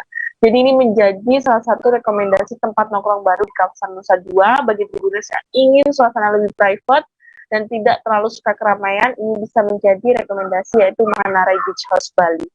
Begitu rekan Ariska yang bisa saya laporkan. Baik, terima kasih atas rekomendasi Anda rekan Arini Valentia Kusni dari Tribun Bali. Tribuners, di Pasar Gede Solo tengah digelar Festival Kuliner Ketandan 2022. Dalam festival ini ada puluhan tenan makanan yang menyajikan beragam kuliner, mulai dari menu-menu tradisional hingga menu kekinian Tribuners. Selain tenan kuliner, dalam festival ini juga menampilkan pertunjukan barongsai yang menghibur para pengunjung. Lantas bagaimana kemeriahan di sana akan disampaikan oleh rekan Nia dari Tribun Travel. Silahkan rekan Nia. Terima kasih rekan Ariska. Jadi Festival Kuliner Ketandan 2022 dilaksanakan di Ketandan, Pasar Gede Solo, Jawa Tengah pada tanggal 19 sampai 28 Agustus 2022. Jadi hingga akhir pekan kemarin itu suasana festival ramai banget. Jadi memang festival ini diikuti oleh lebih dari 60-an tenan kuliner, baik yang tradisional maupun kekinian. Terus juga ada 100-an lebih menu yang dijual. Jadi wisatawan yang datang ke Festival Kuliner Ketandan 2022 ini bisa merasakan sensasi kulineran sambil menikmati suasana malam di Pasar Gede yang bertabur lampion. Karena ada banyak banget lampion yang dipasang di sekitar festival. Kemudian untuk makanannya di sini harganya terjangkau banget. Mulai dari 5 ribuan itu udah bisa dapat jajanan sama aneka minuman. Misalnya saja ada es teh, terus ada aneka es-es lainnya. Kemudian untuk makanan tradisionalnya, ada makanan khas Solo, ada salah satunya adalah sate kere. Kemudian ada juga makanan khas dari Betawi ini yang bisa traveler dapatkan di festival ini, yaitu ada kerak telur. Nah, kalau ini harganya 20 ribuan. Selama di Festival Kuliner Ketandan, selain bisa kulineran dan melihat aneka lampion yang dipajang, di sini itu ada juga pertunjukan barongsai yang digelar setiap hari mulai pukul 7. Nah, barongsainya ini tuh ada di depan kelenteng, di dekat area pintu masuk ke festival. Dan semua ini juga bisa traveler saksikan secara gratis. Kemudian selain barongsai, di sini ada juga sejumlah orang ya yang memakai kostum seperti Iron Man maupun Spider-Man gitu, yang bisa diajakin foto bareng. Nah, kalau ini bayarnya seikhlasnya.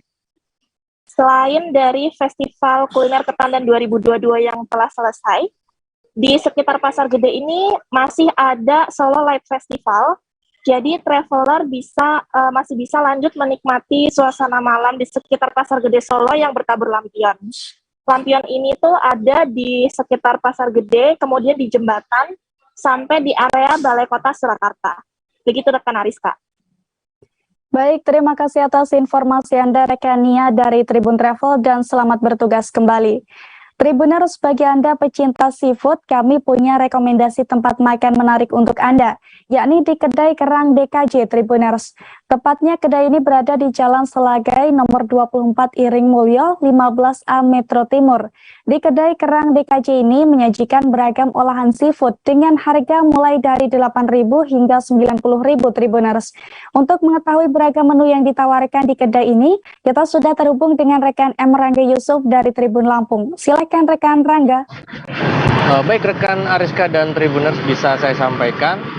Jadi untuk lokasi dari Kedai Kerang DKJ ini, lokasinya ada di Jalan Selagi nomor 24 Iring Mulyo ya, di nomor 5 di Metro Timur begitu, Metro Timur Kota Metro di Provinsi Lampung.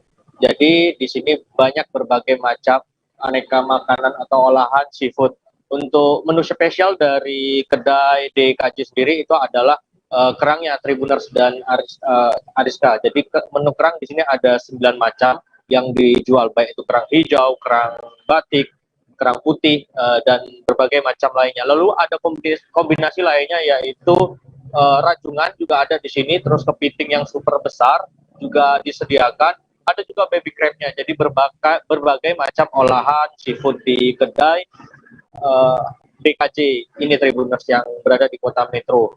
Nah, untuk menu yang bisa dilihat Tribuners ini porsi jumbo ya, jadi bisa dimakan untuk 2 orang.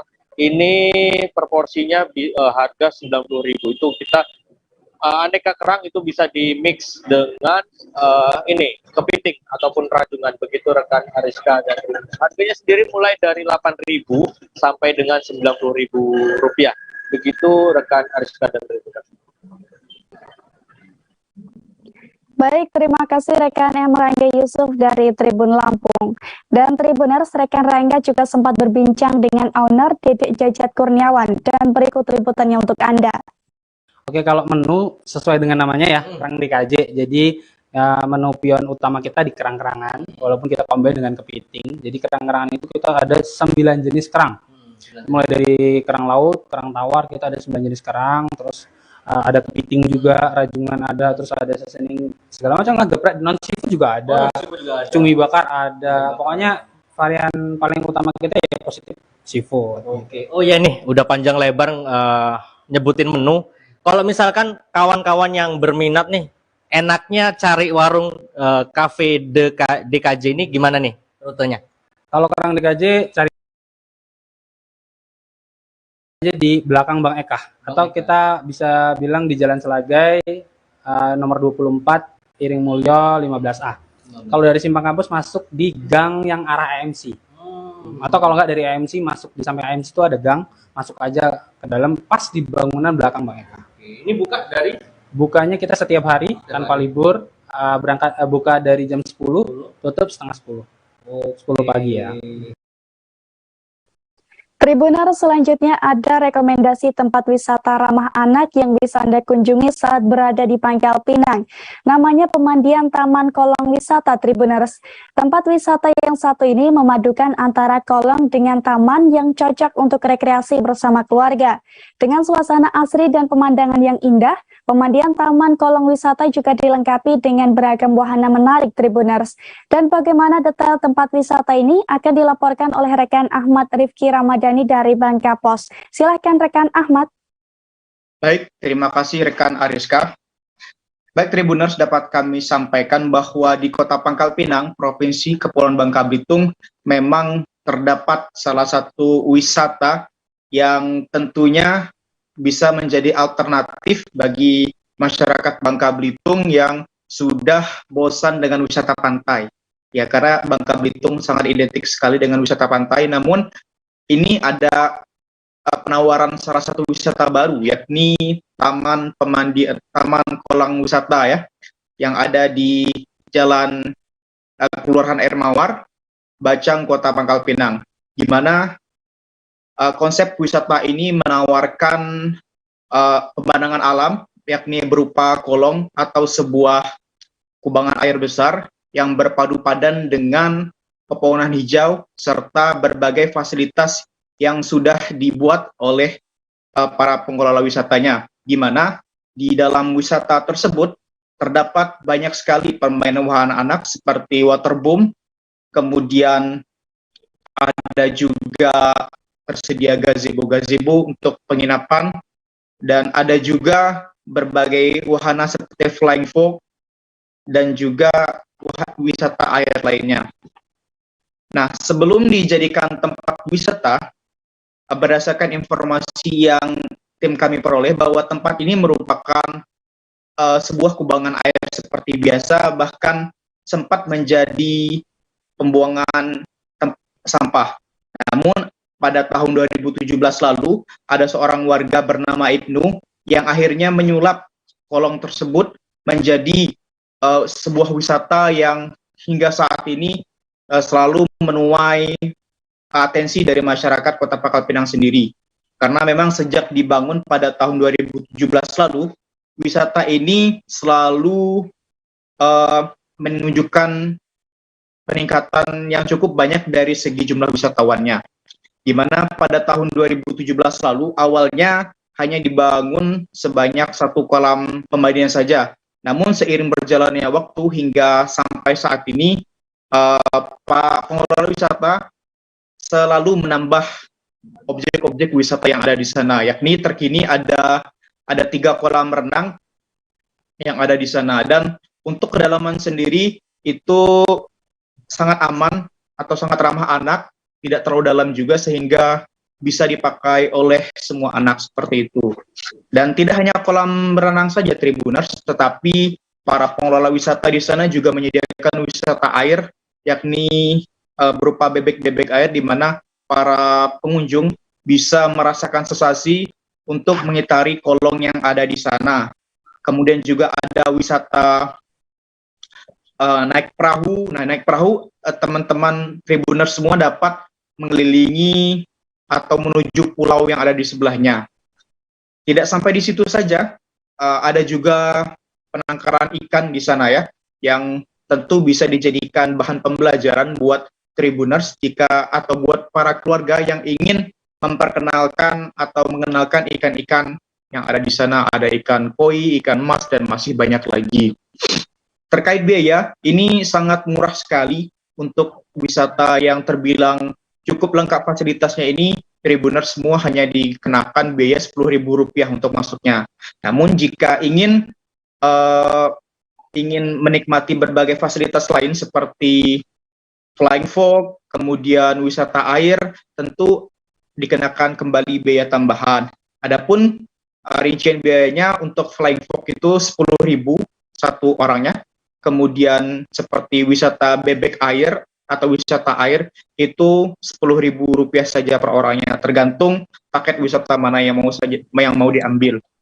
Kemudian di sana ada juga gazebo ya. Nah, gazebo ini biasanya diperuntukkan untuk keluarga yang ingin melihat anak-anaknya berenang, kemudian yang ingin melihat suasana kolong, luasnya kolong ya. Itu bisa menyewa selama 1 hari penuh, hanya dikenakan biaya sebesar Rp30.000 saja. Tentu ini sangat murah ya, maka tak heran jika setiap harinya selalu menunjukkan jumlah pengunjungnya cukup signifikan. Terlebih pada saat waktu weekend, di mana pengunjung bisa dalam sehari bisa berjumlah 900 orang bahkan untuk ke sana. Nah, ini saya rasa Tribuners bisa menjadikan list tambahan wisata baru jika nantinya apabila mengunjungi Bangka Belitung, karena pantai sudah umum ya. Nah, ini bisa menjadi pilihan yang saya rasa sangat cocok untuk melengkapkan koleksi atau tempat-tempat wisata yang ada di Bangka Belitung sendiri. Demikian rekan Ariska. Baik, rekan Ahmad Rifki Ramadhani dari Bangka Pos, terima kasih atas informasi dan juga rekomendasi Anda. Tribuners, di pesisir barat ada banyak wisata pantai yang menarik untuk dikunjungi. Satu di antaranya ada Pantai Tembakak, Tribuners. Pantai yang satu ini menawarkan keindahan batu karang yang unik dan menjulang tinggi. Selain itu, keindahan pantai ini juga semakin lengkap dengan deretan pohon kelapa serta hamparan pasir hitam, Tribuners. Dan bagaimana detail keindahan pantai ini akan disampaikan oleh rekan Saidal Arif dari Tribun Lampung. Silakan rekan Saidal.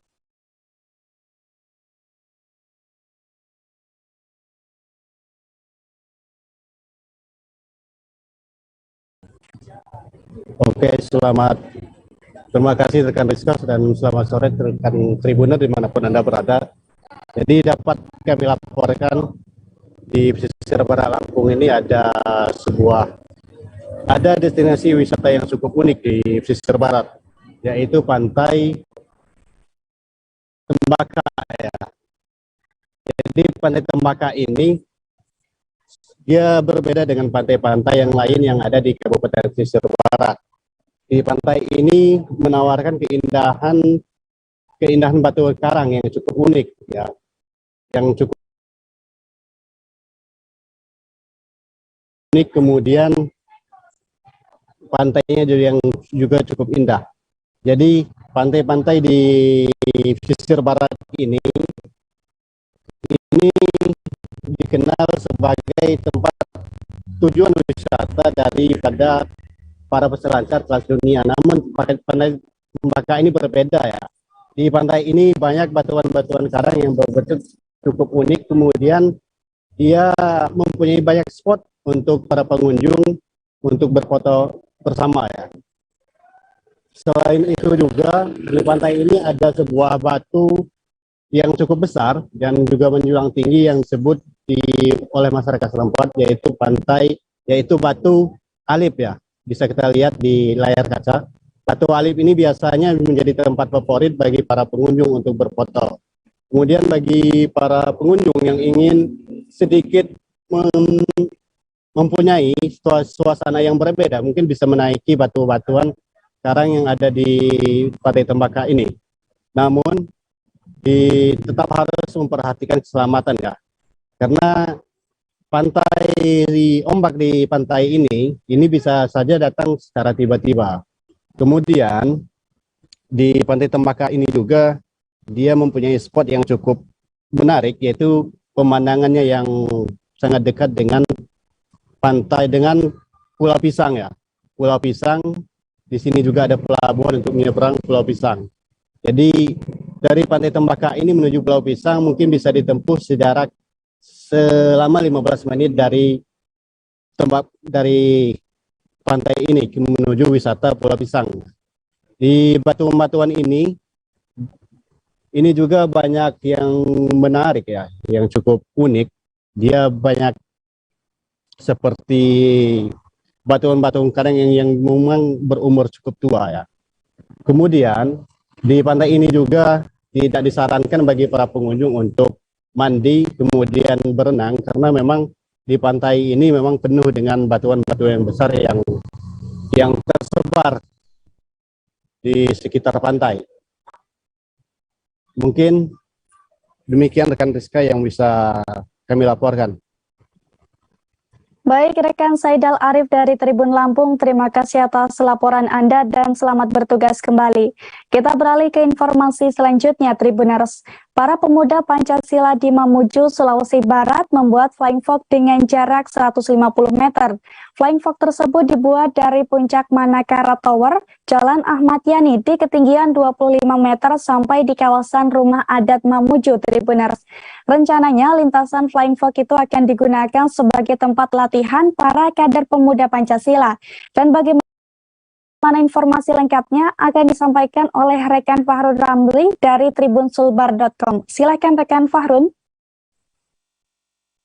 Ya, rekan Ariska dan Tribuners dimanapun Anda berada, di mana para pemuda Pancasila ini membuat sebuah terobosan baru, di mana dia memanfaatkan Manakara Tower, di mana Manakara Tower ini dibangun oleh pemerintah Kabupaten Mamuju, namun pembangunannya ini sempat mangkrak sehingga terbengkalai, sehingga para pemuda Pancasila membuat suatu tempat wisata di mana ia membentangkan sebuah tali atau lintasan flying fox sepanjang 150 meter. Nah, flying fox ini startnya berada di Manakara Tower dan finishnya itu di kawasan Rumah Adat Mamuju. Di lintasan flying fox ini itu melintasi Sungai Rimuku yang melintas di Kabupaten Mamuju, Sulawesi Barat. Nah, ketinggian itu, di atas ketinggian itu saat para pengunjung melintasi flying fox itu, ia akan menyaksikan pemandangan kota Mamuju dari atas ketinggian. Nah, memang ini flying fox dibuat oleh para pemuda Pancasila di pemuda Pancasila cabang Mamuju untuk digunakan sebagai tempat latihan. Namun juga terbuka sebagai tempat umum ketika ada pengunjung masyarakat yang hendak mencoba flying fox tersebut, dan para pemuda Pancasila pun tidak memberikan tarif biaya untuk para pengunjung mencoba wahana flying fox ini. Namun sebelum mencoba perlu diberikan terlebih dahulu cara atau pelatihan tertentu untuk menggunakan flying fox tersebut, dan tidak diperuntukkan untuk anak di bawah umur. Seperti itu yang dapat saya laporkan rekan Rizka dari Mamuju, Sulawesi Barat. Baik, rekan Fahrun Ramli dari tribunsulbar.com, terima kasih dan selamat bertugas kembali. Tribuners, bagi Anda yang ingin menikmati keindahan kota Manado dari ketinggian, Anda bisa mengunjungi Padis Kimuwu Tribuners. Dari tempat ini Anda bisa melihat keindahan kota Manado serta sunset yang menawan Tribuners. Dan bagaimana suasana di sana akan disampaikan oleh rekan Nilton Durado dari Tribun Manado. Silakan rekan Nilton.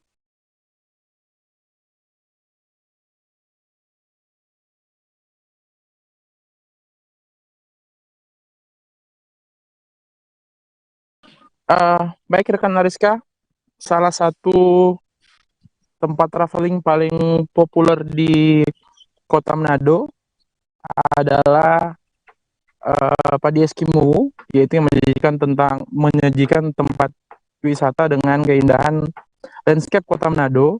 Jadi dari Padis Kimuwu ini kita bisa melihat pemandangan pantai kota Manado bersama beberapa bangunan-bangunan besar yang ada di kota Manado. Di Padis Kimuwu sendiri,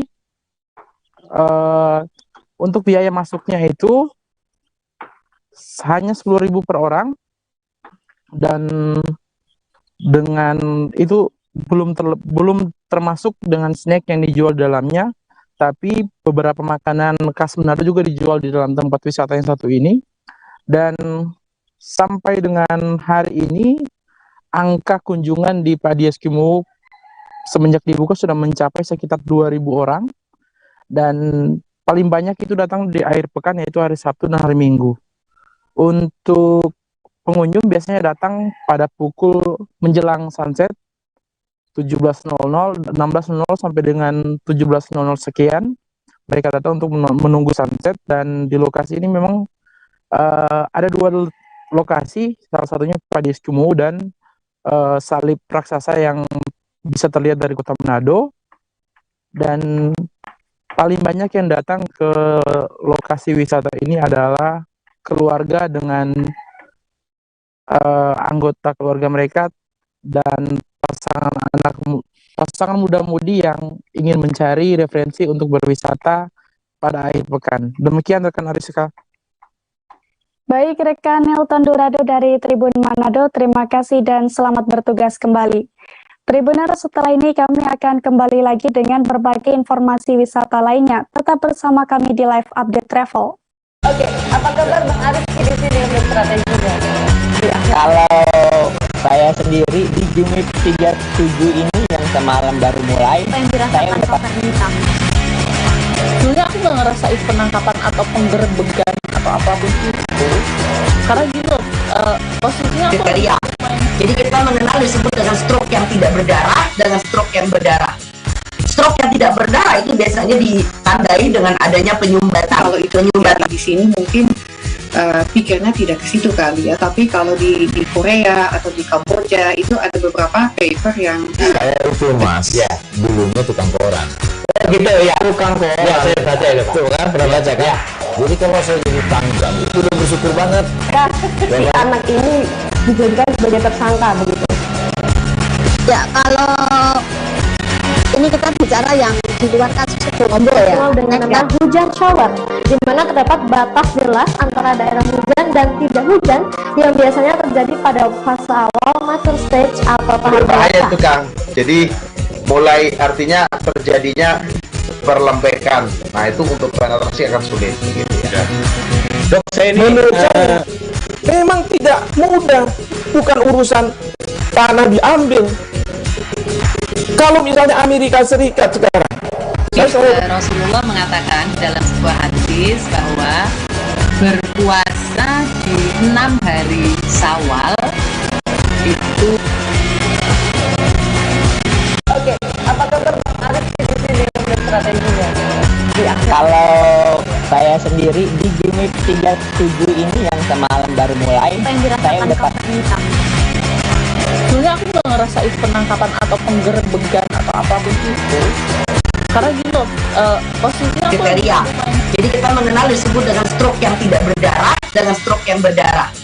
Stroke yang tidak berdarah itu biasanya ditandai dengan adanya penyumbatan. Kalau itu penyumbatan di sini mungkin pikirnya tidak ke situ kali ya, tapi kalau di Korea atau di Kamboja itu ada beberapa paper yang saya itu mas ya dulunya tukang koran Oh gitu ya. Tukang kok. Ya saya baca itu. Tuh kan pernah baca kan. Ya.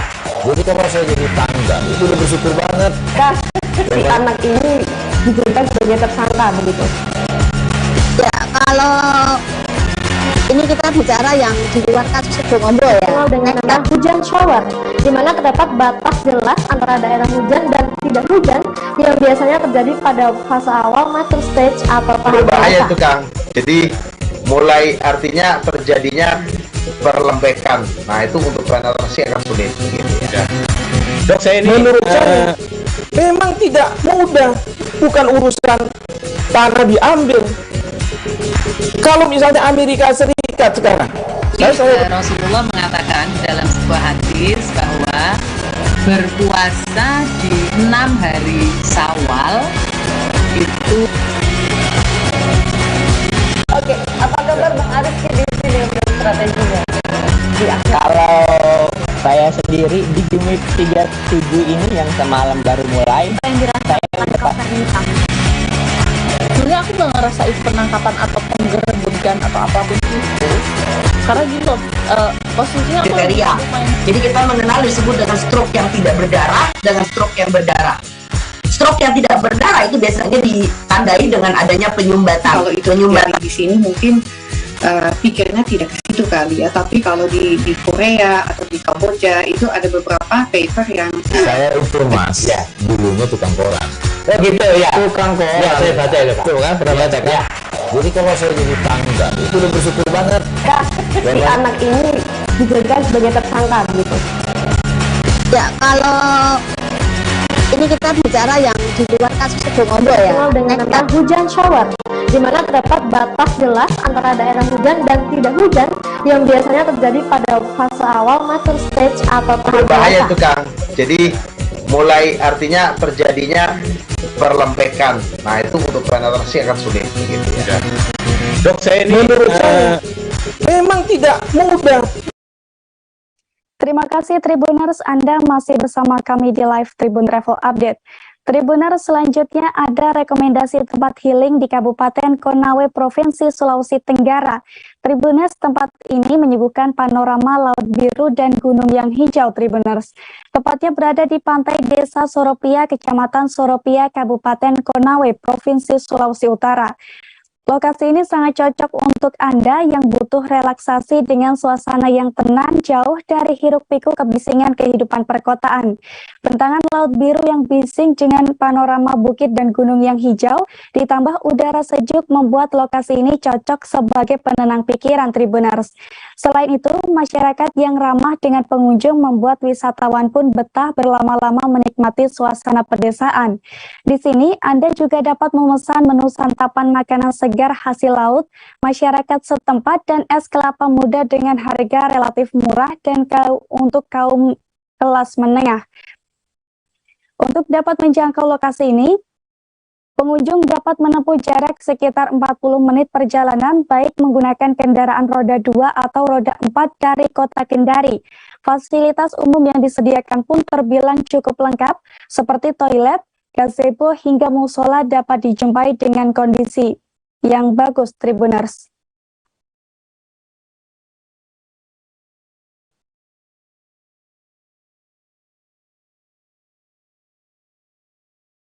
Tribuners, informasi tersebut sekaligus mengakhiri perjumpaan kita pada live update travel kali ini. Nantikan informasi lainnya hanya di kanal YouTube Tribun News. Dan saya Rizka Khairina beserta segenap kru yang bertugas pamit undur diri. Terima kasih dan sampai jumpa.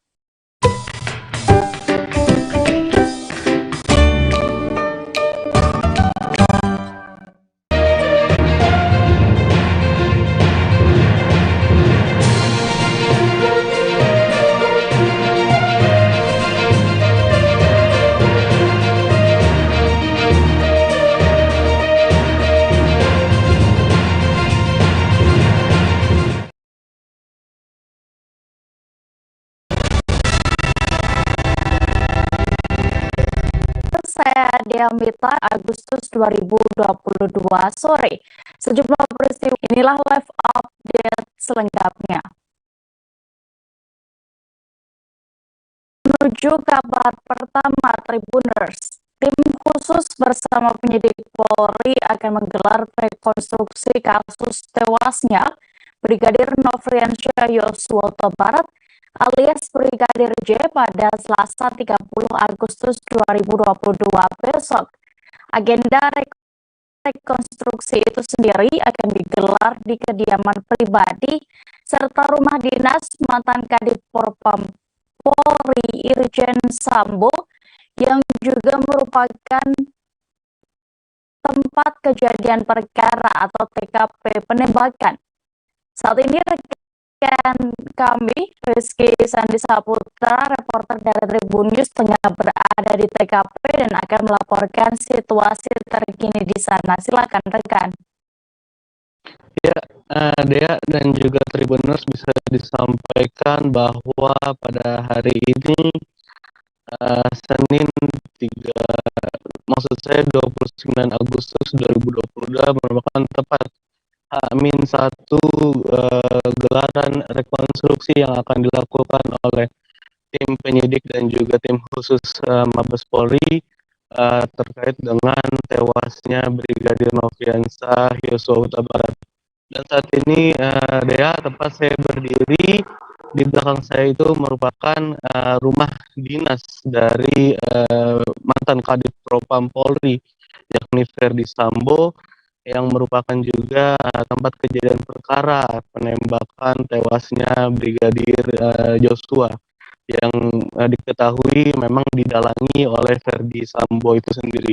Sebagai informasi Dea dan juga Tribuners, hingga sore ini terpantau di rumah dinas Ferdi Sambo begitu terpantau sangat sepi begitu dan tidak ada penjagaan berarti baik dari pihak kepolisian maupun dari pihak keamanan komplek dan juga pihak keamanan di rumah dinas Ferdi Sambo. Alhasil tadi juga awak media bisa dengan bebas gitu mengambil gambar baik untuk di sisi luar maupun di sisi teras rumah Ferdi Sambo. Tidak ada kegiatan, tidak ada aktivitas yang berarti juga begitu Dea dan juga Tribuners di dalam rumah Irjen Pol Ferdi Sambo ini yang berbangun 2 lantai. Tak hanya di rumah dinas, tadi juga saya sempat ke rumah pribadi dari Ferdi Sambo yang diketahui juga masih ada ke selatan, yang letaknya juga tidak jauh dari rumah dinas ini. Tadi juga terpantau di sana sangat sepi begitu, tidak ada penjagaan apapun, dan rumah pribadi tidak ada satupun pribadi atau di kota yang tidak diketahui namanya itu merupakan permintaan dari pihak keamanan setempat dan juga ketua RT, serta adanya respon atau tanggapan dari tetangga yang menilai risih gitu karena sudah lama sekali banyak awak media yang datang ke komplek tersebut. Dia dan juga Tribuners, memang diketahui pada esok hari Selasa 30 Agustus 2022 tim penyidik dan juga tim khusus akan melakukan rekonstruksi yang rencananya akan menghadirkan seluruh tersangka. Sampaikan dikonfirmasi, maksud saya dikonfirmasi dengan pihak LPSK yang memberikan perlindungan kepada Baradae. Tadi Wakil Ketua LPSK Susila Ningtyas menyatakan bahwa sejauh ini pihaknya masih melakukan koordinasi dengan tim Bareskrim Polri untuk terkait dengan kabar kehadiran dari Baradae, karena memang jika mengacu pada undang-undangnya pada pasal 10 nanti akan dicarikan peran lain. Hanya saja tadi Susi belum memastikan secara pasti apakah nantinya Baradae yang memang diketahui merupakan salah satu tersangka dari kasus ini apakah hadir atau tidak dalam rekonstruksi besok. Susi menyatakan bahwa kepastian itu baru akan ditempuh atau diputuskan pada esok pagi, dan rekonstruksi pun akan dilakukan juga pada esok pagi sekitar pukul 10 waktu Indonesia bagian Barat.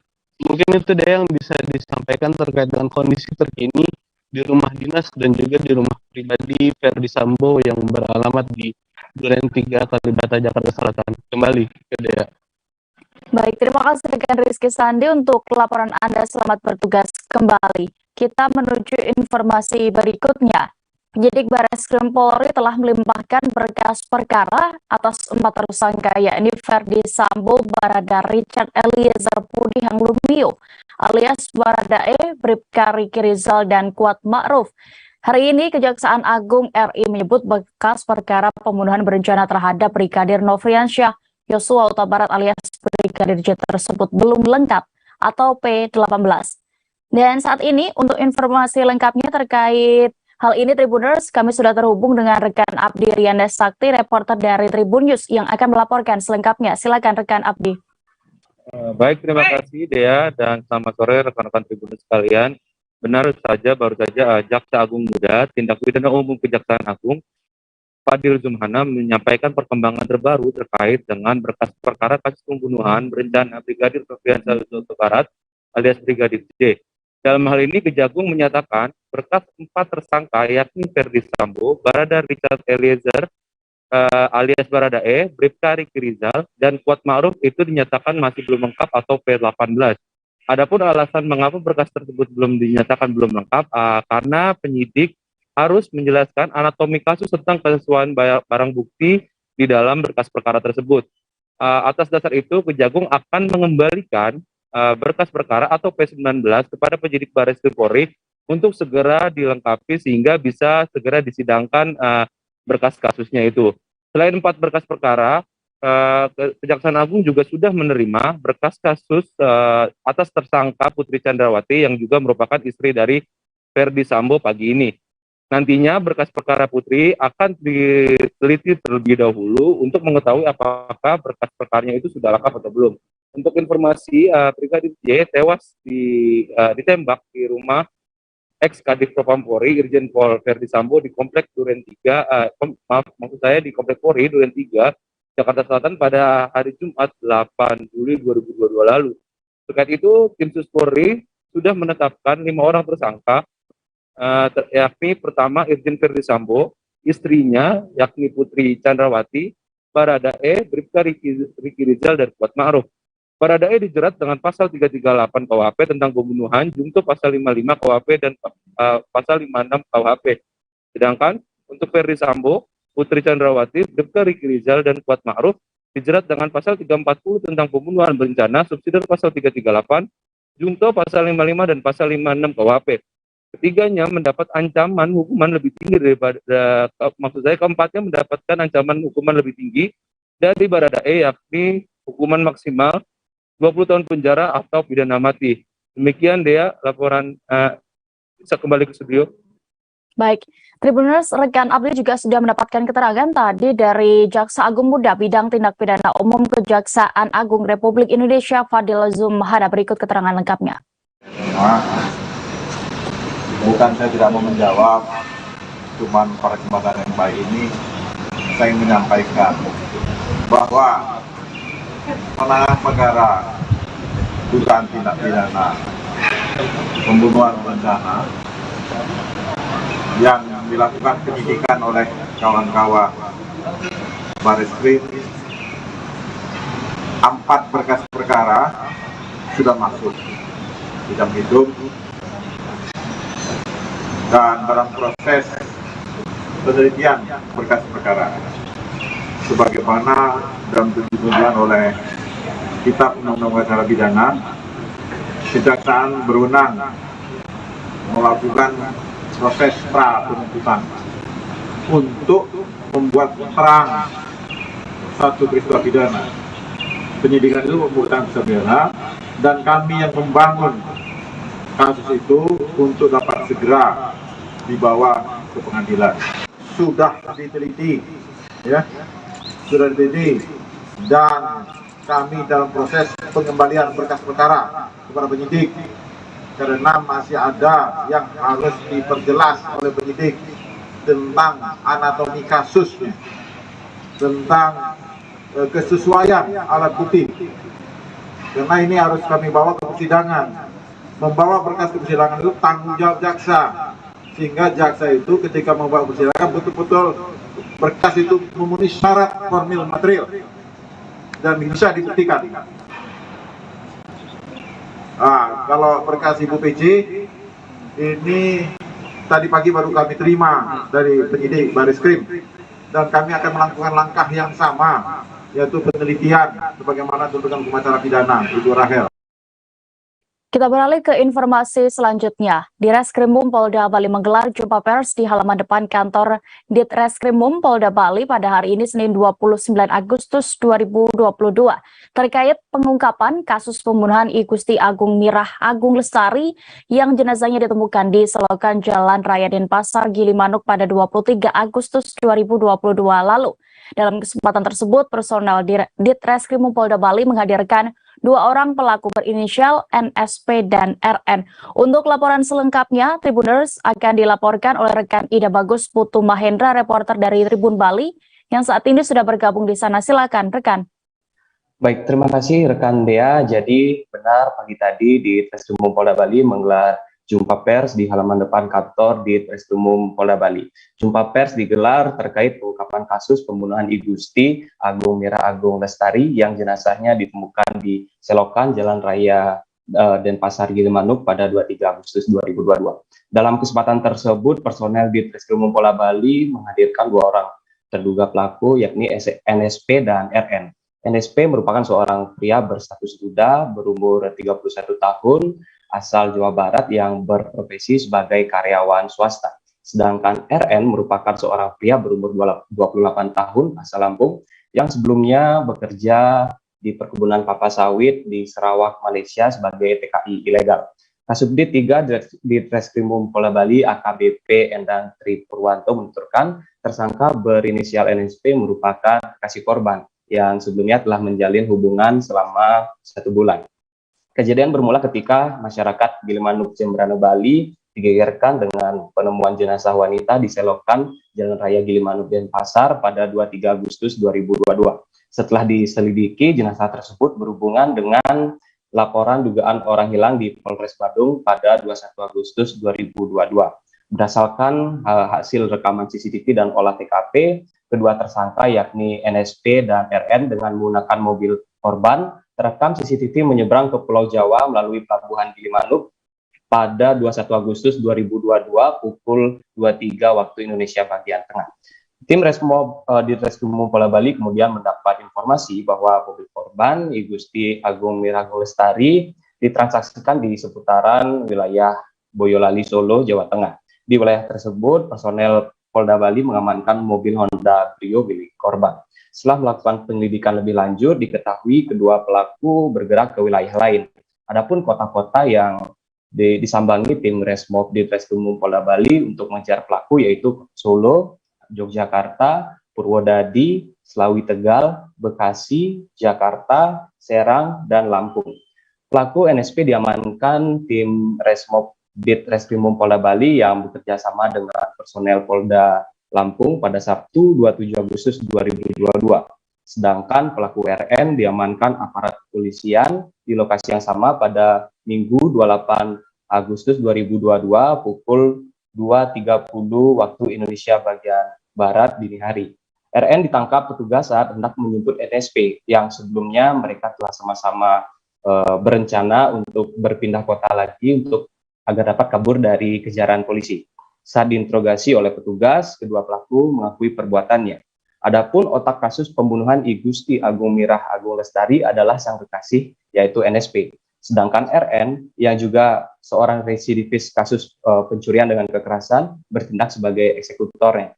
Adapun motif dari adanya kejadian tersebut adalah adanya motif ekonomi, yang dimana mobil korban dijual seharga 25 juta rupiah. Lebih lanjut, AKBP Endang Tri Purwanto menuturkan perencanaan pembunuhan I Gusti Agung Mirah Agung Lestari terjadi pada 19 Agustus 2022. NSP ini mulanya menyampaikan kepada rekannya yaitu RN bahwa dirinya tidak memiliki uang. Setelah berdiskusi, NSP teringat bahwa sang kekasih memiliki sebuah mobil. RN kemudian pulang ke Indonesia yang dimana sebelumnya telah menyewa rumah kos di kawasan Gianyar, Bali. Setelah NSP dan RN bertemu di Gianyar, NSP membuat janji kepada Agung Mirah Lestari untuk bertemu. Agung Mirah Lestari kemudian menjemput kedua tersangka setelah membuat janji untuk pergi makan dan jalan-jalan ke daerah Jimbaran, Badung, Bali. Adapun posisi di dalam mobil, yakni NSP berada di pengemudi mobil, sedangkan korban yaitu Ibu Gusti Agung Mirah Agung Lestari itu berada di sebelah kiri pengemudi, sedangkan RN duduk di belakang korban. AKBP Endang Tripurwanto kemudian menuturkan dari Jimbaran, Badung hingga Gilimanuk merupakan TKP pembunuhan Agung Mirah Lestari. Hal itu disebutkan bahwa kejadian berlangsung di dalam mobil, yang dimana mobil dalam keadaan bergerak dari Kabupaten Badung menuju Jembrane. Lebih lanjut, NSP yang berperan sebagai pengemudi mobil dan RN yang duduk di belakang Agung Mirah Lestari bertindak sebagai eksekutornya. RN mencekik korban dari belakang dengan menggunakan tas yang dibawa oleh RN, hingga korban lemas dan kemudian meninggal dunia. Handphone milik korban kemudian dibuang di daerah Tabanan, Bali, sedangkan jenazah korban dibuang di selokan di Jalan Raya Denpasar, Gilimanuk. Kedua tersangka kemudian segera melarikan diri dengan menggunakan mobil milik korban. Baik, itu dia berita dari Tribun Bali. Saya kembalikan kepada rekan Dea. Terima kasih. Baik, berikut Tribuners kami tampilkan juga keterangan dari Kasubdit 3 Ditreskrim Polda Bali AKBP Endang Tripurwanto terkait kasus ini selengkapnya. Pada hari Minggu, tanggal 21 Agustus, dari keluarga korban melaporkan kehilangan. Jadi lapor orang hilang di Polres Badung pada hari Minggu. Kemudian di hari Selasa ada masyarakat yang melaporkan melihat atau menemukan mayat atau jenazah di jalan sekitar Melayu. Jadi mendekat ke arah Gilimanuk gitu ya. Dari dasar itu kemudian dilakukan semacam tindakan-tindakan kepolisian, dan kami juga mengolah TKP bersama dengan gabungan antara Resmob Polda Bali dengan jajaran Satreskrim Polres Jembrane. Kabar berikutnya dari Provinsi Maluku. Warga Kecamatan Elpa Putih, Kabupaten Seram bagian Barat, terpaksa bertaruh nyawa bergelantungan di tali untuk menyeberangi sungai. Kegiatan berbahaya itu mereka lakukan karena jalan yang menjadi akses satu-satunya warga untuk keluar antar desa rusak setelah diterjang banjir. Warga kini berharap perhatian serius dari pemerintah agar segera melakukan tindakan untuk memperbaiki. Nah, untuk informasi selengkapnya terkait keadaan di sana, Tribuners sudah bergabung bersama kami, reporter dari Tribun Ambon, ada rekan Alvin Risanto. Silakan dengan laporan Anda. Ya, baik, terima kasih rekan Dea. Jadi bahwa saat ini di Provinsi Maluku sedang terjadi hujan deras ya untuk saat ini musim penghujan di Provinsi Maluku, dan di Kecamatan Elpa Putih Kabupaten Seram bagian Barat sendiri salah satu akses jalan menuju 5 desa, yakni Desa Sumeit, Desa Pasinaru, Desa Ayolo, Desa Watui, Desa Huku Kecil, dan Desa Abio itu salah satu jalan penghubungnya putus, dan jalan desa penghubung tersebut sudah putus sudah sejak lama ya, dan pada saat musim hujan pada bulan 7 dan bulan 8 ini mengakibatkan jalan di situ tambah parah ya, makin parah, dan saat ini untuk menyeberang di lokasi tersebut warga memiliki 2 akses, yakni untuk melewati jalan itu sendiri dengan jalan kaki, dan juga bergelantungannya dari bergelantungan di tengah sungai ya, dengan cara tali diikat dari pohon sebelah ke pohon yang sebelah untuk sampai di desa seberang.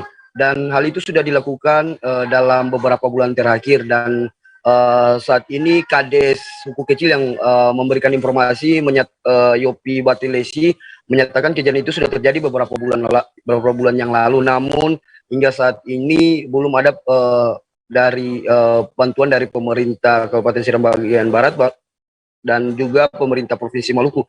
Dan dari kepala desa sendiri sudah melakukan pelaporan kepada pemerintah, namun belum ada sampai saat ini bantuan dari pemerintah. Untuk itu dia berharap kepada pemerintah provinsi maupun pemerintah Seram bagian barat agar secepatnya melihat kondisi mereka dan membangun kembali jembatan atau jalan yang rusak akibat hujan yang mengguyur Provinsi Maluku, terutama di Seram bagian barat. Dan sekedar informasi Tribuners dan rekan Dea, bahwa warga sekitar apabila pergi ke rumah sakit harus melewati jalan sepanjang 38 km dengan jarak tempuh 6 sampai 8 jam untuk sampai di pusat kota kabupaten.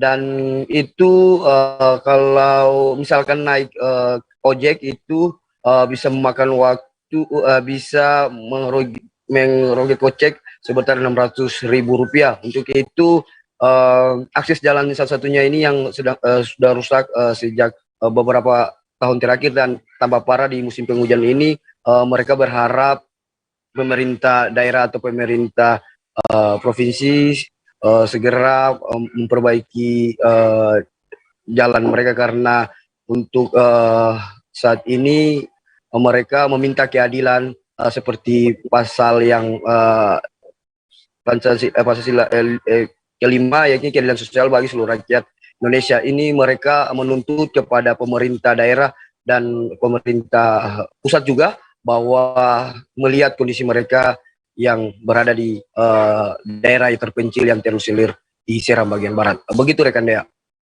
Baik, terima kasih rekan Alvin Risanto untuk laporan Anda. Selamat kembali bertugas. Kita beralih ke Jawa Barat.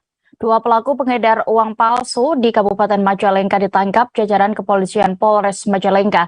Mereka ditangkap setelah kedapatan membeli sebungkus rokok di Desa Biawak, Kecamatan Jatitujuh dengan menggunakan uang palsu. Untuk informasi lengkapnya sudah bergabung di sana rekan reporter dari Tribun Cirebon. Silakan rekan Eki Yulianto untuk informasi Anda.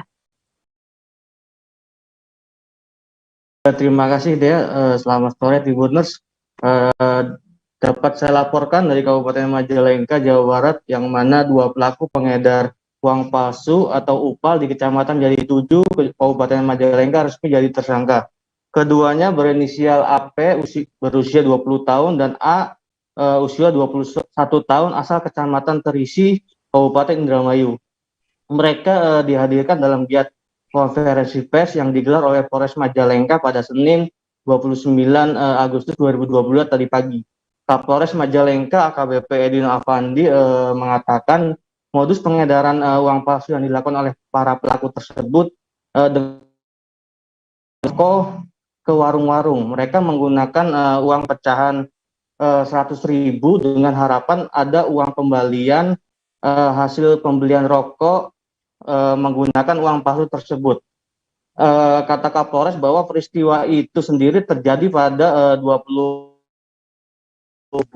sekitar pukul 11 malam. Kejadian bermula saat kedua tersangka dengan sengaja membelanjakan 1 lembar uang palsu dengan pecahan 100.000 di wilayah Kabupaten Majalengka, tepatnya di Desa Biawak, Kecamatan Jatitujuh, untuk membeli rokok. Namun saat itu pemilik warung yang diketahui bernama Eki merasa curiga dengan uang yang diberikan oleh para pelaku tersebut, sehingga pemilik warung saat itu mengejar dan menghadang pelaku yang masih berada di depan warung. Awalnya kedua pelaku mengejar miliknya, tapi dan tidak mengetahui jika uang rupiah tersebut merupakan uang palsu. Namun pada saat itu para pelaku sempat melakukan perlawanan untuk melarikan diri, dan pemilik warung pun berteriak meminta bantuan warga sekitar. Dikarenakan saat itu banyak warga di sekitar lokasi yang berdatangan, kedua pelaku akhirnya dapat diamankan. Nah, para warga membawa pelaku ke kantor Polsek Jatitujuh guna pemeriksaan lebih lanjut. Hasil pemeriksaan dia bahwa kedua pelaku selain mengedarkan di wilayah Majalengka, kedua pelaku juga mengedarkan di wilayah Kabupaten Sumedang dengan cara dan modus yang sama, membeli rokok ke beberapa warung atau toko. Sebab didapati dari tangan pelaku terdapat barang bukti berupa 16 bungkus rokok dan uang rupiah asli hasil pengembalian pembeli rokok di Majalengka dan Sumedang sebesar 1,2 juta. Nah, masih kata Kapolres bahwa uang rupiah palsu tersebut didapat dari pria berinisial K, penduduk Kecamatan Tarisi, Kabupaten Majalengka, dan kini petugas dari pihak Satreskrim Polres Majalengka masih melakukan pengejaran. Nah, sementara dari tangan pelaku, petugas juga menyita 1 buah motor, 16 bungkus rokok, uang tunai asli sebesar 72.000 dan 5 lembar uang rupiah kertas palsu pecahan 100.000. Nah, dari kedua pelaku tersebut akibat perbuatan yang dilakukannya, keduanya dijerat dengan pasal 26 ayat 2 ayat 3 Undang-Undang RI nomor 7 tahun 2011 tentang mata uang dengan ancaman hukuman maksimal 10 tahun penjara. Demikian dia yang dapat saya laporkan kembali. Baik, Tribuners, rekan Eki juga sudah mendapatkan keterangan dari Kapolres Majalengka AKBP Adwin Afandi terkait kasus ini. Berikut liputannya. Hari ini kita merilis beberapa pengungkapan kasus perkara di wilayah hukum Kabupaten Majalengka. Yang pertama yaitu terjadinya pengedaran uang palsu pada tanggal 24 Agustus 2022 sekitar pukul 23.00 di wilayah Kecamatan Jati 7 Kabupaten Majalengka.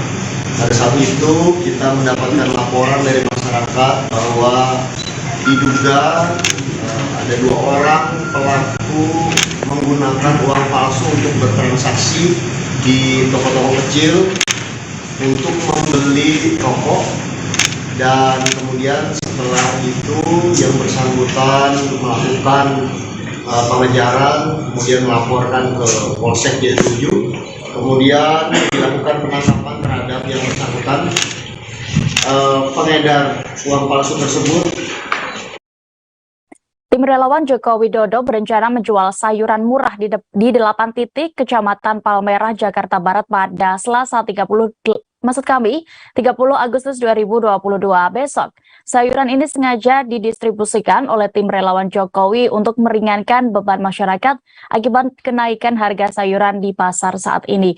Dan untuk informasi terkait kegiatan esok hari, Tribuners akan diinformasikan oleh rekan Miftahul Munir, reporter dari Warta Kota yang sudah bergabung bersama kami. Silakan rekan. Baik, rekan Dea, bisa saya jelaskan bahwa pada hari Selasa 30 Agustus 2022 besok, rencananya tim 7 relawan Joko Widodo akan menggelar berdagang sayuran murah di 8 titik kecamatan wilayah Jakarta Barat. Nantinya masyarakat yang mengeluh dengan kenaikan harga bahan pokok di pasar tradisional ataupun modern akan mendapatkan sayur dengan harga murah, yaitu 50%-nya. Misalkan di pasar tradisional para pedagang menjual dengan harga 50.000, maka relawan tim Jokowi ini akan menjual seharga 25.000. Artinya sangat jauh perbandingan harganya dengan di pasar. Ini juga untuk membantu masyarakat yang berekonomi kelas menengah bawah, karena memang kebutuhan bahan pokok beberapa hari ini terjadi kenaikan yang cukup signifikan. Dan rencananya besok akan dimulai pukul 7.00 WIB dengan lokasi yang sudah ditentukan oleh panitia dari relawan Joko Widodo. Nah, untuk pembagian atau masyarakat yang bisa membeli sayuran ini, yaitu sudah diberi kupon oleh panitia, sehingga masyarakat yang tidak mendapatkan kupon tidak bisa membeli di lokasi. Nah, nantinya para relawan ini juga membeli sayuran dari petani langsung di kawasan Bandung dan Sukabumi, Jawa Barat. Demikian ya. Baik, terima kasih rekan Miftahul Munir, dan berikut Tribuners kami tampilkan keterangan dari Ketua Pelaksana yakni Sudiro selengkapnya. Pak, ini kegiatan sayuran ini gimana Pak maksudnya Pak? Ya, kegiatan sayuran ini kan kami relawan ya. Relawan tim Jokowi. Nah, untuk hari ini kita mendatangkan barang dari Bandung sama dari Sukabumi. Intinya hari ini kita kemas barang-barang tersebut. Ada kentang, ada cabai, macam-macam lah, ada sekitar 12 item. 12 item itu nanti akan kita bikin program sayuran murah bersama tim 7 dengan estimasi harga separuhnya. Kalau harganya 50, kita jual sekitar 25.000. Kita ke masyarakat yang di daerah padat penduduk di wilayah Jakarta Barat ini 8 kecamatan semua kita sentuh. 12. Kabar berikutnya datang dari Papua Barat Tribuners. Himpunan Mahasiswa Islam atau HMI Cabang Sorong dan warga sipil menggelar aksi di lapangan apel kantor Wali Kota Sorong pada hari ini Senin 29 Agustus 2022. Masa aksi nyaris bentrok dengan aparat kepolisian di kantor Wali Kota Sorong, Papua Barat. Masa sempat beradu mulut dengan sejumlah aparat di depan kantor tersebut. Dan untuk kronologi kejadian ini dan juga apa pemicu dari hampir bentroknya massa dengan petugas pengamanan, kami sudah terhubung dengan rekan Sahwan Asari Raharusun, reporter dari Tribun Papua Barat. Silakan dengan laporan Anda. Baik, Dea dan juga Tribuners dimanapun Anda berada, hari ini dapat saya kabarkan dari Kota Sorong, Papua Barat, bahwasannya sejak pagi tadi sekira pukul 8:03 masa tengah melaksanakan persiapan di Taman Sorong City, Kota Sorong itu sendiri. Nah, pada persiapan itu masa kemudian langsung melakukan long march menuju ke kantor Wali Kota Sorong untuk menyampaikan aspirasi terkait dengan 4 persoalan, yakni persoalan kenaikan BBM, kenaikan harga BBM maksud saya, dan juga kenaikan harga tarif listrik, serta 3 isu lokal, yakni isu banjir, penanganan banjir, serta penanganan sampah dan juga beberapa persoalan lokal di Kota Sorong itu sendiri. Nah,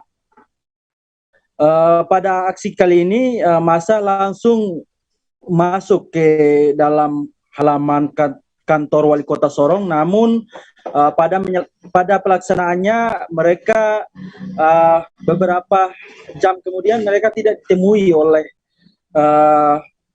PJ Wali Kota Sorong, sehingga massa memaksa untuk masuk ke dekat kantor Wali Kota Sorong, namun dihadang oleh beberapa personil dari Polres Sorong Kota itu sendiri, dan massa nyaris bentrok, dan beberapa waktu kemudian PJ Wali Kota dan juga PJ Gubernur langsung menemui massa aksi yang sedang berorasi di depan kantor Wali Kota Sorong itu sendiri. Nah, di hadapan massa aksi, pejabat Gubernur Papua Barat yakni Paulus Waterpau, beliau menyampaikan bahwa beliau mendukung aksi yang dilaksanakan oleh mahasiswa dan juga sejumlah masyarakat di Kota Sorong itu sendiri, dan beliau merasa terpanggil karena masih ada hingga saat ini anak-anak muda yang ikut kritis dalam melihat persoalan-persoalan kemasyarakatan yang ada di Kota Sorong, sehingga beliau pun menyadari bahwa selama penanganan banjir dan juga penanganan sampah isu-isu lokal yang ada di Kota Sorong sendiri selama ini tidak menyampaikan kepada pihak anak-anak muda, sehingga ia berharap ke depan bisa berkolaborasi dengan anak-anak muda untuk menanggulangi persoalan-persoalan banjir dan juga sampah di Kota Sorong itu sendiri. Nah, selain itu, Jenderal Lapangan dalam hal ini Manaf Rumodar yang pada saat itu diwawancarai, ia menyampaikan bahwa persoalan banjir dan juga sampah ini merupakan dosa bagi ex wali kota Sorong, yang mana selama 10 tahun beliau dinilai gagal untuk menyelesaikan persoalan-persoalan ini, sehingga ia berharap ia dan teman-teman masa aksi bisa menghadirkan sebuah gagasan dan bisa dieksekusi oleh penjabat gubernur dan juga penjabat wali kota Sorong yang baru dilantik beberapa waktu lalu. Begitu, Dea. Baik, Tribuners rekan Sawan juga sudah mendapatkan keterangan dari penjabat Gubernur Papua Barat, Komjen Pol Purnawirawan Paulus Waterpau dan juga Jenderal Lapangan Manaf Rumodar terkait demonstrasi ini. Selengkapnya kami tampilkan. Ikut simak tuntutan aspirasi kalian itu bagus. Dan itu artinya agent of change, agent of problem solving itu memang betul kalian yang punya ya. Jadi terima kasih untuk buah pikirnya, maksud dorongan-dorongan moralnya dan sebagainya. Itulah kompetensi kalian sebagai generasi muda. Ya, hari ini yang harus melakukan itu.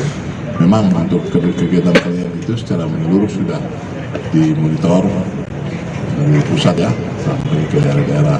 Hari ini juga teman-teman kalian di Manokwari ada juga ya, begitu dan di beberapa kota lain. Tapi saya sebagai PJ Gubernur di Papua Barat ini menyampaikan apresiasi dan terima kasih banyak karena kalian tetap tertib, jaga kenyamanan, keamanan, ketertiban, kelancaran dan sebagainya ya.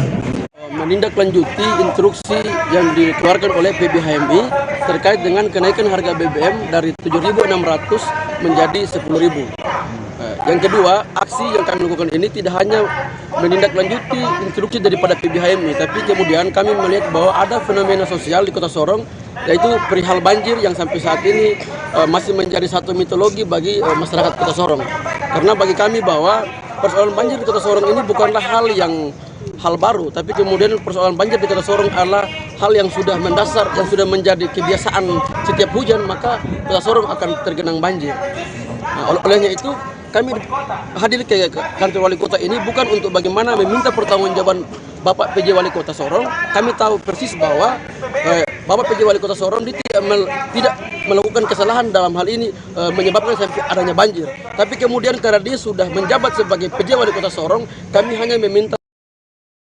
Informasi berikutnya datang dari Kalimantan Timur. Tribuners, pemerintah Kabupaten Penajam Pasir Utara atau PPU berupaya mempertahankan aset milik daerah yang berada di kawasan Ibu Kota Negara atau IKN Nusantara, yakni di Kecamatan Sepaku. Aset pemerintah daerah yang berada pada delineasi IKN di Kecamatan Sepaku ini berupa tanah dan bangunan dengan luas kurang lebih 43 hektar. Untuk informasi lengkapnya akan dilaporkan rekan Nita Rahayu, reporter Tribun Kaltim yang sudah bergabung di sana. Silakan rekan Nita. Baik, terima kasih Dea dapat kami laporkan. Halo, rekan Nita. Ya, Dea. Dan Tribuners dimanapun Anda berada dapat kami laporkan dari Kabupaten Penajam Pasir Utara bahwa saat ini pemerintah Kabupaten Penajam Pasir Utara sedang berupaya untuk mempertahankan aset yang merupakan milik pemerintah daerah yang berada di Kecamatan Sepaku, di mana kecamatan tersebut saat ini merupakan Ibu Kota Negara Nusantara. Hal itu ditegaskan oleh Sekretaris Daerah Kabupaten Penajam Pasir Utara Tohar kepada tribunkaltim.co. Kata Tohar, aset pemerintah daerah yang berada pada delineasi IKN di Kecamatan Sepaku berupa tanah dan bangunan. Luasnya kurang lebih sekitar 43 hektar.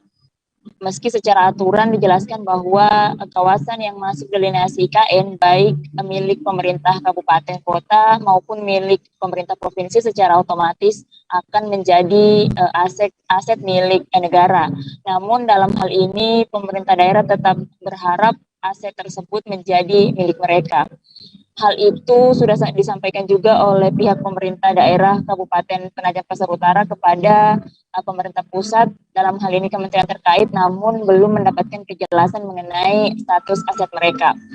Beberapa aset pemerintah daerah yang ada di Kecamatan Sepaku seperti mulai dari fasilitas pendidikan dan fasilitas kesehatan, salah satunya itu Rumah Sakit Pratama hingga guest house yang menjadi milik dari pemerintah daerah itu sendiri. Aset tersebut dikatakan Tohar alasannya untuk dipertahankan menjadi milik mereka, yakni supaya PPU nantinya punya identitas ataupun punya kebanggaan tersendiri di IKN sebagai wilayah asal dari ibu kota negara itu sendiri. Demikian deh ya. Baik, terima kasih rekan Dita Rahayu untuk laporan Anda. Selamat bertugas kembali. Kita beralih ke kabar berikutnya. Satu unit truk Hindo terperosok ke dalam jurang di Kelok Banto, Sitinjau, Lauli, Kecamatan Lubuk, Kilangan, Kota Padang, Provinsi Sumatera Barat pada Minggu 28 Agustus dini hari kemarin. Adapun sang sopir truk yaitu Dedek Supriyadi 35 tahun belum kunjung ditemukan hingga laporan Minggu sore. Dan untuk kabar terkini terkait peristiwa ini Tribuners, kami sudah terhubung dengan rekan Wahyu Bahar, reporter Tribun Padang yang akan melaporkan untuk update terkininya. Silakan rekan.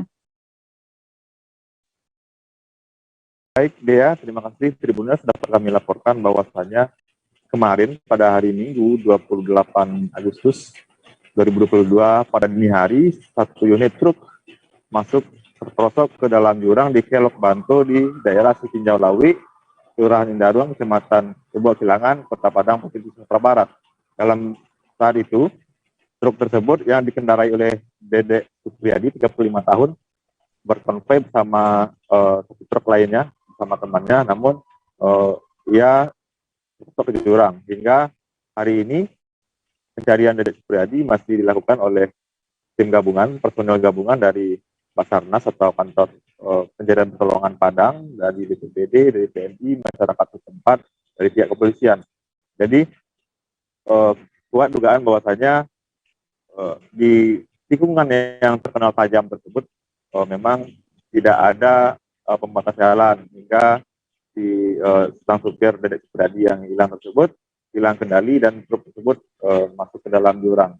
Hari kemarin, hari Minggu, kami pantau di lapangan, petugas masih melakukan pencarian di jurang tersebut. Petugas dari Basarnas atau kantor SAR sudah menyisir lebih kurang 100 meter ke bawah jurang hingga mobil truk tersebut ditemukan, namun sang sopir Dedek Supriyadi masih belum kunjung ditemukan. BPBD mengatakan, dari Basril mengatakan dari pihak BPBD, kemiringan dari jurang tersebut adalah 60 derajat, sementara truk tersebut tersangkut sekitar 100 meter ke jurang. Jurang tersebut sendiri ada sekitar 400 meter ke dasarnya. Jadi petugas Basarnas, petugas gabungan lainnya masih melakukan pencarian hingga hari ini. Kemarin pencarian dilakukan sejak subuh hingga sore hari dan berakhir saat hari hujan, karena di sini juga cuaca sedang ekstrim. Kemudian tadi juga pencarian dilakukan kembali, namun juga ada kendala dengan cuaca. Gitu dia. Baik, terima kasih rekan Wahyu Bahar. Dan berikut Tribuners keterangan dari Kabid Kedaruratan dan Logistik BPBD Padang, Basril, dan juga Kasih Ops Kantor Pencarian dan Pertolongan Padang, Oktavianto selengkapnya. Sisi korban melaporkan tadi temannya satu yang mengikuti korban itu jadi sekitar jam 12 malam tadi, lama dini hari ya, tanggal 28 Agustus 2022. Kronologisnya dia ketika melewati tikungan ini, posisi korban itu di belakang temannya, dia ada di 2 bulan lagi, dan juga posisi yang sisi korban di depan. Ternyata dia langsung zigzag masuk ke dalam jurang sekitar 100 lebih ya. Kemudian nih dari arahnya mereka ini dari Palembang menuju ke Padang membawa mobil hasil lelang, informasi seperti itu. Oleh ternegakan untuk korban terlibat dari gabungan tadi mencari kedalaman lebih kurang 100 meter dan kemiringan lebih kurang 60 derajat ya. Sampai saat sekarang korban belum ditemukan, mobil A1 jatuh dan tersangkut. Nah, kalau persis ke bawahnya itu ada sekitar 400 meter. Beralih ke Riau, Tribuners, satu unit mobil jenis pick-up terbakar di jalan lintas di kilometer 55 Pangkalan Kerinci, Kabupaten Pelalawan. Kejadian itu menghebohkan pengguna jalan lainnya yang melintas. Foto-foto dan video mobil pick-up yang terbakar itu juga sempat beredar luas di media sosial. Dan untuk kronologi kejadiannya dan juga apakah ada korban jiwa di sana akan disampaikan rekan Johannes Tanjung, reporter dari Tribun Pekanbaru. Silakan, rekan. Baik, selamat sore semua Tribuners dan rekan Dea. Saya sampaikan memang satu unit mobil jenis pickup terbakar di Jalan Lintas Timur, kilometer 55 pada Kamis sore pekan lalu, sekitar pukul 16. Foto-foto dan video mobil pickup kebakaran ini langsung tersebar di media sosial yang disebarkan oleh masyarakat maupun para pengguna jalan yang menjadi saksi mata pada kebakaran itu. Berdasarkan informasi yang kami dapatkan dari saksi mata kejadian, yakni mobil tersebut meluncur atau bergerak dari arah Kota Pekanbaru ke arah Kota Pangkalan Kerinci yang merupakan ibu kota Kabupaten Pelalawan. Namun tiba-tiba di tengah jalan mobil tersebut muncul percikan api yang langsung membakar semua bodi kendaraan dan juga barang bawaan yang dibawa oleh kendaraan tersebut. Dugaan sementara api muncul akibat korsleting listrik atau arus pendek yang terjadi di bagian kelistrikan mobil. Mobil tersebut merupakan memiliki nomor polisi BM 89981CK yang terbakar di jalan lintas yang merupakan jalan penghubung antara pusat perkantoran Bakti Praja milik Pemkab Pelalawan ke jalan lintas timur kilometer 55. Adapun barang elektronik yang diangkut oleh mobil naas tersebut pada bagian baknya yaitu 1 unit mesin cuci dan 1 unit kulkas. Berdasarkan konfirmasi kami dengan Kepala Satpol PP dan Damkar Kabupaten Pelalawan, Bapak Tengku Junedi membenarkan peristiwa tersebut dan pihaknya mendapat laporan dari masyarakat terkait kejadian kebakaran yang menghebohkan pengendara lalu lintas yang ada di kilometer 55. Sebagai informasi pada Anda, Tribuners, bahwasanya jalur ini jalur padat yang digunakan oleh masyarakat, sehingga ketika ada kejadian kebakaran tentu akan menghebohkan para pengguna jalan yang menggunakan jalur tersebut. Mendapat informasi tersebut, tim Damkar Pelalawan langsung dikirim oleh Kasatpol PP sejumlah belasan personil dan 3 unit mobil pemadam kebakaran. Setelah berhasil dilakukan pemadaman, mobil tersebut hanya tersisa puing-puing saja bekas kebakaran dan kerugian material belum dilakukan penghitungan oleh tim Damkar Satpol PP. Adapun supir diketahui bernama Atir dan pemilik mobil merupakan toke ataupun pemilik usaha barang-barang elektronik yang ada di Pangkalan Kerinci. Demikian, kembali ke rekan Dea di studio. Baik, terima kasih rekan Johannes Tanjung untuk laporan Anda dari Pekanbaru. Selamat bertugas kembali. Kita beralih ke Jawa Timur. Puluhan anggota Polres Sampang menjalankan tes urin secara mendadak seusai apel pagi di Mapolres setempat pada hari ini Senin 29 Agustus 2022 pagi. Kegiatan tersebut sebagai tindak lanjut keseriusan Kapolri dan Kapolda Jawa Timur guna memberantas peredaran narkoba terutama di tubuh Polri sendiri. Dan saat ini kami sudah terhubung dengan reporter Tribun Madura, ada rekan Hanggara Pratama yang akan melaporkan di sana. Silakan rekan.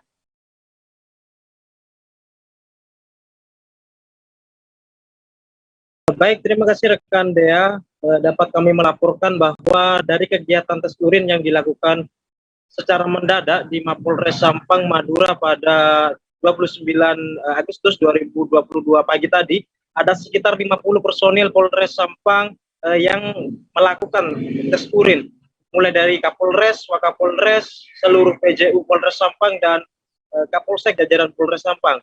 Sehingga dalam pelaksanaannya langsung dikawal anggota Provos dan Paminal baik di luar maupun di dalam kamar mandi saat mengambil sampel urin itu sendiri.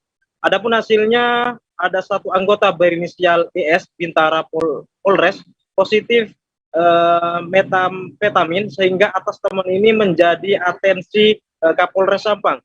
Maka dalam waktu dekat anggota yang kesehariannya berada di bagian Sabara tersebut akan dilakukan tindakan tegas. Bahkan Kapolres Sampang AKBP Arman sendiri yang akan melanjutkan ke sidang disiplin maupun ke kode etik kepolisian.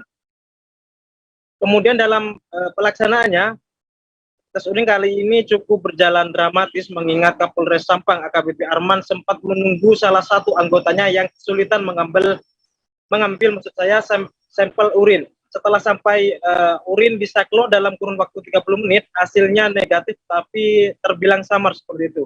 Sehingga anggota tersebut akan mendapatkan pengawasan dan pembinaan khusus dari Kapolres Sampang AKBP Arman.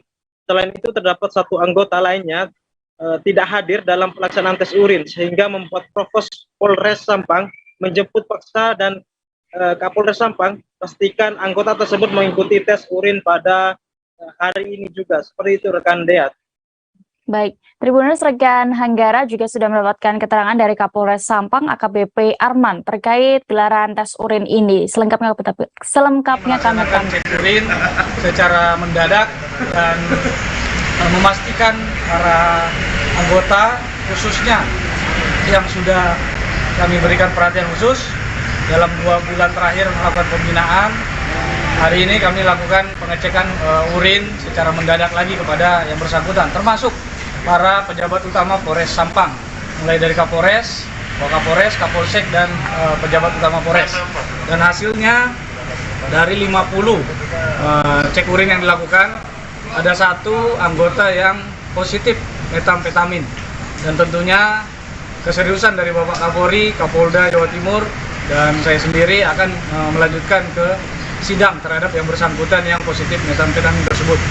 Kemudian ada 1 tadi yang sulit mengeluarkan urin, kami cukup lama menunggunya setengah jam, akhirnya urinnya juga bisa keluar. Dan Parade dan Gebiar Kebaya Nasional tahun 2022 menuju UNESCO sukses digelar di lapangan Benteng Medan. Acara Gebiar Kebaya ini dihadiri 10.000 lebih perempuan Sumatera Utara yang terdiri dari perwakilan 33 kabupaten dan kota di Sumut.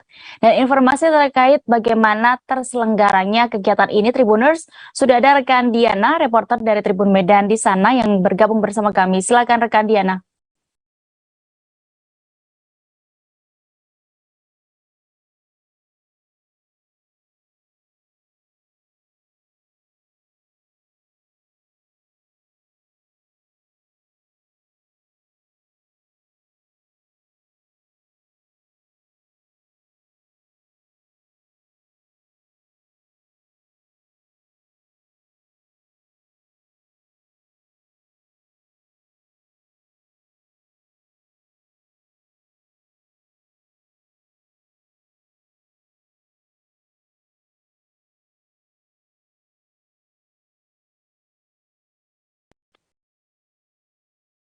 Baik, silakan rekan Diana untuk informasi Anda.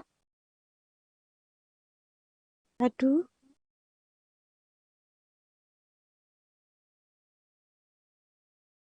Halo, rekan Diana. Baik. Ya. Parade dan Gebiar Kebaya Nasional tahun 2022 Go to UNESCO digelar di lapangan Benteng Medan pada Minggu 28 Agustus 2022.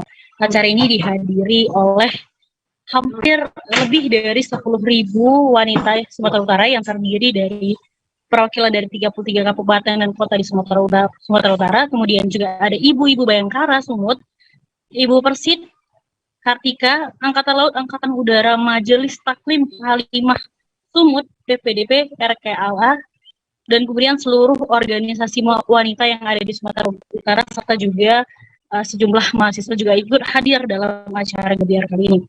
Dalam acara ini juga terdapat rangkaian acara parade di mana seluruh peserta yang sejumlah 10.000 lebih itu mengelilingi lapangan benteng dengan menggunakan pakaian adat atau pakaian kebaya yang diikuti sesuai dengan kelompok atau daerah mereka masing-masing dan diiringi dengan lagu-lagu daerah asal dari kota masing-masing. Kemudian terdapat juga sekitar 60 hingga 66 tenan UMKM dengan menyajikan makanan. Kemudian juga ada acara fashion show, di mana fashion show ini diikuti oleh para model dengan menggunakan baju kebaya dan juga diikuti oleh perwakilan dari Ibu Bayangkari, Ibu Persid, dan organisasi wanita yang ada di Sumut. Begitu. Dan kegiatan ini merupakan bertujuan untuk mendukung program Kebaya Indonesia Go to UNESCO dan untuk melestarikan kebaya sebagai warisan budaya leluhur sekaligus memperkuat gerakan pelestarian budaya melalui pengenalan dan ajakan menggunakan kebaya kepada generasi muda. Baik, terima kasih rekan Diana untuk laporan Anda dari Kota Medan. Selamat bertugas kembali. Kita beralih ke informasi selanjutnya, Tribuners. Kabar duka datang menyelimuti klub sepak bola Persebaya Surabaya. Ibu mertua dari Azrul Ananda sekaligus Ibunda Ivo Ananda, Endang Purwani Ediarti, tutup usia pada hari ini Senin 29 Agustus 2022. Sejumlah tokoh penting Persebaya beserta sanak saudara dan kolega dari Azrul maupun Ivo Ananda satu persatu mendatangi rumah duka di Kecamatan Tenggilis, Mejoyo, Kota Surabaya. Untuk informasi selengkapnya, Tribuners sudah bergabung bersama kami rekan Febrianto Ramadhani di sana. Silakan rekan. Baik, jadi selamat sore para pemirsa Surya dan Tribun dimanapun Anda berada. Jadi Ibu mertua Azrul Ananda sekaligus Ibunda Ivo Ananda, Endang Purwani Ediarti, tutup usia pada Senin 29 Agustus 2022. Pantauan di rumah duka sejumlah tokoh penting Persebaya beserta sanak saudara dan kolega dari Azrul maupun Ivo Ananda satu persatu mendatangi rumah duka di Jalan Kutisari Selatan 7 nomor 32, Kecamatan Tenggilis, Mejoyo, Kota Surabaya. Berbagai ucapan duka dalam bentuk karangan bunga memenuhi halaman dan bagian depan rumah. Berdasarkan informasi yang dihimpun oleh wartawan surya.co.id dari pelayat, Endang diketahui meninggal dunia dikarenakan sakit.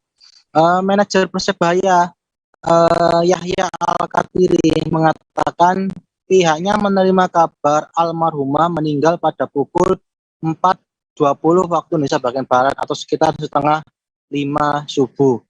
Kata Yahya, kami turut berduka cita dan berbelasungkawa yang sedalam-dalamnya. Semoga keluarga yang ditinggalkan mendapat ketabahan, ujarnya ketika ditemui di lokasi. Menurut Yahya, jenazah sudah dimakamkan di tempat pemakaman umum setempat pada waktu 10 waktu Indonesia bagian Barat, 10 pagi waktu Indonesia bagian Barat. Beliau adalah sosok yang penting bagi Ivo Ananda, istri Azrul Ananda. Semoga almarhumah semasa hidup diterima, semoga amal almarhumah semasa hidup diterima oleh Tuhan Yang Maha Esa, pungkas Yahya. Demikian yang bisa saya sampaikan, kembali ke studio. Baik, terima kasih rekan Febrianto untuk informasi Anda dari Kota Surabaya. Selamat bertugas kembali. Dan Tribuners, berikut kami tampilkan keterangan dari manajer Persebaya Yahya Al-Katiri selengkapnya. Ibu Ivo, ibunya bernama Ibu Endang, meninggal dunia pada tadi pagi jam 4-an subuh tadi, 4.30. Oke, Pak, meninggalnya gara-gara apa ya, Pak? Waduh, itu kalau itu pastinya saya kurang tahu juga. Oh, jadi dari Persebaya kabarnya sudah 4:30 subuh ya, Pak ya? Oke. Pak, mungkin ada sosok atau mungkin kenangan dari atau gimana gitu, Pak? Nah, ya ini yang jelas kan semuanya turut mengadukan ibunya Mbak Ivo ya. Ada ini nggak Pak, rencana dimakamkan di mana gitu, Pak? Sudah tadi dimakamkan jam 10 pagi di daerah sini di pemakaman Galis. 5 atlet pencak silat mengharumkan nama Kabupaten Rotendao, Nusa Tenggara Timur pada event kejuaraan Paku Bumi Open atau PBO International Championship 2022. Perlombaan ini berlangsung di Gelanggang Olahraga Jatinagor, Kabupaten Sumedang, Provinsi Jawa Barat, dan dari tanggal 25 hingga 26 Agustus 2022. Apa saja medali yang berhasil direbut oleh kontingen Rotendao akan disampaikan rekan Rio Teti, reporter dari Pos Kupang. Silakan rekan. Baik, selamat sore untuk rekan Dea dan Tribuner sekalian yang terkasih. Untuk kita ketahui bersama bahwa sebanyak 5 anak yang merupakan atlet pencak silat asal Kabupaten Rotendao berhasil mendulang 8 medali dengan rincian 3 medali emas dan 5 medali perak dalam kejuaraan Pakubumi Open International Championship tahun 2022 yang digelar di Gelanggang Olahraga Jatinagor, Kabupaten Sumedang, Provinsi Jawa Barat. Perhelatan kejuaraan Pakubumi Open International Championship tahun 2022 tersebut digelar pada tanggal 25 hingga tanggal 26 Agustus 2022 yang lalu. Oh ya Tribuners, saat berlaga, kelima atlet pencaksilat tak hanya membawa nama Kabupaten Rotendao, tetapi sekaligus mewakili Provinsi Nusa Tenggara Timur. Kelima atlet ini juga sukses membuktikan diri dengan menjadi tim terbaik kedua dari 125 tim dan berhasil mendapatkan piala. Kepulangan kelima atlet pencaksilat bersama pelatih di Rotendao menyisakan kabar sukacita Tribuners. Tiba di ruang kerja Bupati Rotendao dan berbincang bersama pada hari Sabtu tanggal 27 Agustus 2022, pelatih yang membawa kelima atlet tersebut, Simpson Nulek, menyampaikan rasa syukur dan terima kasih kepada Bupati Rotendao atas dukungan dan bantuan Pemkab Rotendao sehingga timnya bisa berlaga mewakili Provinsi Nusa Tenggara Timur di ajang Indonesia Pakubumi Open International Championship tahun 2022. Menurutnya, berkat dukungan dari pemerintah Kabupaten Rotendao, kelima atlet berhasil mengemas prestasi yang membanggakan berupa 8 medali, terdiri dari 3 medali emas dan 5 medali perak, dan 1 piala sebagai tim terbaik kedua dari 125 tim yang berlaga. Tribuners dan rekan DA, untuk kita ketahui bersama, kelima atlet yang meraih medali tersebut yakni Titania Sakarias, pelajar SDK Santo Kristoforus Baa, meraih 2 medali yakni 1 medali emas dan 1 perak pada kategori tanding putri SD kelas G dan kategori jurus tunggal. Yang kedua, Yalen Fanggi, siswa SMK Negeri 1 Lobalain, meraih 2 medali, 1 emas dan 1 perak pada kategori tanding putri SMA, SMK kelas C dan dalam jurus tunggal. Yang ketiga, Surya Nulek, siswa SMP Negeri 2 Lobalain, meraih 1 medali emas pada kategori tanding putra SMP kelas P. Keempat, Ans Gabria, meraih 2 medali perak pada kategori tanding putra SD kelas F dan jurus tunggal. Kemudian yang kelima, Gerika Pelokila, siswa SMP Negeri 2 Rote Tengah, meraih 1 medali perak pada kategori tanding putri SMP kelas F. Adapun pelatih Simpson Nulek dan kelima pencaksilat tersebut mempersembahkan piala yang diraih kepada Bupati dan Wakil Bupati Rotendao sebagai tim terbaik kedua dari 125 tim kejuaraan pencaksilat pelajar Indonesia Pakubumi Open International Championship tahun 2022.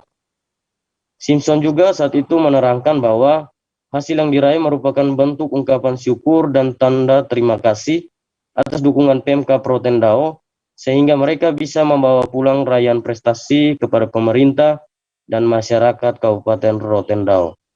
Tribuners, sementara itu dalam penjelasannya Bupati Rotendao Paulina Haningbulu menyampaikan bahwa dirinya sangat berbangga kepada pelatih dan kelima atlet tersebut karena kelima atlet tersebut telah mengharumkan nama Kabupaten Rotendao dan juga Provinsi Nusa Tenggara Timur. Dirinya juga memberi pesan bagi atlet pencaksilat yang lain agar termotivasi dengan prestasi yang sudah diraih oleh anak-anak asuhan pelatih Simpson Nulek. Keberhasilan tim, dikatakan Bupati Paulina, menjadi gebrakan untuk mendorong para atlet lain supaya bisa mengikuti event-event lainnya pada level yang lebih tinggi. Selain itu, Pemkab Rotendao juga berterima kasih karena hadirnya pelatih Simpson yang sangat luar biasa telah membimbing anak-anak dan memimpin mereka dari Rote sampai di Jawa Barat ke saat kala itu, dan ternyata pulang kembali ke Rote mendulang medali emas dan perak. Sebagai informasi Tribuners dan rekan DA, keberhasilan tim yang dicapai akan dilaporkan kepada KONI Provinsi Nusa Tenggara Timur karena tim pencaksilat dari Kabupaten Rotendao yang berlaga di Jawa Barat membawa nama Provinsi Nusa Tenggara Timur. Sehingga dengan demikian, tim ini bisa mendapatkan pembinaan untuk mengikuti event-event lainnya. Kemudian hal yang sama juga disampaikan oleh Bapak Stefanus M. Saek selaku Wakil Bupati Rotendao dan juga selaku Ketua Harian KONI Kabupaten Rotendao. Dirinya juga merasa sangat berbangga atas prestasi yang diraih tim pencaksilat asal Rotendao. Menurutnya, anak-anak pencaksilat tersebut tak hanya berlaga di tingkat lokal, tetapi telah mengharumkan nama Roti kancah nasional bahkan internasional. Wakil Ketua KONI juga menginginkan untuk kedepannya para atlet tersebut terus dibina sehingga bisa mengikuti event-event lain seperti Pekan Olahraga Nasional atau PON. 5 atlet yang berangkat dari Rote disebutkan Wakil Ketua KONI Rotendao semuanya pulang dengan membawa medali. Bapak Stefanus Saek juga menyampaikan terima kasih kepada para orang tua atlet yang sudah mendukung dan rela melepaskan anak-anak untuk mengikuti event berskala internasional tersebut. Sebagai informasi, Tribuners dan rekan Dea turut hadir dalam pertemuan tersebut mendampingi Bupati, Wakil Bupati, dan Pelatih Simpson, yakni para guru dan orang tua para atlet. Demikian rekan Dea, saya kembalikan. Baik, terima kasih rekan Rio Teti melaporkan di Kabupaten Rotendao, Nusa Tenggara Timur. Selamat bertugas kembali. Kita beralih ke Provinsi Lampung. Ratusan warga Bandar Lampung terlihat asik jajan di Festival Kuliner Krakatau Taman Enggal Bandar Lampung. Beragam aneka kuliner olahan UMKM dihadirkan di sana untuk memeriahkan festival tersebut. Festival ini sendiri dihadirkan oleh pemerintah Provinsi Lampung sebagai bentuk mengenang erupsi Gunung Krakatau pada tahun 1883 lalu. Dan saat ini kami sudah terhubung dengan rekan Vincenzius Somavera, reporter dari Tribun Lampung yang akan menginformasikan bagaimana kemeriahan di sana. Silakan rekan.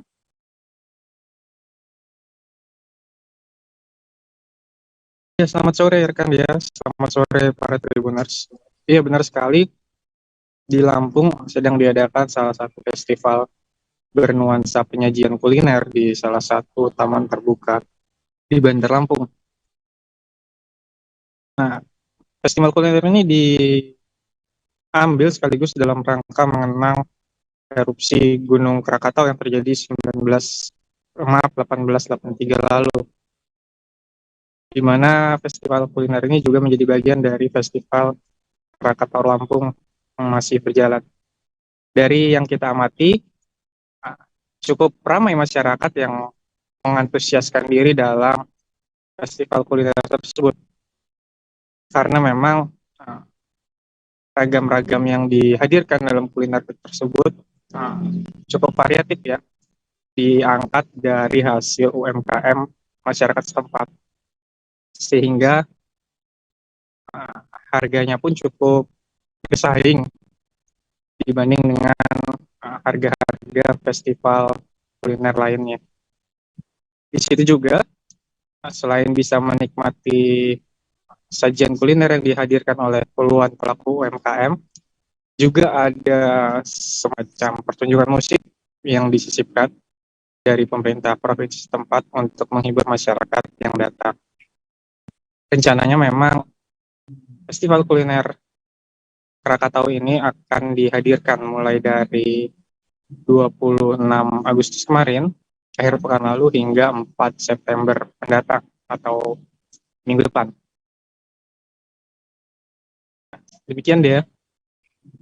Baik, terima kasih rekan Soma untuk informasi Anda. Selamat bertugas kembali. Kita beralih ke informasi berikutnya. Kecelakaan lalu lintas maut terjadi di ruas jalan tol Madiun Kertosono kilometer 634-700A, tepatnya di Desa Bandungan, Kecamatan Saradan, Kabupaten Madiun pada Sabtu 28 Agustus kemarin. Kecelakaan itu melibatkan mobil Daihatsu Sigra dengan truk Hino. Akibat laka lantas tersebut, sopir Daihatsu Sigra bernomor polisi W1723ZE yaitu Rahmat Syawal Adil meninggal dunia di lokasi kejadian. Untuk kronologi lengkapnya, Tribuners akan dilaporkan rekan Sofian Arif Chandra, reporter dari Tribun Jatim. Silakan rekan.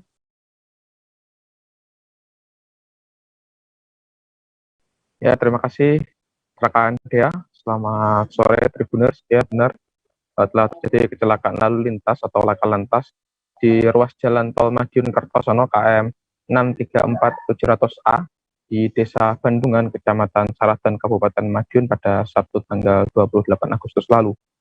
Kecelakaan ini melibatkan dua kendaraan. Yang pertama adalah mobil Daihatsu Sigra dengan truk Hino. Kronologinya, mobil Daihatsu Sigra dengan truk Hino ini melaju searah, yaitu dari arah Madiun menuju arah Surabaya. Nah, tiba-tiba Daihatsu Sigra yang dikemudikan oleh Rahmat Syawal Adil ini menabrak bagian belakang bak truk hingga menyebabkan kondisi mobil rusak parah, terutama di bagian depan, dan mobil bernomor W1723ZE yang dikemudikan Rahmat Syawal tersebut rusak parah dan pengemudinya meninggal dunia di lokasi.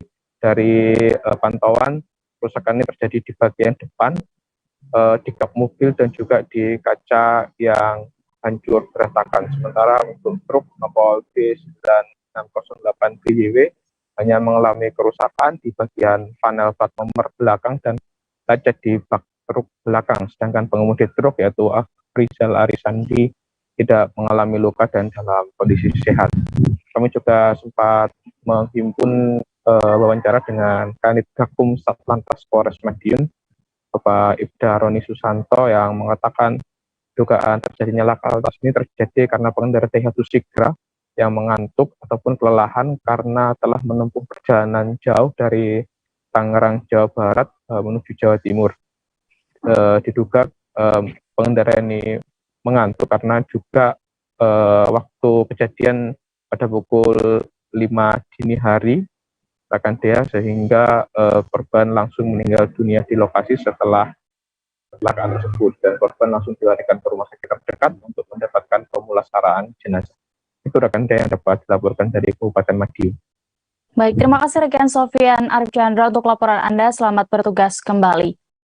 Kita beralih ke informasi berikutnya, Tribuners. Pengurus Besar Himpunan Besar Mahasiswa Islam atau PBHMI menggelar aksi unjuk rasa di depan gedung DPR MPR RI, Senayan, Jakarta Pusat pada hari ini, Senin 29 Agustus 2022.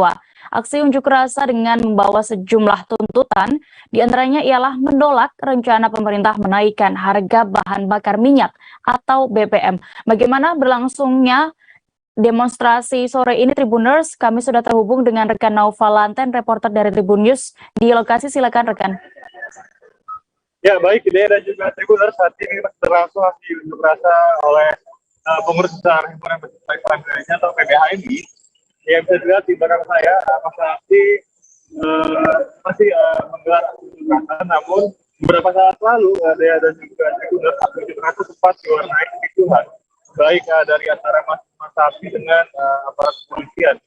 Awalnya mereka masa aksi menggeser mobil komando yang tadinya disiagakan atau ditempatkan di depan gerbang DPR RI, kemudian didorong mundur begitu menuju ke area jalan yang keduanya berada di tepat di belakang saya, dan kontak saja kegiatan aksi tersebut, insiden tersebut langsung memicu gejolak antara petugas kepolisian maupun masa aksi yang tadinya berjalan cukup damai begitu, orasi-orasi yang dilakukan, kemudian menjadi adanya gesekan-gesekan antara jumlah mahasiswa dengan kepolisian, dan insiden tersebut berlangsung tidak terlalu lama.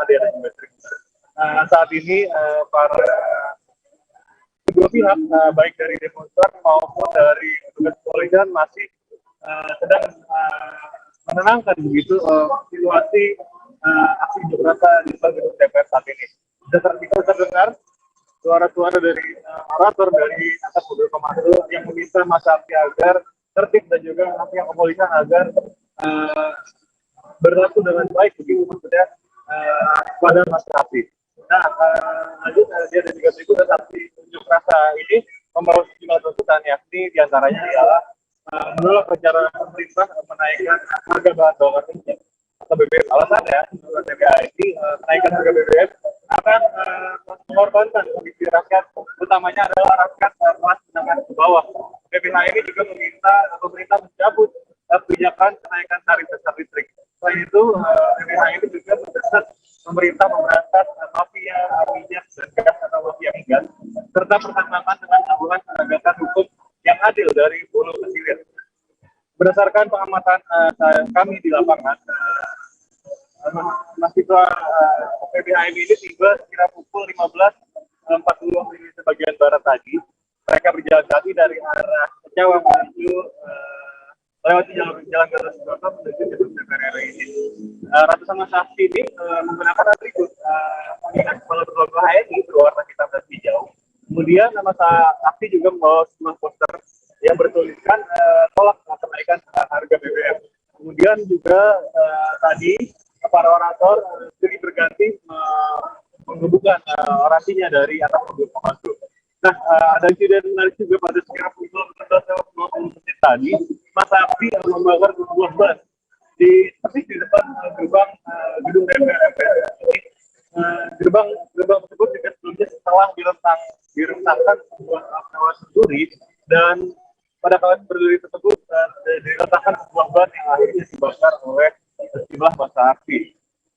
Dan sekira 10 menit berselang, insiden bakar ban tersebut akhirnya mulai bisa diredam gitu dengan seiring dengan padamnya api pada ban yang dibakar oleh massa aksi tersebut. Nah, dia ada juga Tribuner, untuk informasi juga di belakang saya ini masih berlangsung aksi unjuk rasa di depan gedung DPR RI ini oleh PBHM terkait menolak kenaikan harga bahan bakarnya, dan juga sempat terjadi kerusuhan baik antara petugas kepolisian maupun antara massa aksi. Baik. Ada pun para petugas juga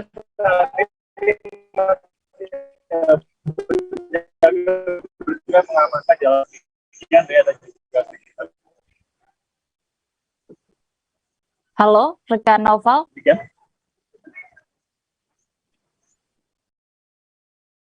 Masih ada lagi yang bisa disampaikan?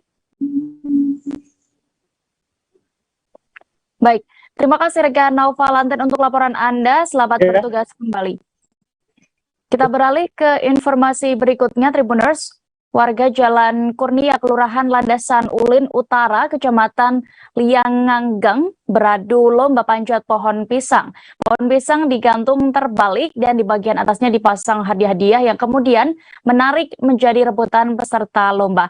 Dan informasi terkait ini dan bagaimana keseruannya, Tribuners, sudah bergabung di sana rekan Milda Sari, reporter dari Banjarmasin Post yang akan melaporkan. Silakan rekan. Iya, terima kasih rekan Dea. Kemarin warga Jalan Kurnia, tepatnya dari Gang Keluarga dan juga Gang Sidodadi di Kelurahan Landasan Ulin Utara, Kecamatan Lianganggang, melangsungkan berbagai macam lomba, mulai dari panjat pohon pisang, dan sebelumnya juga ada lomba menangkap bebek, lomba futsal antar bapak-bapak namun menggunakan daster, dan lomba joget berpasangan. Dan lomba-lomba ini sendiri dalam rangka memeriahkan HUT RI ke-77 kemarin, dan baru digelar pada kemarin. Dan kegiatan ini sendiri merupakan kegiatan tahunan warga Gang Sidodadi dan juga Gang Keluarga di Jalan Kurnia, di mana anggaran sendiri kolektif dari warga di dua gang tersebut. Dan kegiatan lomba panjat pisang ini sendiri tidak hanya diikuti oleh dua gang dari Jalan Kurnia, namun diikuti oleh warga di seluruh Jalan Kurnia yang ingin berpartisipasi.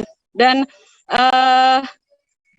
keseruan dari panjat pisang ini sendiri di mana yang peserta harus memanjat berpasangan berdua, yang kemudian sulit ditaklukkan untuk panjat pisangnya, dan dilanjutkan dengan tim bertiga orang, sebanyak 3 orang. Dan pada lomba panjat pisang sendiri, panitia sudah memberi sabun krim yang dioleskan di batang pohon pisang, dan di bawahnya terdapat kolam air yang juga sudah diberi sabun krim, sehingga untuk peserta yang mengikuti lomba akan mengalami kesulitan karena batang pohon yang sangat licin. Begitu rekan Dea. Baik, Tribuners rekan Milna juga sudah melakukan wawancara bersama salah satu panitia lomba bernama Nana. Berikut liputannya. Ya Bu, ya. Sudah mulai kapan Bu? Baru hari ini sama nanti besok. Ini kan menyempatkan waktu luang dulu. Jadi besok nanti masih ada 2 grup lagi yang main karena ini tadi kan sebagian pemainnya kerja.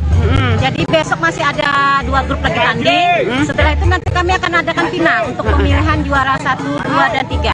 Dan rangka apa sih ini? Dalam rangka masih HUT RI yang ke-77. Ya. Bu, ini selain sepak bola pakai baju daster ada lomba apa sih lagi Bu? Pagi kita ada acara lomba emak-emak, lomba ibu-ibu, yaitu terdiri dari 4 lomba. Ada lomba tadi pagi sudah ada lomba joget bola ibu-ibu. Oh, joget bola. Terus lomba joget bapak-bapak juga bola. Setelah itu ada estafet karet. Terus ada lomba joget balon berpasangan. Setelah itu ada lomba tangkap bebek pagi tadi. Oh, tangkap bebek ya, ada juga. Setelah habis siang jam 3 kami ada acarakan anak-anak. Anak-anak lombanya sampai kapan sih ini Bu? Ini insya Allah nanti mungkin sampai besok sore. Oh, sampai besok sore. Belasan peserta mengikuti perlombaan layang-layang pada Festival Embung Bukit Tumang di Kelurahan Raya, Kecamatan Singkep Barat, Kabupaten Lingga, Provinsi Kepulauan Riau. Berbagai macam corak layang-layang yang dibuat oleh para peserta untuk menunjukkan keunikannya masing-masing pun diterbangkan. Dan bagaimana keseruannya Tribuners dan juga apa saja macam dari layang-layang ini, kami sudah terhubung dengan rekan Febri Yuanda di sana. Silakan rekan dengan informasi Anda. Baik, rekan Dea, terima kasih Tribuners teman-teman Anda berada. Kali ini saya menyaksikan langsung bagaimana penerbangan layang-layang sebagai lomba kemeriahan Festival Embung Bukit Tumang di Kelurahan Raya Kecamatan Singkep Barat, yang mana masih di momen hari ulang tahun ke-77 Republik Indonesia, Tribuners. Dan saat ini memang perlombaan layang-layang ini sudah sangat langka, apalagi dikarenakan pandemi COVID yang 2 tahun sebelumnya melanda Lingga dengan kasus tinggi juga, sehingga membuat perlombaan layang-layang ini menjadi langka. Dan juga pada saat ini ya antusias masyarakat untuk melihat lomba yang langka ini sangat besar, Tribuners. Berbagai macam corak yang dibuat oleh para pekerja ini atau para peserta ini, seperti ada yang berbentuk seperti ini, ada yang berbentuk capung, ada yang berbentuk burung Garuda, ada bentuk perahu, dan disandingkan dengan budaya Melayu di sini, karena rata-rata masyarakat di sini budaya Melayu dengan warna kuning khasnya, dengan warna hijau disandingkan dengan perahu. Ada juga yang berbentuk Garuda, Tribuners, banyak macam sekali, sehingga membuat keunikan tersendiri bagi para penonton yang melihatnya. Namun dikarenakan cuaca yang mendung ya, apalagi sempat diguyur hujan, sehingga membuat layang-layang ini sedikit menunggu lama ya, apalagi kendalanya angin yang kurang kencang, sehingga membuat hampir 2 jam lebih ya menunggu angin para peserta yang layang ini. Dan ada juga yang dalam aturan ini juri memberikan 3 kali kesempatan bagi peserta ya untuk menerbangkan layang-layang, sehingga untuk mereka yang telah gagal 3 kali tidak diperbolehkan atau tidak menjadi penilaian lagi ya untuk penerbangan layang-layang tersebut, Tribuners. Dan untuk penerbangan layang-layang ini ya dihitung bukan dari penerbangan saja, tapi juga kreativitas pembuatan layang-layang, cara penerbangan, cara mereka mengkreasikan saat layang-layang diterbangkan, dan juga saat penurunan sampai ke tangan mereka, Tribuners. Begitu, Dea. Baik, Tribuners rekan Febri Yuanda juga sudah melakukan wawancara bersama beberapa peserta untuk menerbangkan layang-layang ini. Berikut liputannya. Layang-layang jenis apa nih? Ini layang lancang kuning. Lancang kuning, perahu ya? Nah, perahu itu jenis merah putih. Ya, berapa kali ikut Pak dengan ini? Garuda lah. Burung Garuda. Karena HUT RI ya. Berapa lama pembuatannya? 2 hari. 2 hari. Dari bambu ya? Bambu. Terus? Kertas minyak. Kertas minyak. Peta. Ini udah belasan tahun. Oh, udah belasan tahun. Jadi buatnya nih? Paling 1 hari. 1 hari. Peserta dari mana nih? Tawon. Memang sebelumnya udah pernah ikut atau gimana, Pak? Pernah juara gitu? Oh, udah berapa kali ikut Bang dengan ini, Bang? Berapa? Belasan kali. Udah belasan kali? 14 kali. Oh. Gimana aja, Bang? Ini dari Singkep Barat dengan ini 2 kali. Oh, kalau luar belum ada ya? Belum ada, masih sekitaran Pulau Singkep aja ya? Beralih ke kabar berikutnya, Tribuners, kuasa hukum keluarga mendiang Brigadir Nofriansyah Yosua Huta Barat atau Brigadir J menyebut ada dua tujuan dalam pengakuan Putri Chandrawati. Diketahui setelah laporan dugaan pelecehan dihentikan dan Putri ditetapkan sebagai tersangka, ia tetap bersikukuh sebagai korban pelecehan seksual. Martin Lukas Simanjuntak, anggota kuasa hukum keluarga korban, mengatakan tujuan pertama istri dari Irjen Verdi Sambo itu adalah untuk melakukan pembelaan terhadap harkat dan martabat, sehingga Putri bisa menggugah perasaan para penegak hukum hingga publik. Martin menyebut alasan kedua mengapa Putri Chandrawati tetap mempertahankan laporan pelecehan seksual, yakni sama-sama ingin menyelamatkan antara suami dan istri agar keluarga mereka tetap utuh. Namun Martin menilai pengakuan Putri Chandrawati tersebut justru akan merugikan dirinya dan Verdi Sambo di pengadilan. Ia mengatakan motif pelecehan seksual tersebut justru akan menguatkan pasal yang disangkakan kepada kelima tersangka, yakni Verdi Sambo, Putri Chandrawati, Baradae, Kuat Ma'ruf, dan Brigadir R. Maksud kami, Bribka RR. Pasalnya itu berarti sudah ada peristiwa hari sebelumnya yang membenarkan memang memicu terjadinya perencanaan pembunuhan. Pengakuan Putri itu bisa menyempurnakan dari apa yang dirumuskan dalam dalih pasal 340. Secara yuridis justru merugikan mereka baik dari pandangan hakim, pandangan jaksa, pandangan publik, bahkan pandangan keluarga korban. Diketahui kelima tersangka pembunuhan Brigadir J disangkakan pasal 340 KUHP tentang pembunuhan berencana, subsidiar pasal 338 KUHP, junto pasal 55 dan pasal 56 KUHP dengan ancaman maksimal hukuman mati.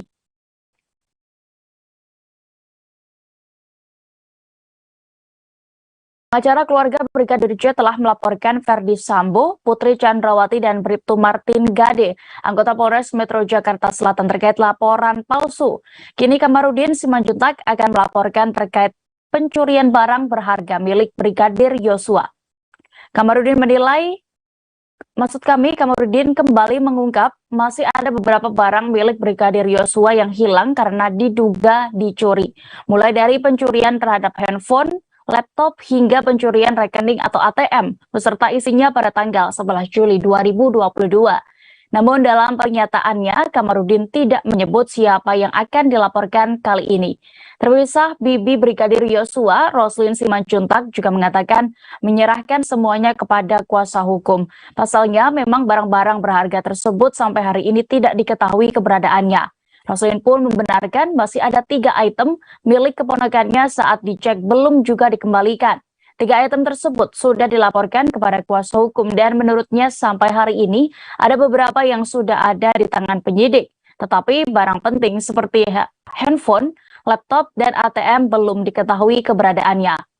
Sebagai informasi, penyidik Barreskrim Polri akan menggelar rekonstruksi kasus pembunuhan Brigadir J pada besok Selasa 30 Agustus 2022. Kelima tersangka dipastikan mengikuti secara langsung reka adegan di TKP Kompleks Polri Duren 3 Jakarta Selatan secara tertutup.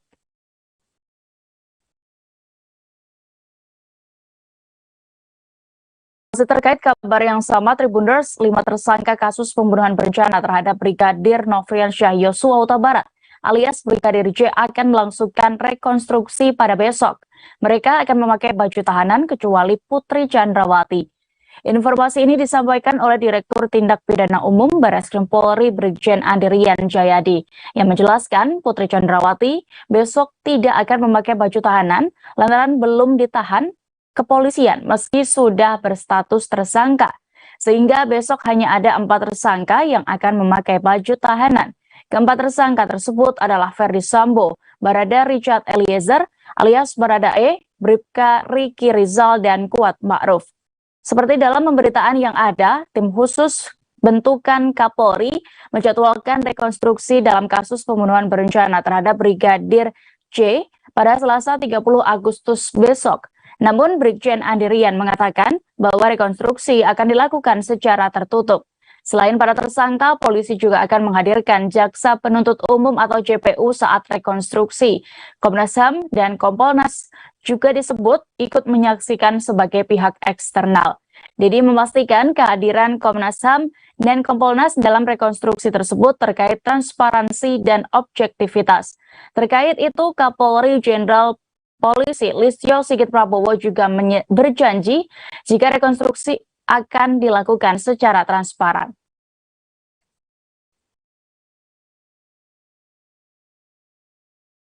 Kadif Propam Polri Verdi Sambo disebut sombong dan arogan oleh kuasa hukum mendiang Brigadir J, yakni Kamarudin Simanjuntak.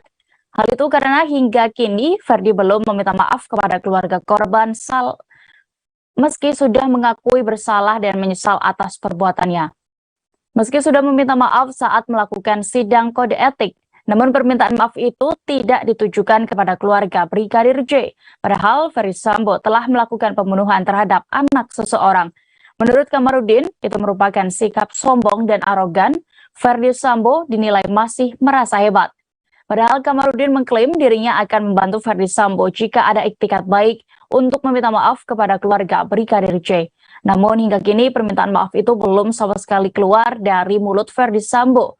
Di samping itu, Kamarudin juga mengatakan kekecewaan kedua orang tua Brigadir J kepada Verdi Sambo karena mereka merasa tersangka Verdi tidak memiliki rasa penyesalan setelah menjadi otak pembunuhan Brigadir J. Sebelumnya, sidang KKEP memutuskan mantan Kadif Propam Polri, Verdi Sambo dipecat dari institusi Polri. Dia dipecat karena dianggap terbukti melanggar dalam statusnya tersangka kasus pembunuhan berencana terhadap Brigadir Yosua Huta Barat alias Brigadir J. Verdi Sambo membacakan dan menyerahkan surat permohonan maaf saat sidang kode etik dan profesi Polri atau KKEP di gedung TNCC Mabes Polri Jakarta Selatan pada Jumat 26 Agustus dini hari lalu. Dalam surat itu, Sambo menyampaikan bahwa permohonan maaf kepada institusi Polri yang telah terdampak akibat kasusnya tersebut, khususnya bagi senior-seniornya di institusi Polri.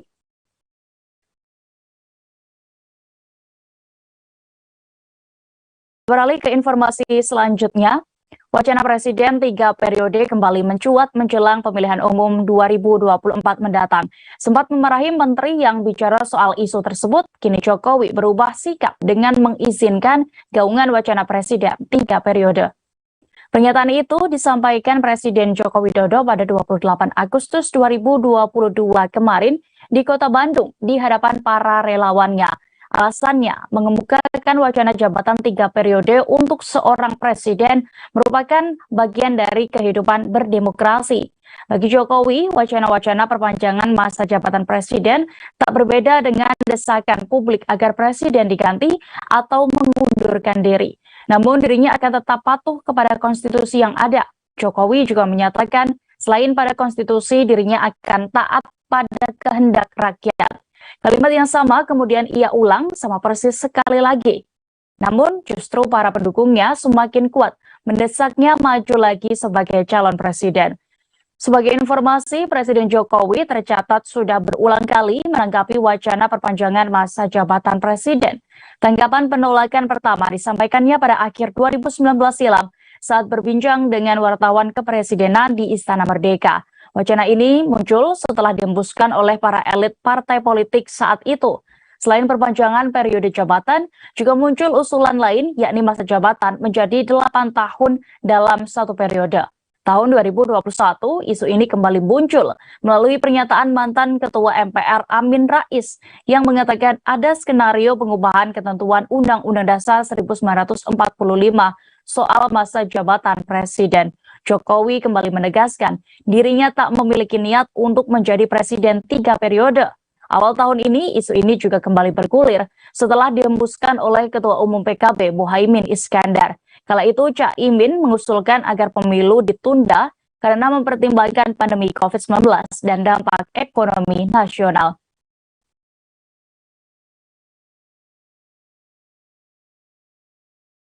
Demikian informasi kali ini. Tribuners, saksikan kabar terbaru lainnya hanya di kanal YouTube Tribun Network. Saya Diamita mewakili kru yang bertugas pamit. Terima kasih dan sampai jumpa.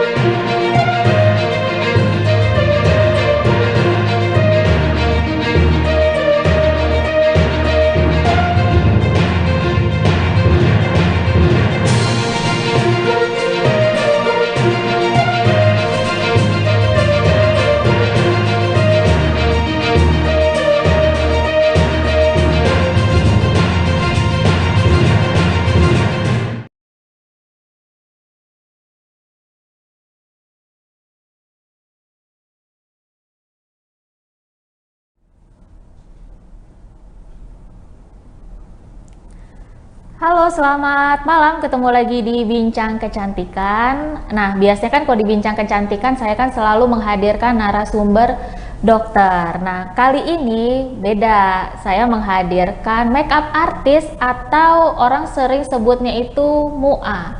Mbak Nurina Tiagita, owner dari Neike Makeup. Halo Mbak. Halo Mbak Dini, selamat malam. Boleh disapa dulu Mbak? Halo, selamat malam. Perkenalkan nama aku Tia dari Neike Makeup. Oke, jadi ini namanya Mbak Nurina Tiagita, panggilannya Mbak Tia. Ya. Jadi Tribunar, selama 30 menit ke depan kita akan ngobrol-ngobrol dengan Mbak Tia seputar gimana sih pemula itu bisa belajar make up. Nah, jadi untuk yang pemula-pemula nih yang pengen banget tahu gimana sih teknik make up yang benar, wajib tonton sampai selesai. Ya, benar nggak Mbak? Betul sekali. Iya. Nah Mbak, sebelum kita ngobrol soal trik make up ini Mbak, saya mau tanya dulu nih ke Mbak Tia ini ya. Sebenarnya make up ini penting nggak sih Mbak? Ada yang bilang make up udahlah nggak penting, ada yang bilang ya penting lah make up, kan gue cewek gitu. Iya. Jadi memang penting nggak pentingnya itu semuanya tergantung dari kembali ke pribadi masing-masing ya. Tapi sebenarnya kalau menurut saya sih itu penting banget. Yang pertama, kenapa kita harus bermake up? Karena itu meningkatkan kepercayaan diri kita. Jadi meningkatkan kepercayaan diri kita, jadi untuk lebih comfort ya. Jadi ketemu orang seperti itu kan. Terus juga meningkatkan kalau misalnya kita bekerja itu kan bisa menjadi nunjang karir ya. Jadi kalau misalnya kayak customer service ataupun penjaga Indomaret ya, mungkin SPG itu kan sangat butuh makeup tuh. Jadi kan butuh untuk menunjang karir juga gitu kan. Dan juga kalau kita misalnya memang semua wanita itu sudah cantik. Tetapi kalau di make up akan lebih menegaskan kecantikan alaminya. Seperti itu Mbak Dini. Oh ya, oke. Nah ini Mbak, ini kan ada yang nyebut make up, ada yang juga nyebut rias. Sebenarnya sama atau beda nggak sih Mbak itu?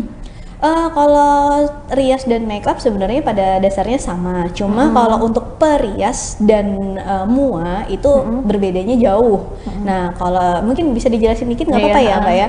Kalau perias itu biasanya mereka itu melakukan kayak pendidikan gitu ya, pendidikan, dan dia bukan hanya menguasai tentang merias wajah, tapi juga belajar tentang cara pasang kain, lalu paes, lalu semua adat-adat di Indonesia itu harus tahu pakem-pakemnya gitu. Terus cara pasang bajunya seperti apa, membuat alisnya itu juga seperti apa, itu berbeda dengan MUA. Kalau MUA dia fokus ke wajah saja gitu. Itu bedanya sih. Oh, bedanya itu. Jadi bedanya kalau MUA itu dia cuma khusus untuk make upnya aja ya Mbak.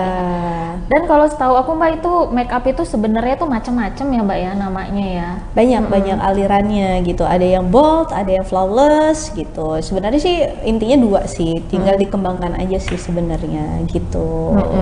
Iya, tinggal dikembangkan aja gimana pinter-pinter orang yang make up itu ya. Karena kalau sering aku lihat itu ya Mbak, itu ya orang bilang ini makeup flawless gitu, tapi ternyata dia ada kombinasi-kombinasi lainnya gitu ya. Makeup bold juga gitu, ada yang nggak terlalu bold gitu kan. Betul. Itu sebenarnya main di mata ya semuanya. Kalau untuk flawless itu lebih ke makeup no makeup seperti itu. Jadi kelihatannya lebih natural, kelihatannya makeup no makeup, terus seger gitu. Itu biasanya flawless gitu. Tapi kalau bold biasanya itu digunakan kalau untuk yang acara malam, lalu acara untuk resepsi itu biasanya digunakan untuk makeup bold. Tapi kalau flawless biasanya untuk akad nikah, untuk lamaran, untuk pesta itu biasanya ke flawless gitu sih. Iya, dan juga untuk yang makeup sehari-hari itu biasanya tuh yang flawless itu ya Mbak. Natural, natural flawless sih biasanya gitu. Mungkin ada yang bingung nih Mbak, bedanya flawless sama bold itu apa Mbak itu? Itu tadi Mbak, jadi kalau makeup bold sama flawless itu bedanya di bagian mata. Jadi kalau bold itu dia di bagian sudut matanya itu lebih hitam ya, jadi kayak menggunakan rata-rata yang gelap-gelap, jadi eyeshadownya lebih coklat tua, hitam seperti itu. Terus eyelinernya juga dia pakai yang hitam seperti itu. Kalau flawless dia bisa dikombinasi nih, pakai eyeliner bawahnya mungkin putih, lalu dia menggunakan yang warna peach, coklat muda, coklat agak tua sedikit, tapi dikombin sama shimmer gitu. Seperti itu sih, jadi lebih ke fresh gitu kalau untuk yang flawless gitu. Iya. Nah ini Mbak Tia ini jadi MUA udah berapa tahun Mbak? Dari tahun 2017. Oh 2017. Baru. Nah pasti kan sebelum jadi MUA, sebelum bisa make up itu kan bahkan pasti kan belajar make up dulu ya Mbak ya. Nggak mungkin tiba-tiba kan langsung bisa. Betul gitu. sekali. Nah Mbak sebenarnya kalau belajar make up itu sulit nggak sih Mbak? Sebenarnya sih kalau sulit atau tidaknya itu memang tergantung dari niat kita belajar dan jam terbang sebenarnya gitu. Jadi kita kalau misalnya sulit atau tidaknya itu biasanya kalau yang sulit itu kalau tidak tahu ilmunya gitu. Tapi kalau misalnya sudah tahu ilmunya, sudah tahu caranya, insya Allah mudah gitu Mbak. Iya. Dan aku rasa juga butuh keberanian ya Mbak ya. Iya, yang pasti itu, yang pasti harus belajar gitu kan, harus pede, latihan, banyak latihan. Jadi jam terbangnya makin lama makin nambah gitu. Iya, kan kadang ada yang nggak berani ya Mbak. Ih, nyerah ntar kalau gua make up malah kelihatan kayak Shinchan lagi, malah kelihatan kayak Lenong lagi, medok banget lagi gitu ya. Iya, tapi memang itu harus belajar. Kalau kita semakin banyak belajar atau private gitu ya, itu semakin menambah kepercayaan diri kita. Dan juga kita kalau sebelum menerima klien, lebih baik kita coba ke teman-teman kita. Jadi kita coba make upin, lukis teman-teman kita, nanti lihat respon mereka, responnya seneng nggak nih, ada koreksi nggak gitu, atau misalnya ada teman yang mengerti tentang make up gitu kan, kita make up biar sekalian dikasih masukan. Jadi kan makin oh ya kita belajar introspeksi diri juga, kita pelajarin apa yang kurang dan kita tingkatin gitu kan, nanti lama-lama akan ahli juga kok. Ahli gitu. juga. Atau kalau nggak berani belajar di mukanya temen, mungkin belajar di mukanya sendiri dulu bisa, ya Mbak ya? Bisa. Sama ini mungkin sering private, sering ikutin beauty class, lalu lihat YouTube, lihat TikTok juga bisa ya gitu. Itu kan banyak ya sekarang belajar makeup untuk saat ini gitu. Iya, jadi mungkin ya kalau yang terkendala, mungkin terkendala biaya gitu kan, nggak bisa privat, nggak bisa ikut beauty class, mungkin bisa belajar otodidak kali ya Mbak ya, lewat YouTube gitu ya. Bisa, cuma memang kalau untuk belajar di YouTube saya kurang menyarankan, karena kalau kita sama sekali nol, tidak punya ilmunya, jangan belajar ke YouTube dulu. Jadi kalau bisa 1 kali beauty class atau 1 kali aja private gitu ya, yang penting tahu detailnya, habis itu kita belajar ke online, itu aku rasa masih bisa Mbak, masih worth it gitu. Tapi kalau dari nol otodidak langsung ke YouTube dan online gitu ya, belajarnya aku rasa itu tekniknya itu kurang mateng gitu Mbak. Itu karena makeup tuh terlihat terletaknya di teknik gitu. Iya. Atau mungkin kalau ada keluarga, saudara yang memang udah bisa make up, ya udah belajar aja sama dia gitu ya. Bisa itu cara paling murah ya. Iya, tapi Mbak, kalau belajar make up itu dari nol banget sampai ya paling nggak bisa untuk yang standar dulu nggak, itu butuh waktu lama nggak sih Mbak? Sebenarnya yang pertama belajar itu tergantung niat yang tadi ya Mbak ya, tergantung niat, tergantung pedean, terus udah gitu harus berani.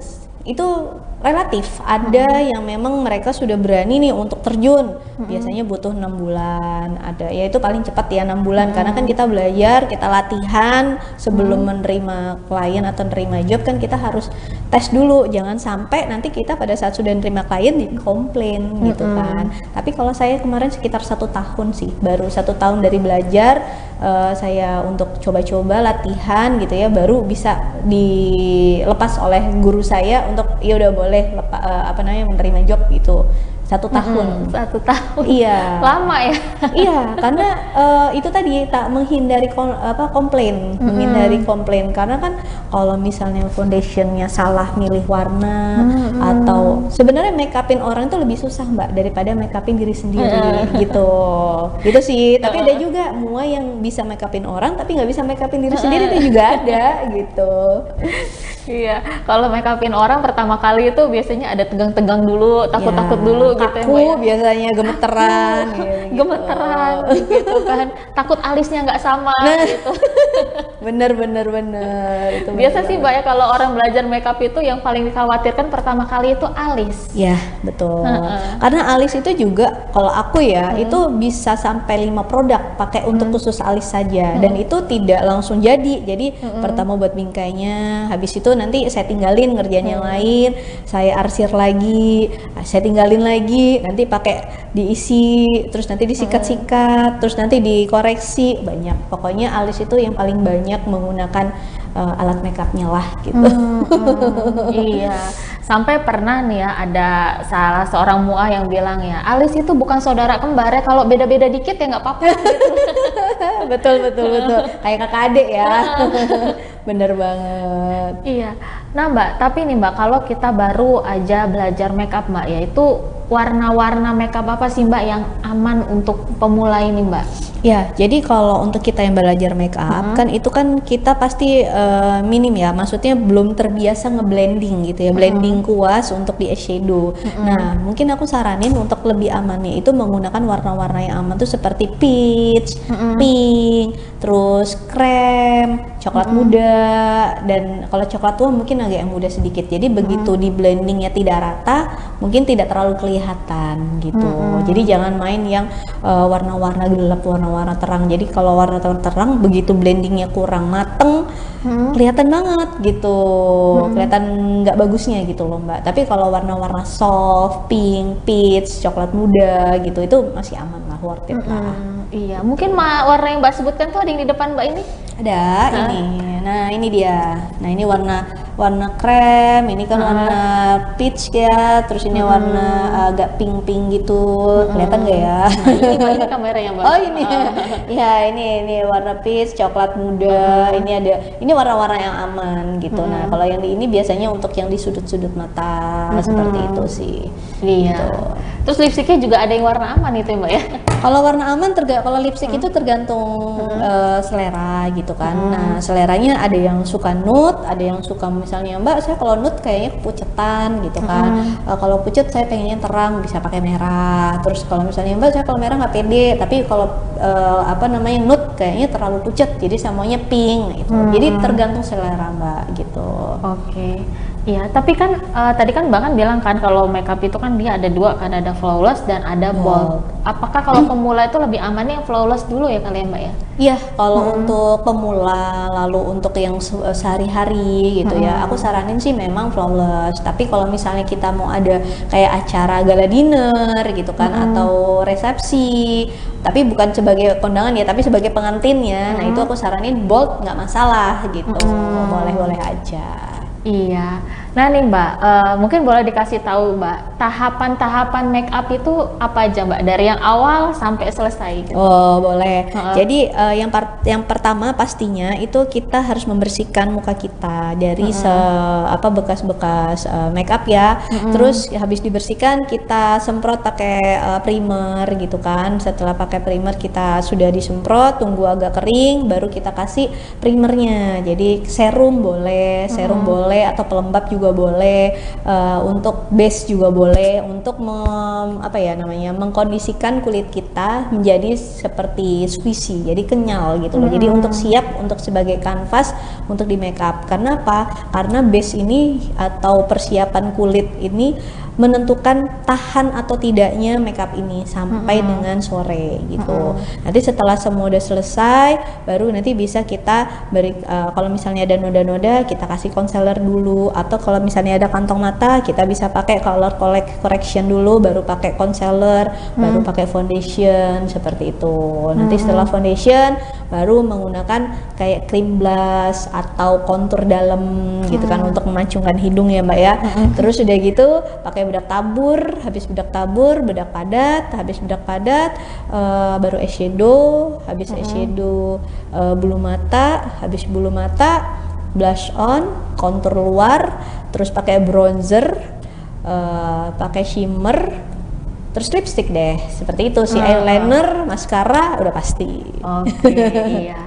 Nah Mbak, kalau untuk dia yang blush on itu Mbak, itu yang amannya itu ya bentuknya seperti apa Mbak? Jadi kan ada yang taruh di tulang, ada juga yang kalau orang bilang itu di mata itu yang blush on panas dingin. Blush on demam, padahal sebenarnya blush on Korea ya.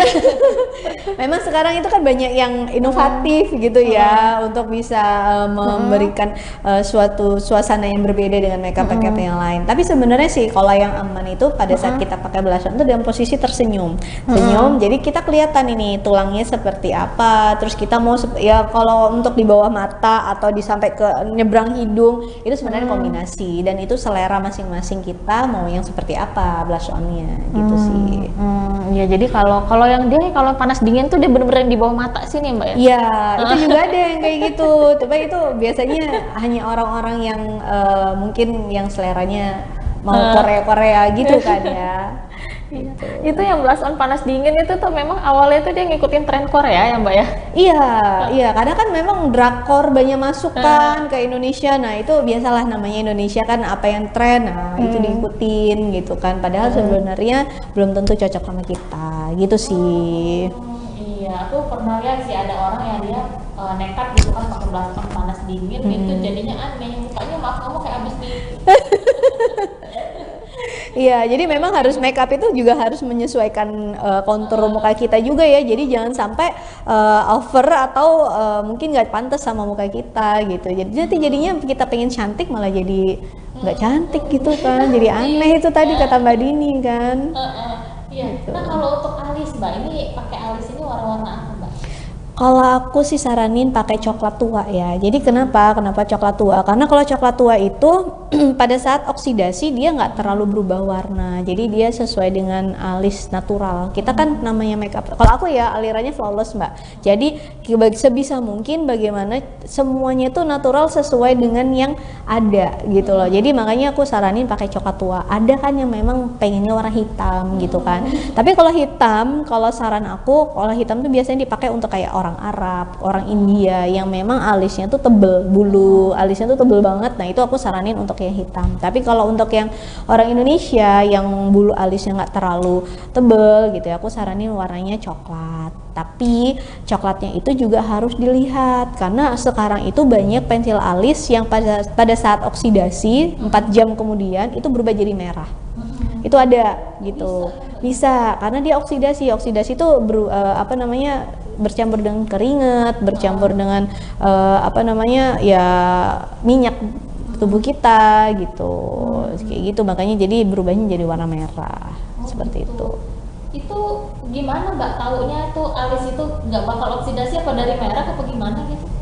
Ada yang merah, tapi ada juga makanya kalau misalnya mau beli sesuatu makeup itu harus kita coba dulu ya gitu. Baik itu foundationnya ataupun alisnya itu harus dicoba dulu. Jadi dibawa untuk tester gitu kan.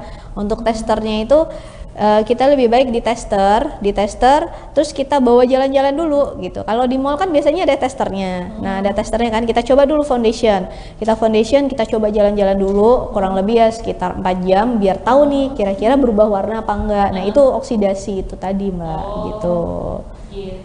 Nah kalau bentuk alisnya nih Mbak, aku lihat kan bentuk alisnya macam-macam nih Mbak. Ya. Yang aman itu bentuknya seperti apa Mbak? Sebenarnya alis itu ada rumusnya. Jadi rumusnya itu sebenarnya kita terletak dari rumus itu. Walaupun alisnya bentuk U, ada ya alisnya orang itu bentuknya U ada gitu kan. Ada yang di depan rapi, di belakang berantakan. Ada yang dari depannya sudah berantakan, belakang berantakan. Nah itu yang wow gitu kan. Itu bener-bener tantangan ya buat semua gitu kan, karena kadang-kadang ada klien yang nggak mau dicukur alisnya gitu kan. Itu suatu tantangan banget, padahal kalau dicukur itu bener-bener perfect banget untuk buat alis gitu kan. Tapi kalau misalnya nggak dicukur, mikir ini gimana nih caranya biar dia jadi kelihatan cantik gitu kan, cantik. Jadi kalau misalnya dia nggak mau dicukur tapi pengen kelihatan cantik, sedangkan kondisi mukanya alisnya itu berantakan, kita kan jadi aduh deg-degan gitu loh Mbak. Deg-degan ini bisa cantik nggak ya, bisa cantik nggak ya gitu sebenarnya. Tapi sebenarnya kalau rumusnya itu alis itu di sini bikinnya, di sini tinggal dari hidung ini. Di mana kameranya sebelah mana Mbak? Sebelah sini ya? Oh sini. Ya jadi dari sini nih dititikin, terus udah gitu nanti pakai pensil alis juga. Kita kan ada yang tinggi nih ya 3/4 mata, tinggal dititikin di bagian atas. Lalu dari hidung cuping hidung ke sudut mata dititikin sini. Baru kita buat bingkai. Nanti kalau misalnya alisnya ke bawah jangan diikutin, karena kalau diikutin nanti kita jadi sedih hasilnya gitu. Jadi kita tuh harus jadi melihat kayak Mbak Dini nih. Aku kalau gambar alisnya Mbak Dini itu tidak sesuai dengan alis asli. Karena kalau ikutin alis asli bisa ke bawah, jadi aku harus naikin gitu. Nah, yang di ujungnya itu bisa dicukur atau dilem sampai tidur, baru kita timpa. Nah, itu baru bagus. Ada juga yang memang alis aslinya sudah bagus, jadi kita tinggal ikutin aja alis asli gitu. Jadi sebenarnya kita tinggal lihat dari kliennya sih, kondisi karakter mukanya seperti apa. Nah itu kita sesuaikan gitu. Karena kan kalau mua itu kan tugasnya adalah gimana caranya yang kurang sempurna menjadi sempurna gitu sih. Ya kan memang kadang ada yang nggak mau dicukur. Jangan Mbak, aku kalau dicukur gundul deh. Ya, ada yang seperti itu, komplain Mbak jangan dicukur yang banyak-banyak gitu. Kalau aku sih nyukurnya cuma bagian bawah ya. Kalau misalnya dia kurang rapi, itu biasanya aku cukur. Tapi kalau misalnya masih worth it untuk pada saat di foto dia nggak terlalu kelihatan, aku nggak akan cukur gitu sih. Nah Mbak, kalau eyeliner nih Mbak, Ya. kan eyeliner kan aku lihat bentuknya macam-macam. Nah kalau untuk pemula ini Mbak, ini bagusnya pakai eyeliner tuh yang maksudnya bentuknya tuh seperti apa gitu aja?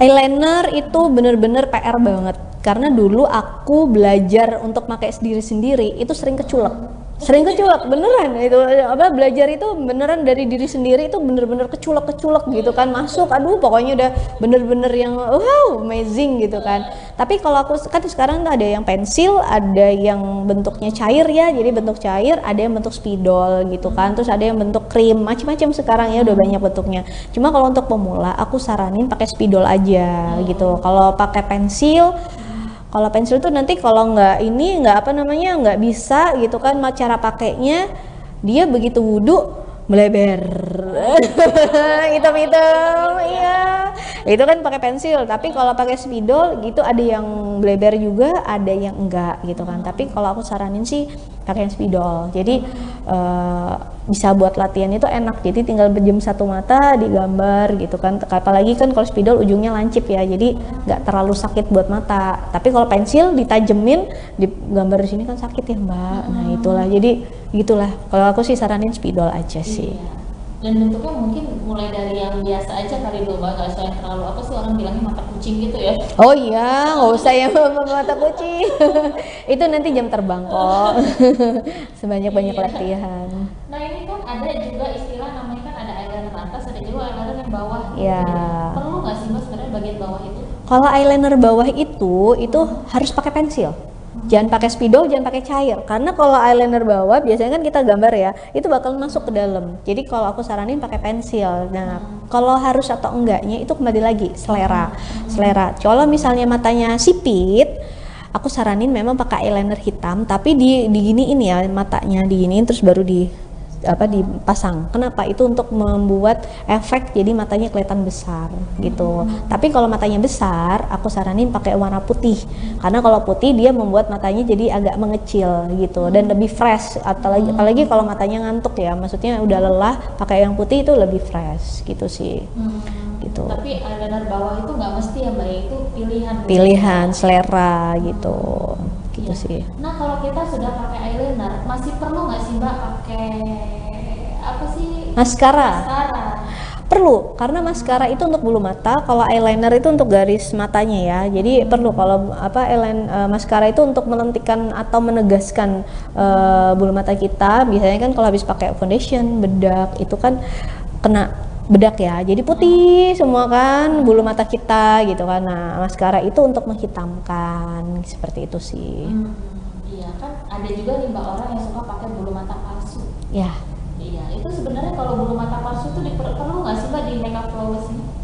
Kalau bulu mata itu sebenarnya adalah ya sebenarnya penting karena apa? Karena kalau begitu sudah di make up gitu ya, nggak pakai bulu mata, kalah bulu matanya Mbak, karena bulu mata asli itu kan tipis ya, tipis terus kecil gitu kan, jadi tidak bisa mensupport, tidak bisa, mata itu nggak bisa jes gitu loh. Tapi kalau pakai bulu mata itu menunjang kelentikannya itu totalitas gitu.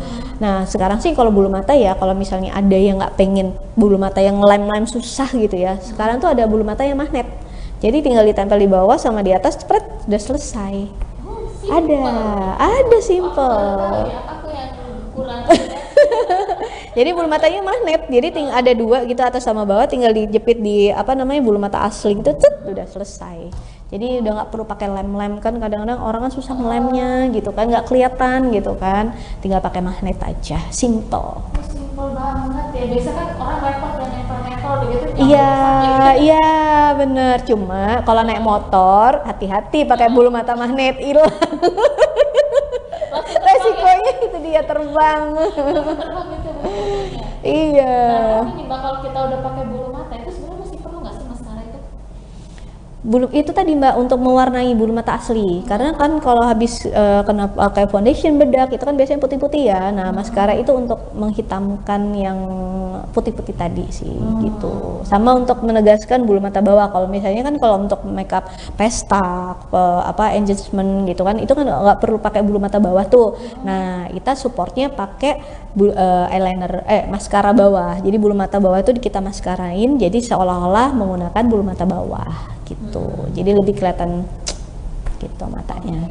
Nah kalau untuk eyeshadow, blush on, lipstick itu tadi itu yang Mbak pakai warna-warna yang aman itu ya, kayak peach gitu ya, peach, pink muda gitu, jangan pink tua ya, nanti di sini kayak ketampol lagi nanti. Apalagi merah ya. Aduh, apalagi blush on ya, kalau blush on aku saranin warna peach sama pink muda banget. Kenapa? Karena rata-rata tuh orang kalau misalnya masih pemula itu blendingnya tuh masih belum mateng.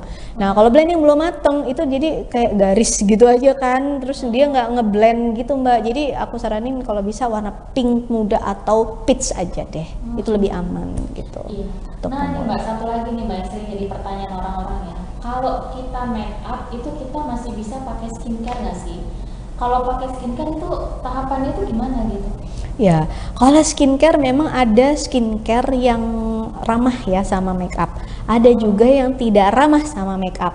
Itu tergantung dari skincare-nya. Kalau misalnya skincare yang kita pakai dia ramah sama make up, nggak masalah kita pakai skincare. Skincare itu dipakai menggantikan base make up. Jadi sebelum menggunakan foundation, sebelum habis dibersihkan pakai skincare, baru pakai foundation, itu nggak masalah, asal dia ramah dengan make up. Ada juga yang tidak ramah, begitu kita pakai foundation nggak akan nempel foundationnya, jadi dia akan ngangkat gitu. Jadi begitu ditap di sini, ditap di sini lepas. Nanti kita tap sini, di sini lepas. Jadi di sini tuh bener-bener yang nggak bisa ditempel foundation, Mbak. Nah itu. Jadi kalau teman-teman di sini mau milih skincare, itu juga harus yang bener-bener pilih banget yang memang dia ramah sama makeup.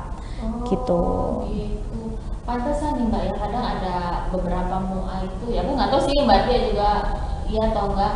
Kalau mau make up untuk nikahan sebaiknya skincare dihentikan dulu ya 2-3 hari sebelumnya. Iya.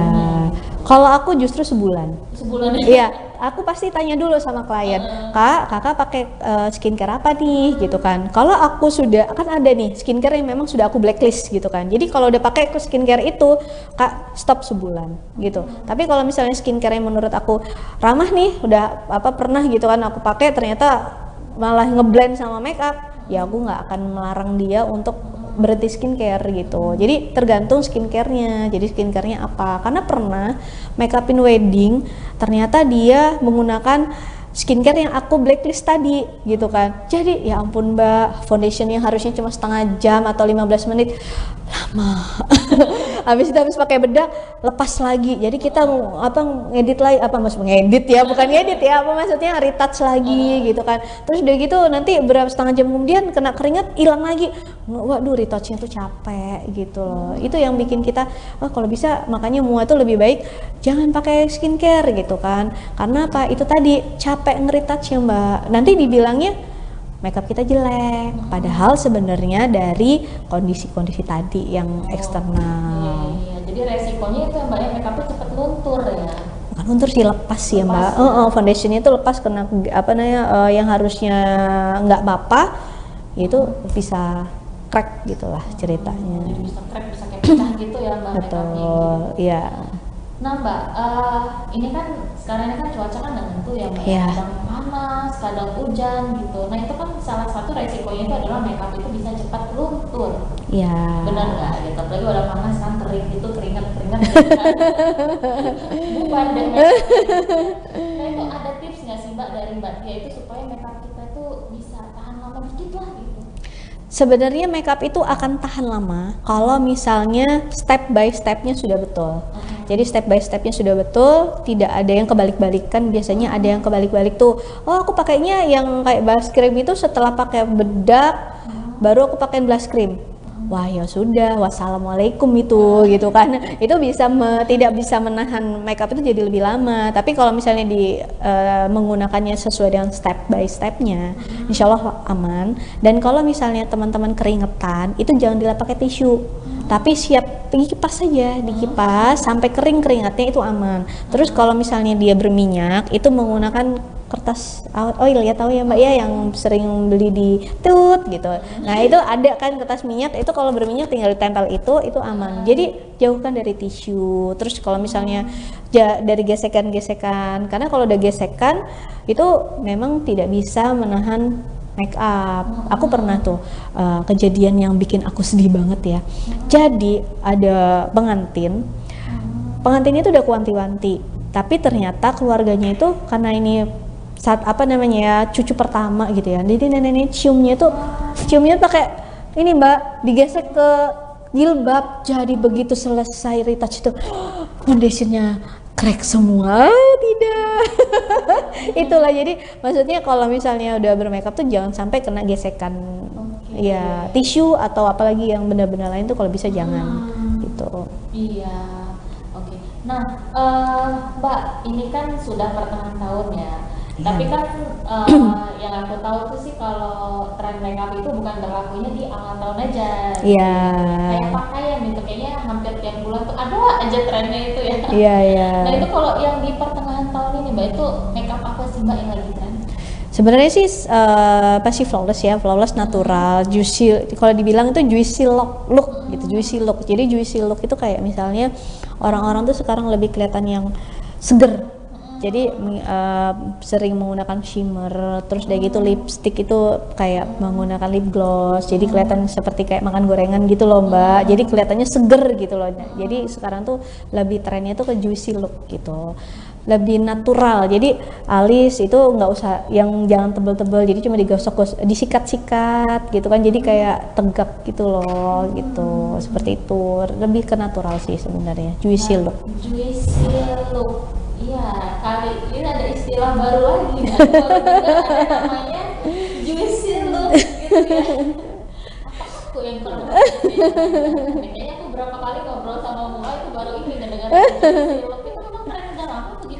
Enggak sih, itu memang tren yang saat ini berlaku, karena kan memang lebih ke kita kan COVID terus udah gitu jarang keluar rumah gitu kan, terus saat ini kan udah mulai reda, terus orang-orang pada keluar semua nih, jadi lebih seneng itu yang kelihatan fresh ya. Kembali lagi Mbak, ikutin trennya Korea gitu. Jadi lebih ke tren Korea, jadi kayak kelihatan seger gitu. Jadi ya tadi pakai skincare, terus udah gitu yang pakai lipstiknya tuh di glossy, menggunakan glossy, terus blush on, habis blush on tuh pakai shimmer gitu kan. Jadi kelihatannya fresh gitu lah. Jadi kayak juice, seger. Oh, segar. Oh, jadi juicy look itu adalah makeup yang membuat kita kelihatan seger ya. Ya.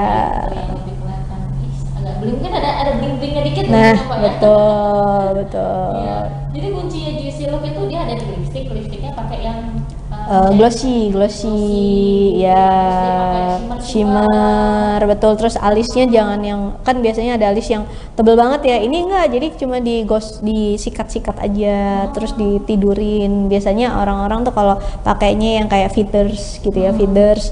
Kalau enggak pakai, bisa juga pakai sabun batangan juga bisa, sabun yang sabun mandi itu dikasih air sedikit, digosok-gosokin pakai sikatnya kuas alis, tinggal gosok-gosokin sini, selesai deh, terus ditidurin aja gitu. Ya. Terus kalau untuk warna makeupnya mungkin yang seger-seger kali Mbak Wara, mungkin peach gitu Ya, pink muda, peach gitu. Iya. Nah tapi nih Mbak, tapi nih kalau pakai lipstick glossy gitu kan yang dikhawatirin orang kan cepet Hilang. Harus retouch memang. Sebenarnya sih kalau glossinya nggak bisa awet, cuma kalau lipstiknya itu mungkin bisa aku kasih trik sedikit ya. Jadi habis menggunakan lipstik di lapisan pertama, itu ambil tisu, ditaruh di sini, terus dipuk-puk pakai bedak tabur. Terus habis itu olesin lagi lipstik yang itu ambil tisu, ditaruh di sini, terus dipuk-puk pakai bedak tabur. Terus habis itu olesin lagi lipstik yang lapisan kedua gitu, baru nanti pakai glossy. Nah itu lebih tahan lama untuk lipstiknya. Tetapi kalau glossinya kalau kita makan pasti hilang sih gitu. Kalau glossinya pasti hilang. Itu triknya. Triknya. Nah tapi kan Mbak ini kan aku lihat kan selalu update ya Mbak tren-tren make up terbaru ini ya. Yang dilihat apa maksudnya yang paling laku ya dari kan kita ini kan menjual jasa ya Mbak ya.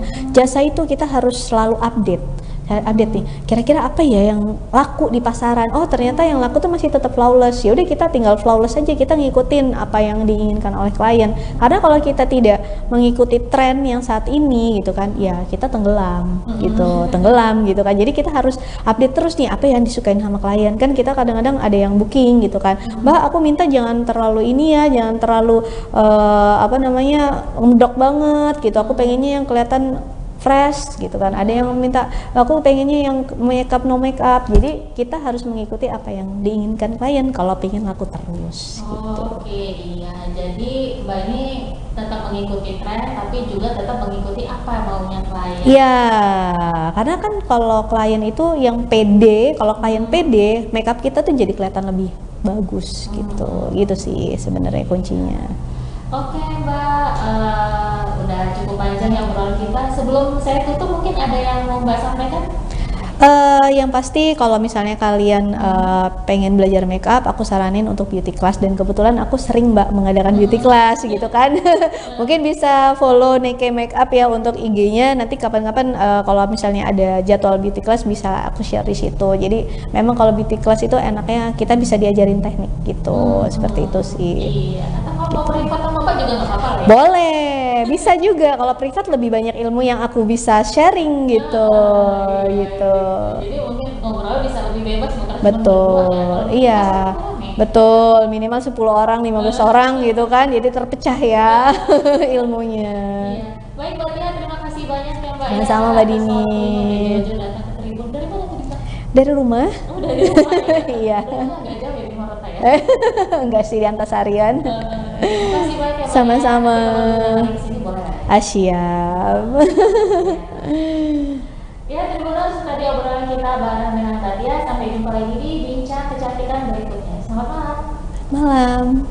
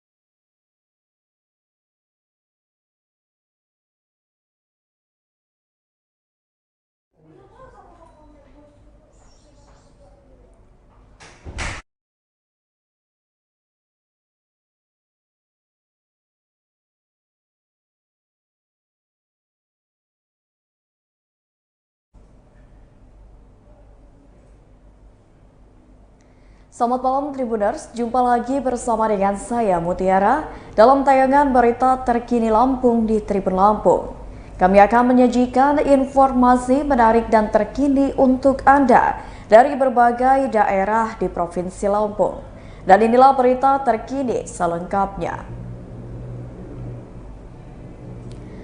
Dalam sehari 2 motor raib digondol pencuri. Pencuri motor bereaksi kembali di wilayah Bandar Lampung pada Minggu 28 Agustus 2022, tepatnya di wilayah Gedong Meneng, Raja Basa.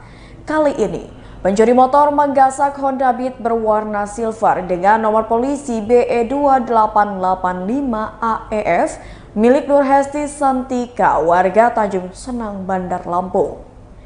Diperkirakan pencuri motor di Jalan Abdul Muiz, Gedong Meneng, Bandar Lampung itu berjumlah 2 orang. Aksi pencuri motor sempat terekam CCTV hingga video rekamannya beredar luas sejak Minggu 28 Agustus 2022 kemarin.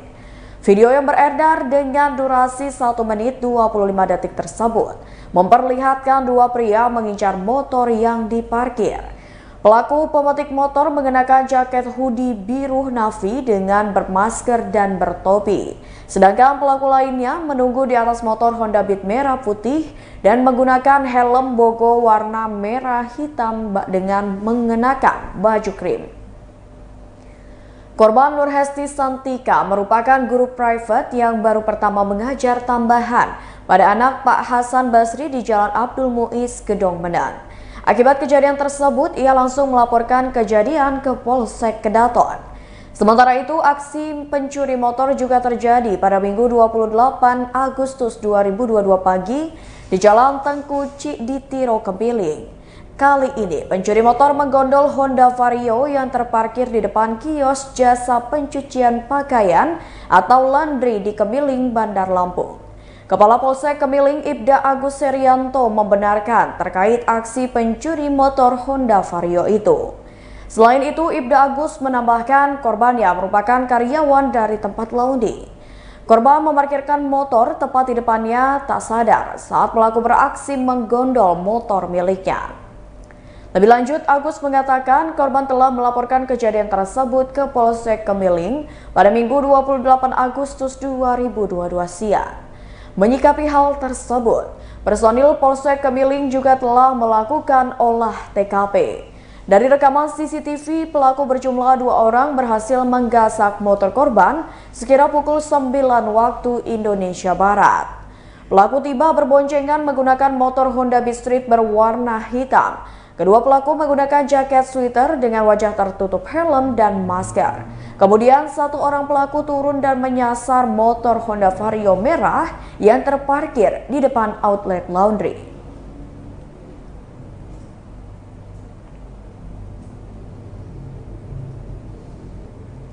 Berita selanjutnya, 8 pesawat tempur F-16 diterjunkan di AWR Lanut Pangeran M. Bunyamin. Sebanyak 8 pesawat tempur jenis F-16 diturunkan dalam latihan Matra Udara 2 Jalak Sakti, Koopsut 1 Harda Maruta 1 dan Gua Wijaya Kopaska tahun 2022. Kegiatan digelar di wilayah Air Weapon Range Lanut Pangeran M. Bunyamin Tulang Bawang pada Senin 29 Agustus 2022.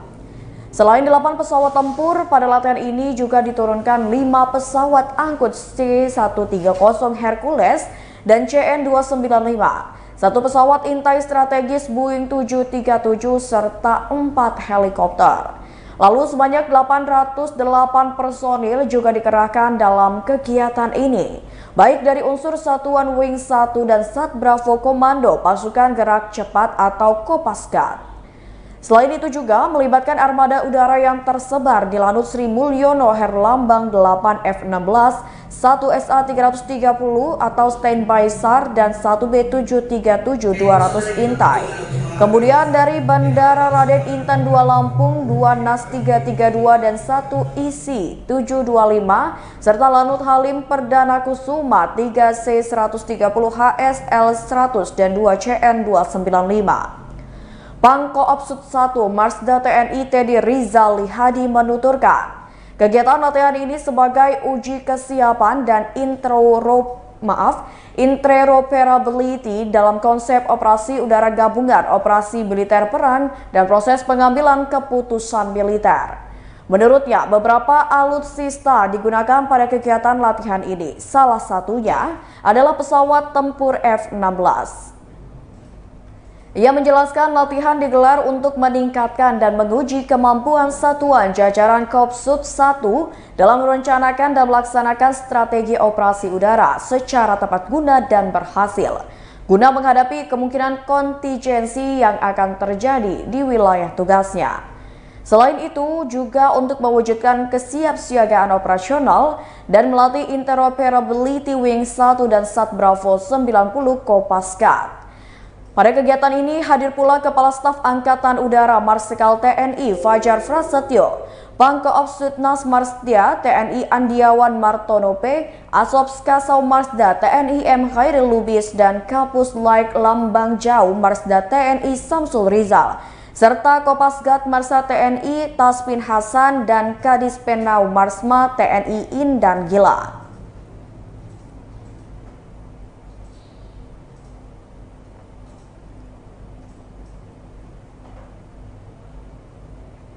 Berita selanjutnya, jalan menuju pantai laut Ketang Kalianda hanya bisa dilalui motor akibat ambrol.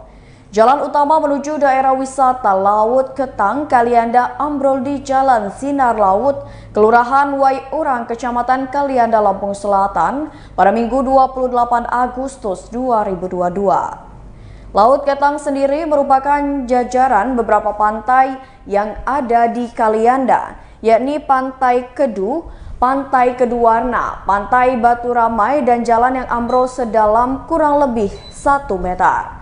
Di sekitar jalan ambrol tersebut, warga menaruh umbul-umbul, papan, dan barang lainnya sebagai petanda jalan tersebut rusak. Dari video berdurasi 1 menit 30 detik yang beredar, si perekam video memperlihatkan bagaimana kondisi jalan yang ambrol tersebut.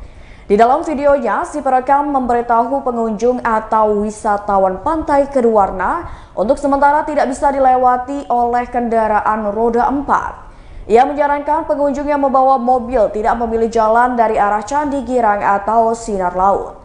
Si perekam video lalu mengimbau pengunjung untuk melalui jalan di samping Polsek Kalianda. Salah satu pengunjung Pantai Keduwarna, Mikael, mengatakan ia sangat menyayangkan jalan ambrol menuju Pantai Keduwarna sebab ia harus putar balik mobilnya karena tidak dapat melintas di jalan tersebut.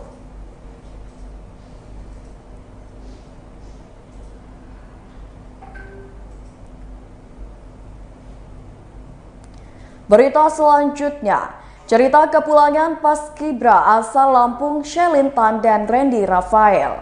Paskibraka asal Lampung Shelintan Apriliani dan Randy Rafael Hogan tiba di Bandara Radin Inten II Natar, Lampung Selatan pada Senin 29 Agustus 2022 sekira pukul 10:20 waktu Indonesia Barat. Shelintan yang merupakan siswi SMK Negeri 1 Kalianda, Lampung Selatan, dan Randy Rafael siswa SMA Negeri 16 Bandar Lampung terpilih dari Lampung untuk menjadi pasukan pengibar bendera nasional di Istana Negara Jakarta pada hari ulang tahun Republik Indonesia yang ke-77. Keduanya berangkat dari Bandara Soekarno-Hatta pada Senin 29 Agustus 2022 sekira pukul 9:30 waktu Indonesia Barat dan tiba di Bandara Radin Inten II Natar, Lampung Selatan sekira pukul 10:20 waktu Indonesia Barat. Setibanya di Bandara Raden Inten II, keduanya disambut pekikan dan tepuk tangan, serta nyanyian dari teman-teman dan guru SMA Negeri 16 Bandar Lampung. Sementara itu, tak ada satupun perwakilan dari pihak sekolah, baik teman ataupun guru Shelin, hanya beberapa ASN dari Dispora Lampung Selatan yang datang. Shelin dan Randy pun berfoto dengan Dispora Lampung dan Badan Pembinaan Ideologi Pancasila, serta guru dan teman-teman Randy. Lalu mereka sempat berhenti sebentar di salah satu tempat makan di bandara untuk menyelesaikan beberapa dokumen berkas yang harus ditandatangani.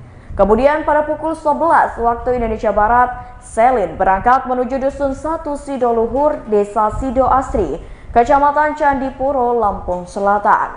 Bagian layanan kepemudaan Dispora Lampung Selatan, Vera, berharap semoga kedepannya Paskibra Lampung Selatan bisa lebih baik lagi.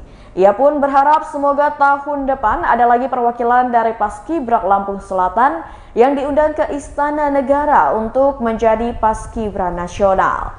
Vera menuturkan, semoga kisah Selin bisa menular dan memotivasi rekan-rekannya untuk lebih mencintai ekstrakurikuler Paskibraka. Ia mengatakan terakhir kali Lampung Selatan mengirim perwakilan untuk menjadi Paskibra Nasional yakni pada tahun 2016 lalu.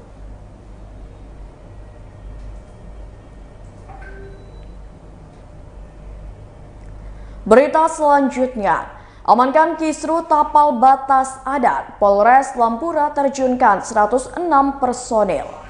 Polres Lampung Utara menerjunkan 106 personil guna mengantisipasi dan mengamankan aksi yang dilakukan masyarakat adat Buai Perja Sungkai Bunga Mayang yang memperjuangkan tapal batas wilayah adat pada Senin 29 Agustus 2022.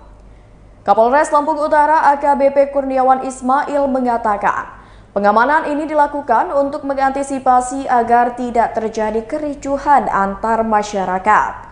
Untuk itulah, pihaknya menurunkan 106 personil yang terdiri dari Reskrim, Sabara, Intelkam, dan Samapta. Kurniawan mengaku dalam aksi ini memang berpotensi terjadi kerusuhan. Namun, pihaknya sudah mengimbau masyarakat adat agar tetap menjaga keamanan dan ketertiban. Sementara itu, tokoh adat Marga Sungkai Bunga Mayang di Kecamatan Muara Sungkai, Kabupaten Lampung Utara menolak tapal batas wilayah yang ditetapkan Marga Buai Bulan, Kabupaten Tulang Bawang Barat. Sebab ada wilayah adat Marga Bunga Mayang yang diklaim masyarakat Marga Buai Bulan, Kabupaten Tulang Bawang Barat untuk dijadikan wilayah pemekaran baru. Tokoh adat Marga Sungkai Bunga Mayang, Rais Bergelar Batin Sempurna menjelaskan, selama ini perbatasan wilayah adat Marga Sungkai Bunga Mayang dan Marga Buai Bulan berada di Wai Pengacaran. Sementara Wai Pengacaran masuk wilayah adat Marga Sungkai Bunga Mayang, Kabupaten Lampung Utara. Batin Sempurna mengatakan hal itu berdasarkan keputusan Residen pada tahun 1928 silam.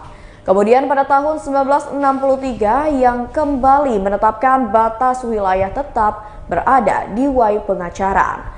Lalu pada tahun 1980 ditetapkan kembali batas wilayah adat Marga Sungkai Bunga Mayang tetap di Wai Pengacaran, Kabupaten Lampung Utara.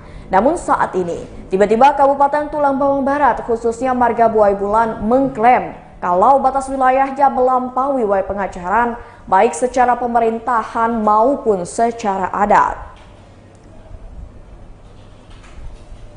Menurutnya, Marga Buai Bulan disebutnya telah melampaui atau menyeberang dari Wai Pengacaran yang merupakan hak milik dari adat Marga Sungkai Bunga Mayang.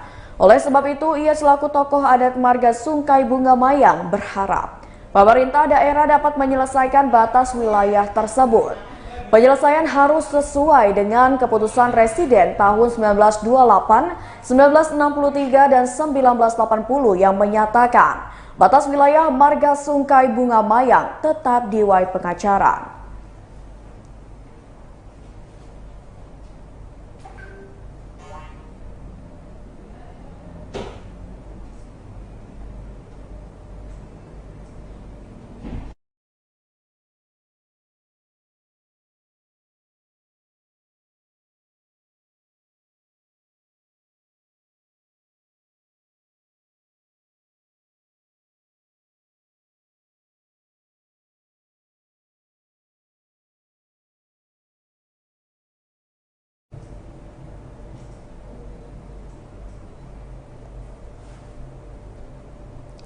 Berita selanjutnya, CNF Perfumery MBK gelar promo Double Celebration. CNV Perfumery Mall Bumi Kedaton selalu menggulirkan promo menarik untuk pelanggan setianya. Store Manager CNF Perfumery Sophie pada Senin 29 Agustus 2022 mengatakan, promo yang dimaksud adalah Double Celebration. Selain itu, dalam promo ini ada tambahan diskon sebesar 17%. Diskon ini pun berlaku untuk pembelian parfum dan skincare tertentu. Tak hanya itu, CNF Perfumery Mall Bumi Kedaton juga memberikan diskon 35% untuk produk Yves Roser. Produk Yves Roser itu adalah hair care, skincare, body care, dan parfum. Kedua diskon berlaku hingga tanggal 31 Agustus 2022. Dengan adanya diskon itu, harga menjadi lebih terjangkau. Kalau ingin mendapatkan diskon, bisa langsung datang ke CNF Perfumery Mall Bumi Kedaton. Lokasinya berada di lantai 1 Mall Bumi Kedaton, dekat dengan bagian informasi. CNF Perfumery Mall Bumi Kedaton buka setiap hari mulai pukul 10 pagi hingga 10 malam, mengikuti jam buka dan tutup Mall Bumi Kedaton. CNF Perfumery Mall Bumi Kedaton adalah toko yang menjual parfum yang wanginya segar dan tahan lama. Serta CNF Perfumery Mall Bumi Kedaton sendiri tak hanya menjual parfum. Di sana juga terdapat hair care seperti shampoo, conditioner, masker rambut, serum rambut, dan sebagainya. Kemudian juga menjual skincare yang bisa untuk semua jenis kulit. Selanjutnya ada body care seperti lotion, shower gel, dan sebagainya. Body care juga cocok untuk semua jenis kulit. Untuk mengetahui produk apa yang cocok, pelanggan bisa berkonsultasi terlebih dahulu dengan sales assistant CNF Perfumery Mall Bumi Kedaton. Pelanggan jangan khawatir karena semua produk yang dijual adalah produk original dan tentunya berkualitas.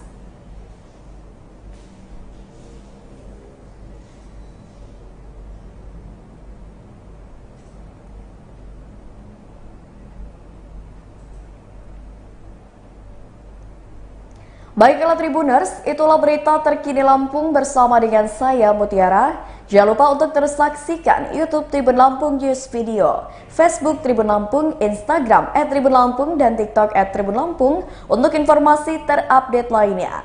Selamat malam dan sampai jumpa.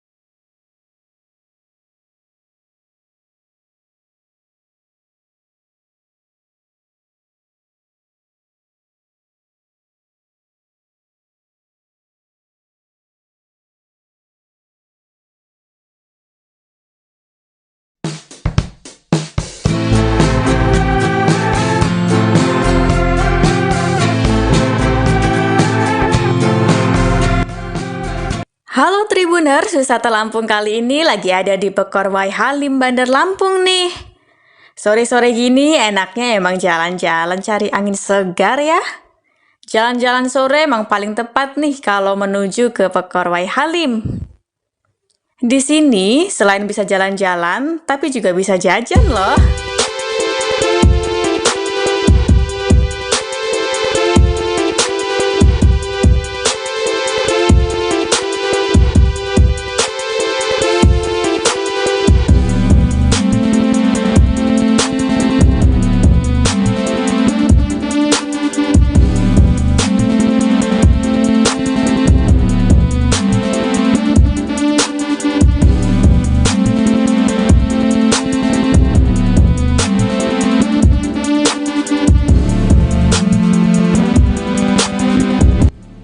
Jajanan bisa dipilih sendiri mana yang paling enak.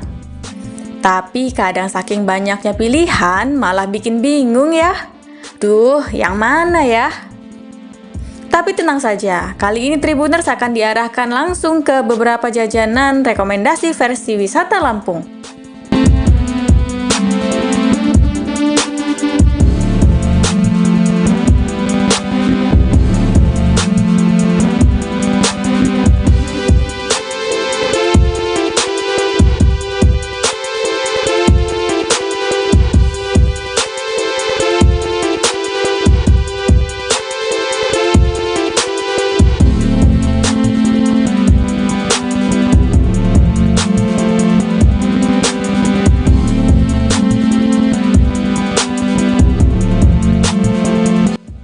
Yang pertama adalah Puya atau Punya Yanti. Puya atau Punya Yanti ini merupakan stand jajanan yang ada di Pekor Wai Halim, Bandar Lampung. Puya mendirikan tenda makanannya tidak jauh dari Gedung KONI Lampung. Puya bisa jadi rekomendasi karena harganya murah serta menu yang ditawarkan kekinian.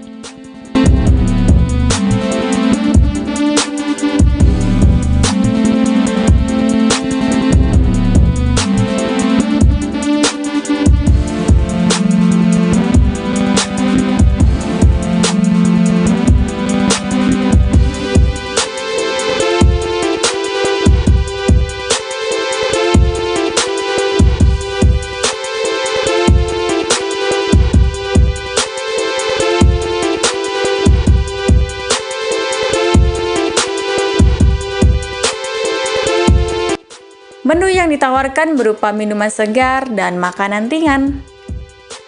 Menu makanan di Puya antara lain corn dog, hot tang, dan hot mie. Sedangkan minuman segarnya ada ice jelly, milky jelly, dan Yakult jelly. Harganya pun murah, mulai dari Rp5.000 sampai Rp13.000.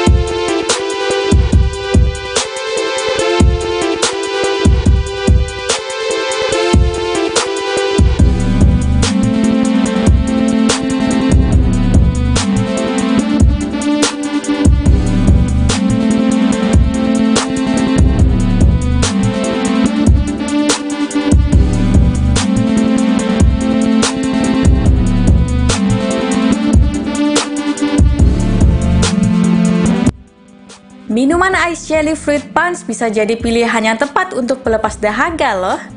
Harganya hanya Rp5.000 aja, murah banget kan? Cairan di dalam ice jelly merupakan campuran dari sirup merah berperisa kelapa. Dicampur pula irisan lemon dan juga dimeriahkan oleh butiran-butiran mutiara berwarna-warni. Mutiara tersebut terlihat melayang-layang di dalam gelas bersama jelly. Jelly yang ditambahkan juga berwarna-warni.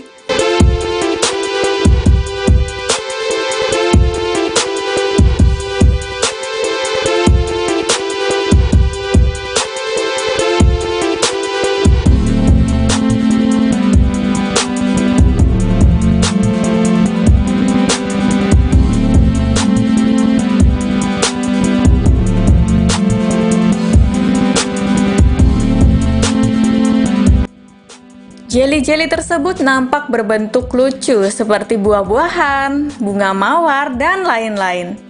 Teksturnya juga sangat kenyal. Ada pula campuran irisan nata berwarna putih yang kenyal dan memiliki rasa seperti daging kelapa.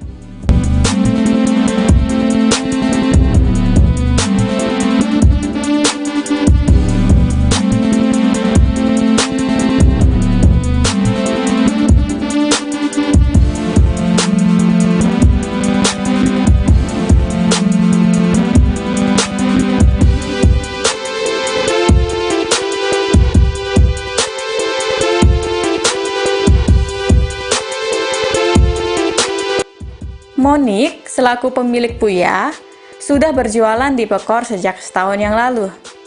Tendanya selalu terlihat ramai didatangi pelanggan pada hari Sabtu dan juga Minggu. Puya buka mulai setiap hari, pukul 4 sore sampai pukul 10 malam.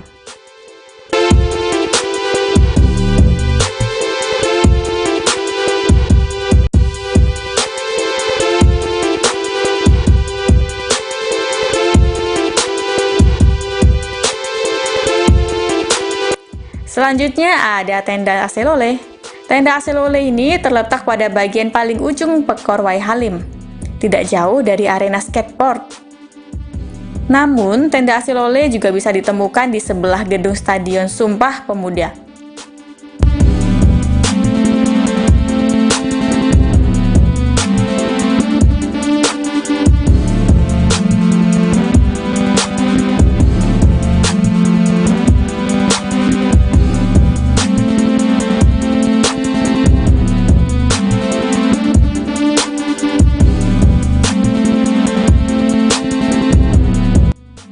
Tenda Aselole jadi tempat makan rekomendasi karena menu makanannya sangat bervariasi.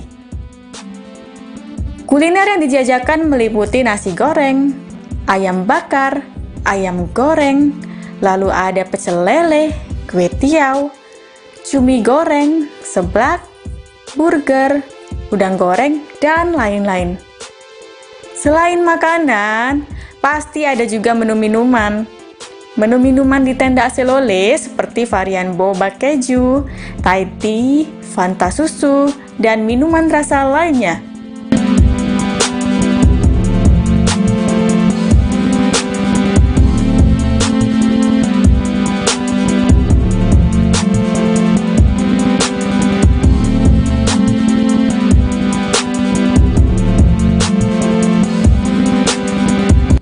Harga menu minuman dan makanan masih terjangkau loh, mulai dari Rp7.000 sampai Rp20.000 saja.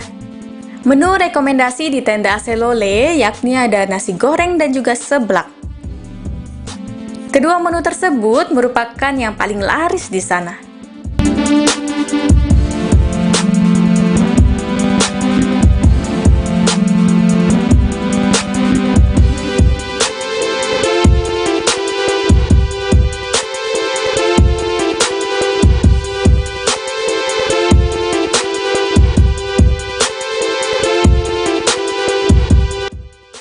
Nasi goreng di tenda Aselole meliputi varian spesial, bakso, sosis, petai, dan nasi goreng biasa. Sedangkan varian seblak, ada seblak doer spesial dan seblak ceker spesial.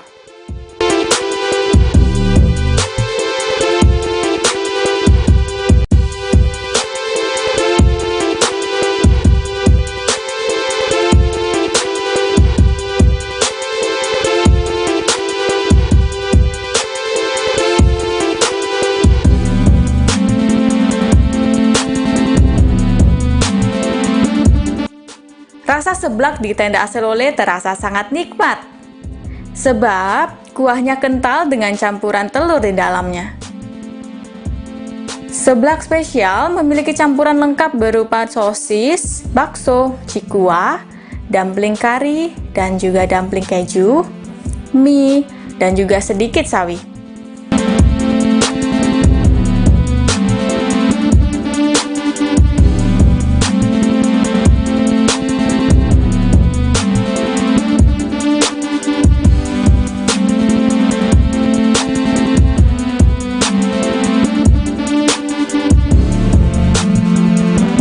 Tenda AC Lole menyediakan tempat yang nyaman untuk makan. Terdapat meja dan kursi berkonsep misbar atau gerimis bubar. Tepat di atas meja dan kursinya terpasang juga lampu dan lampion gantung berwarna merah dan kuning. Kemudian disediakan pula bangku dan juga panggung mini untuk karaoke.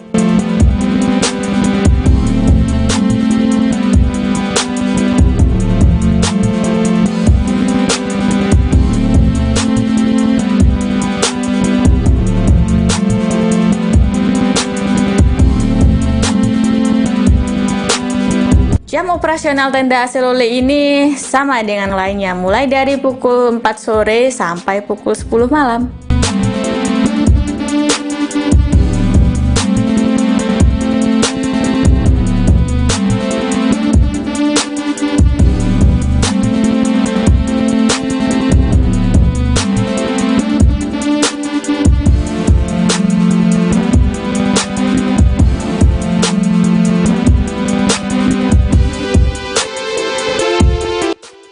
Masih belum kenyang juga?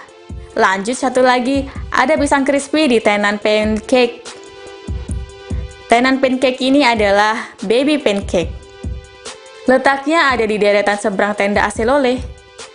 Tepat di pinggir jalan bisa terlihat boothnya berwarna kuning.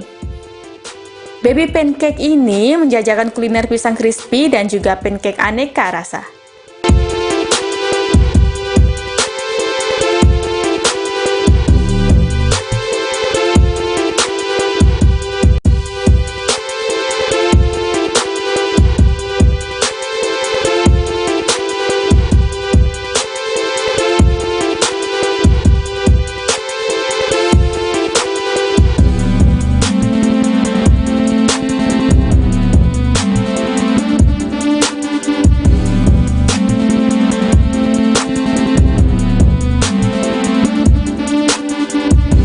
Pisang crispy dibaluri tepung roti dan dilumuri coklat aneka rasa, serta taburan topping tambahan yang bisa dipilih sesuai selera.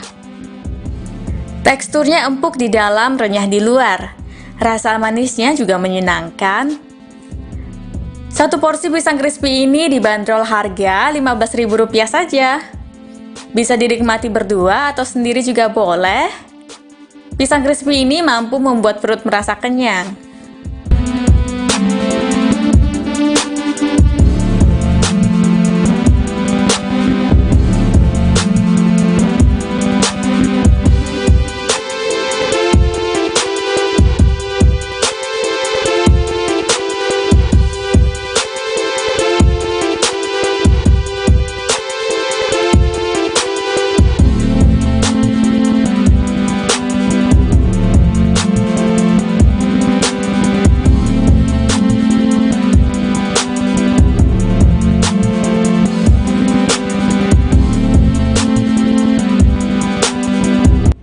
Untuk sampai ke Pekor Waihalim, bila ditempuh dari pusat kota Karang, jaraknya kurang lebih 8 km.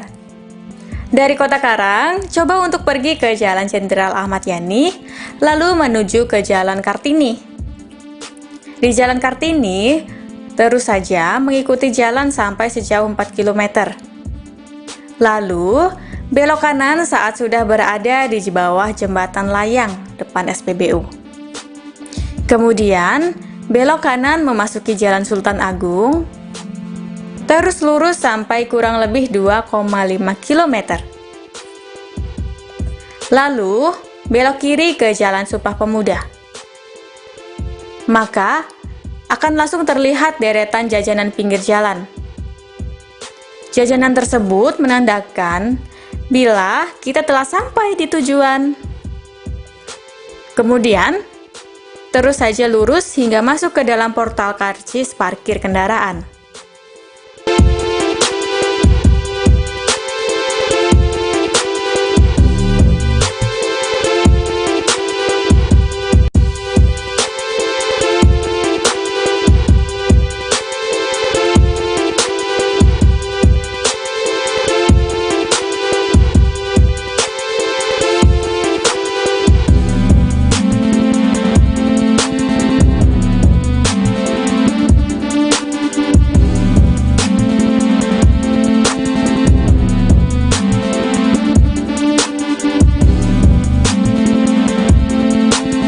Baiklah Tribuners, sekian dari Wisata Lampung kali ini. Sampai jumpa di episode selanjutnya.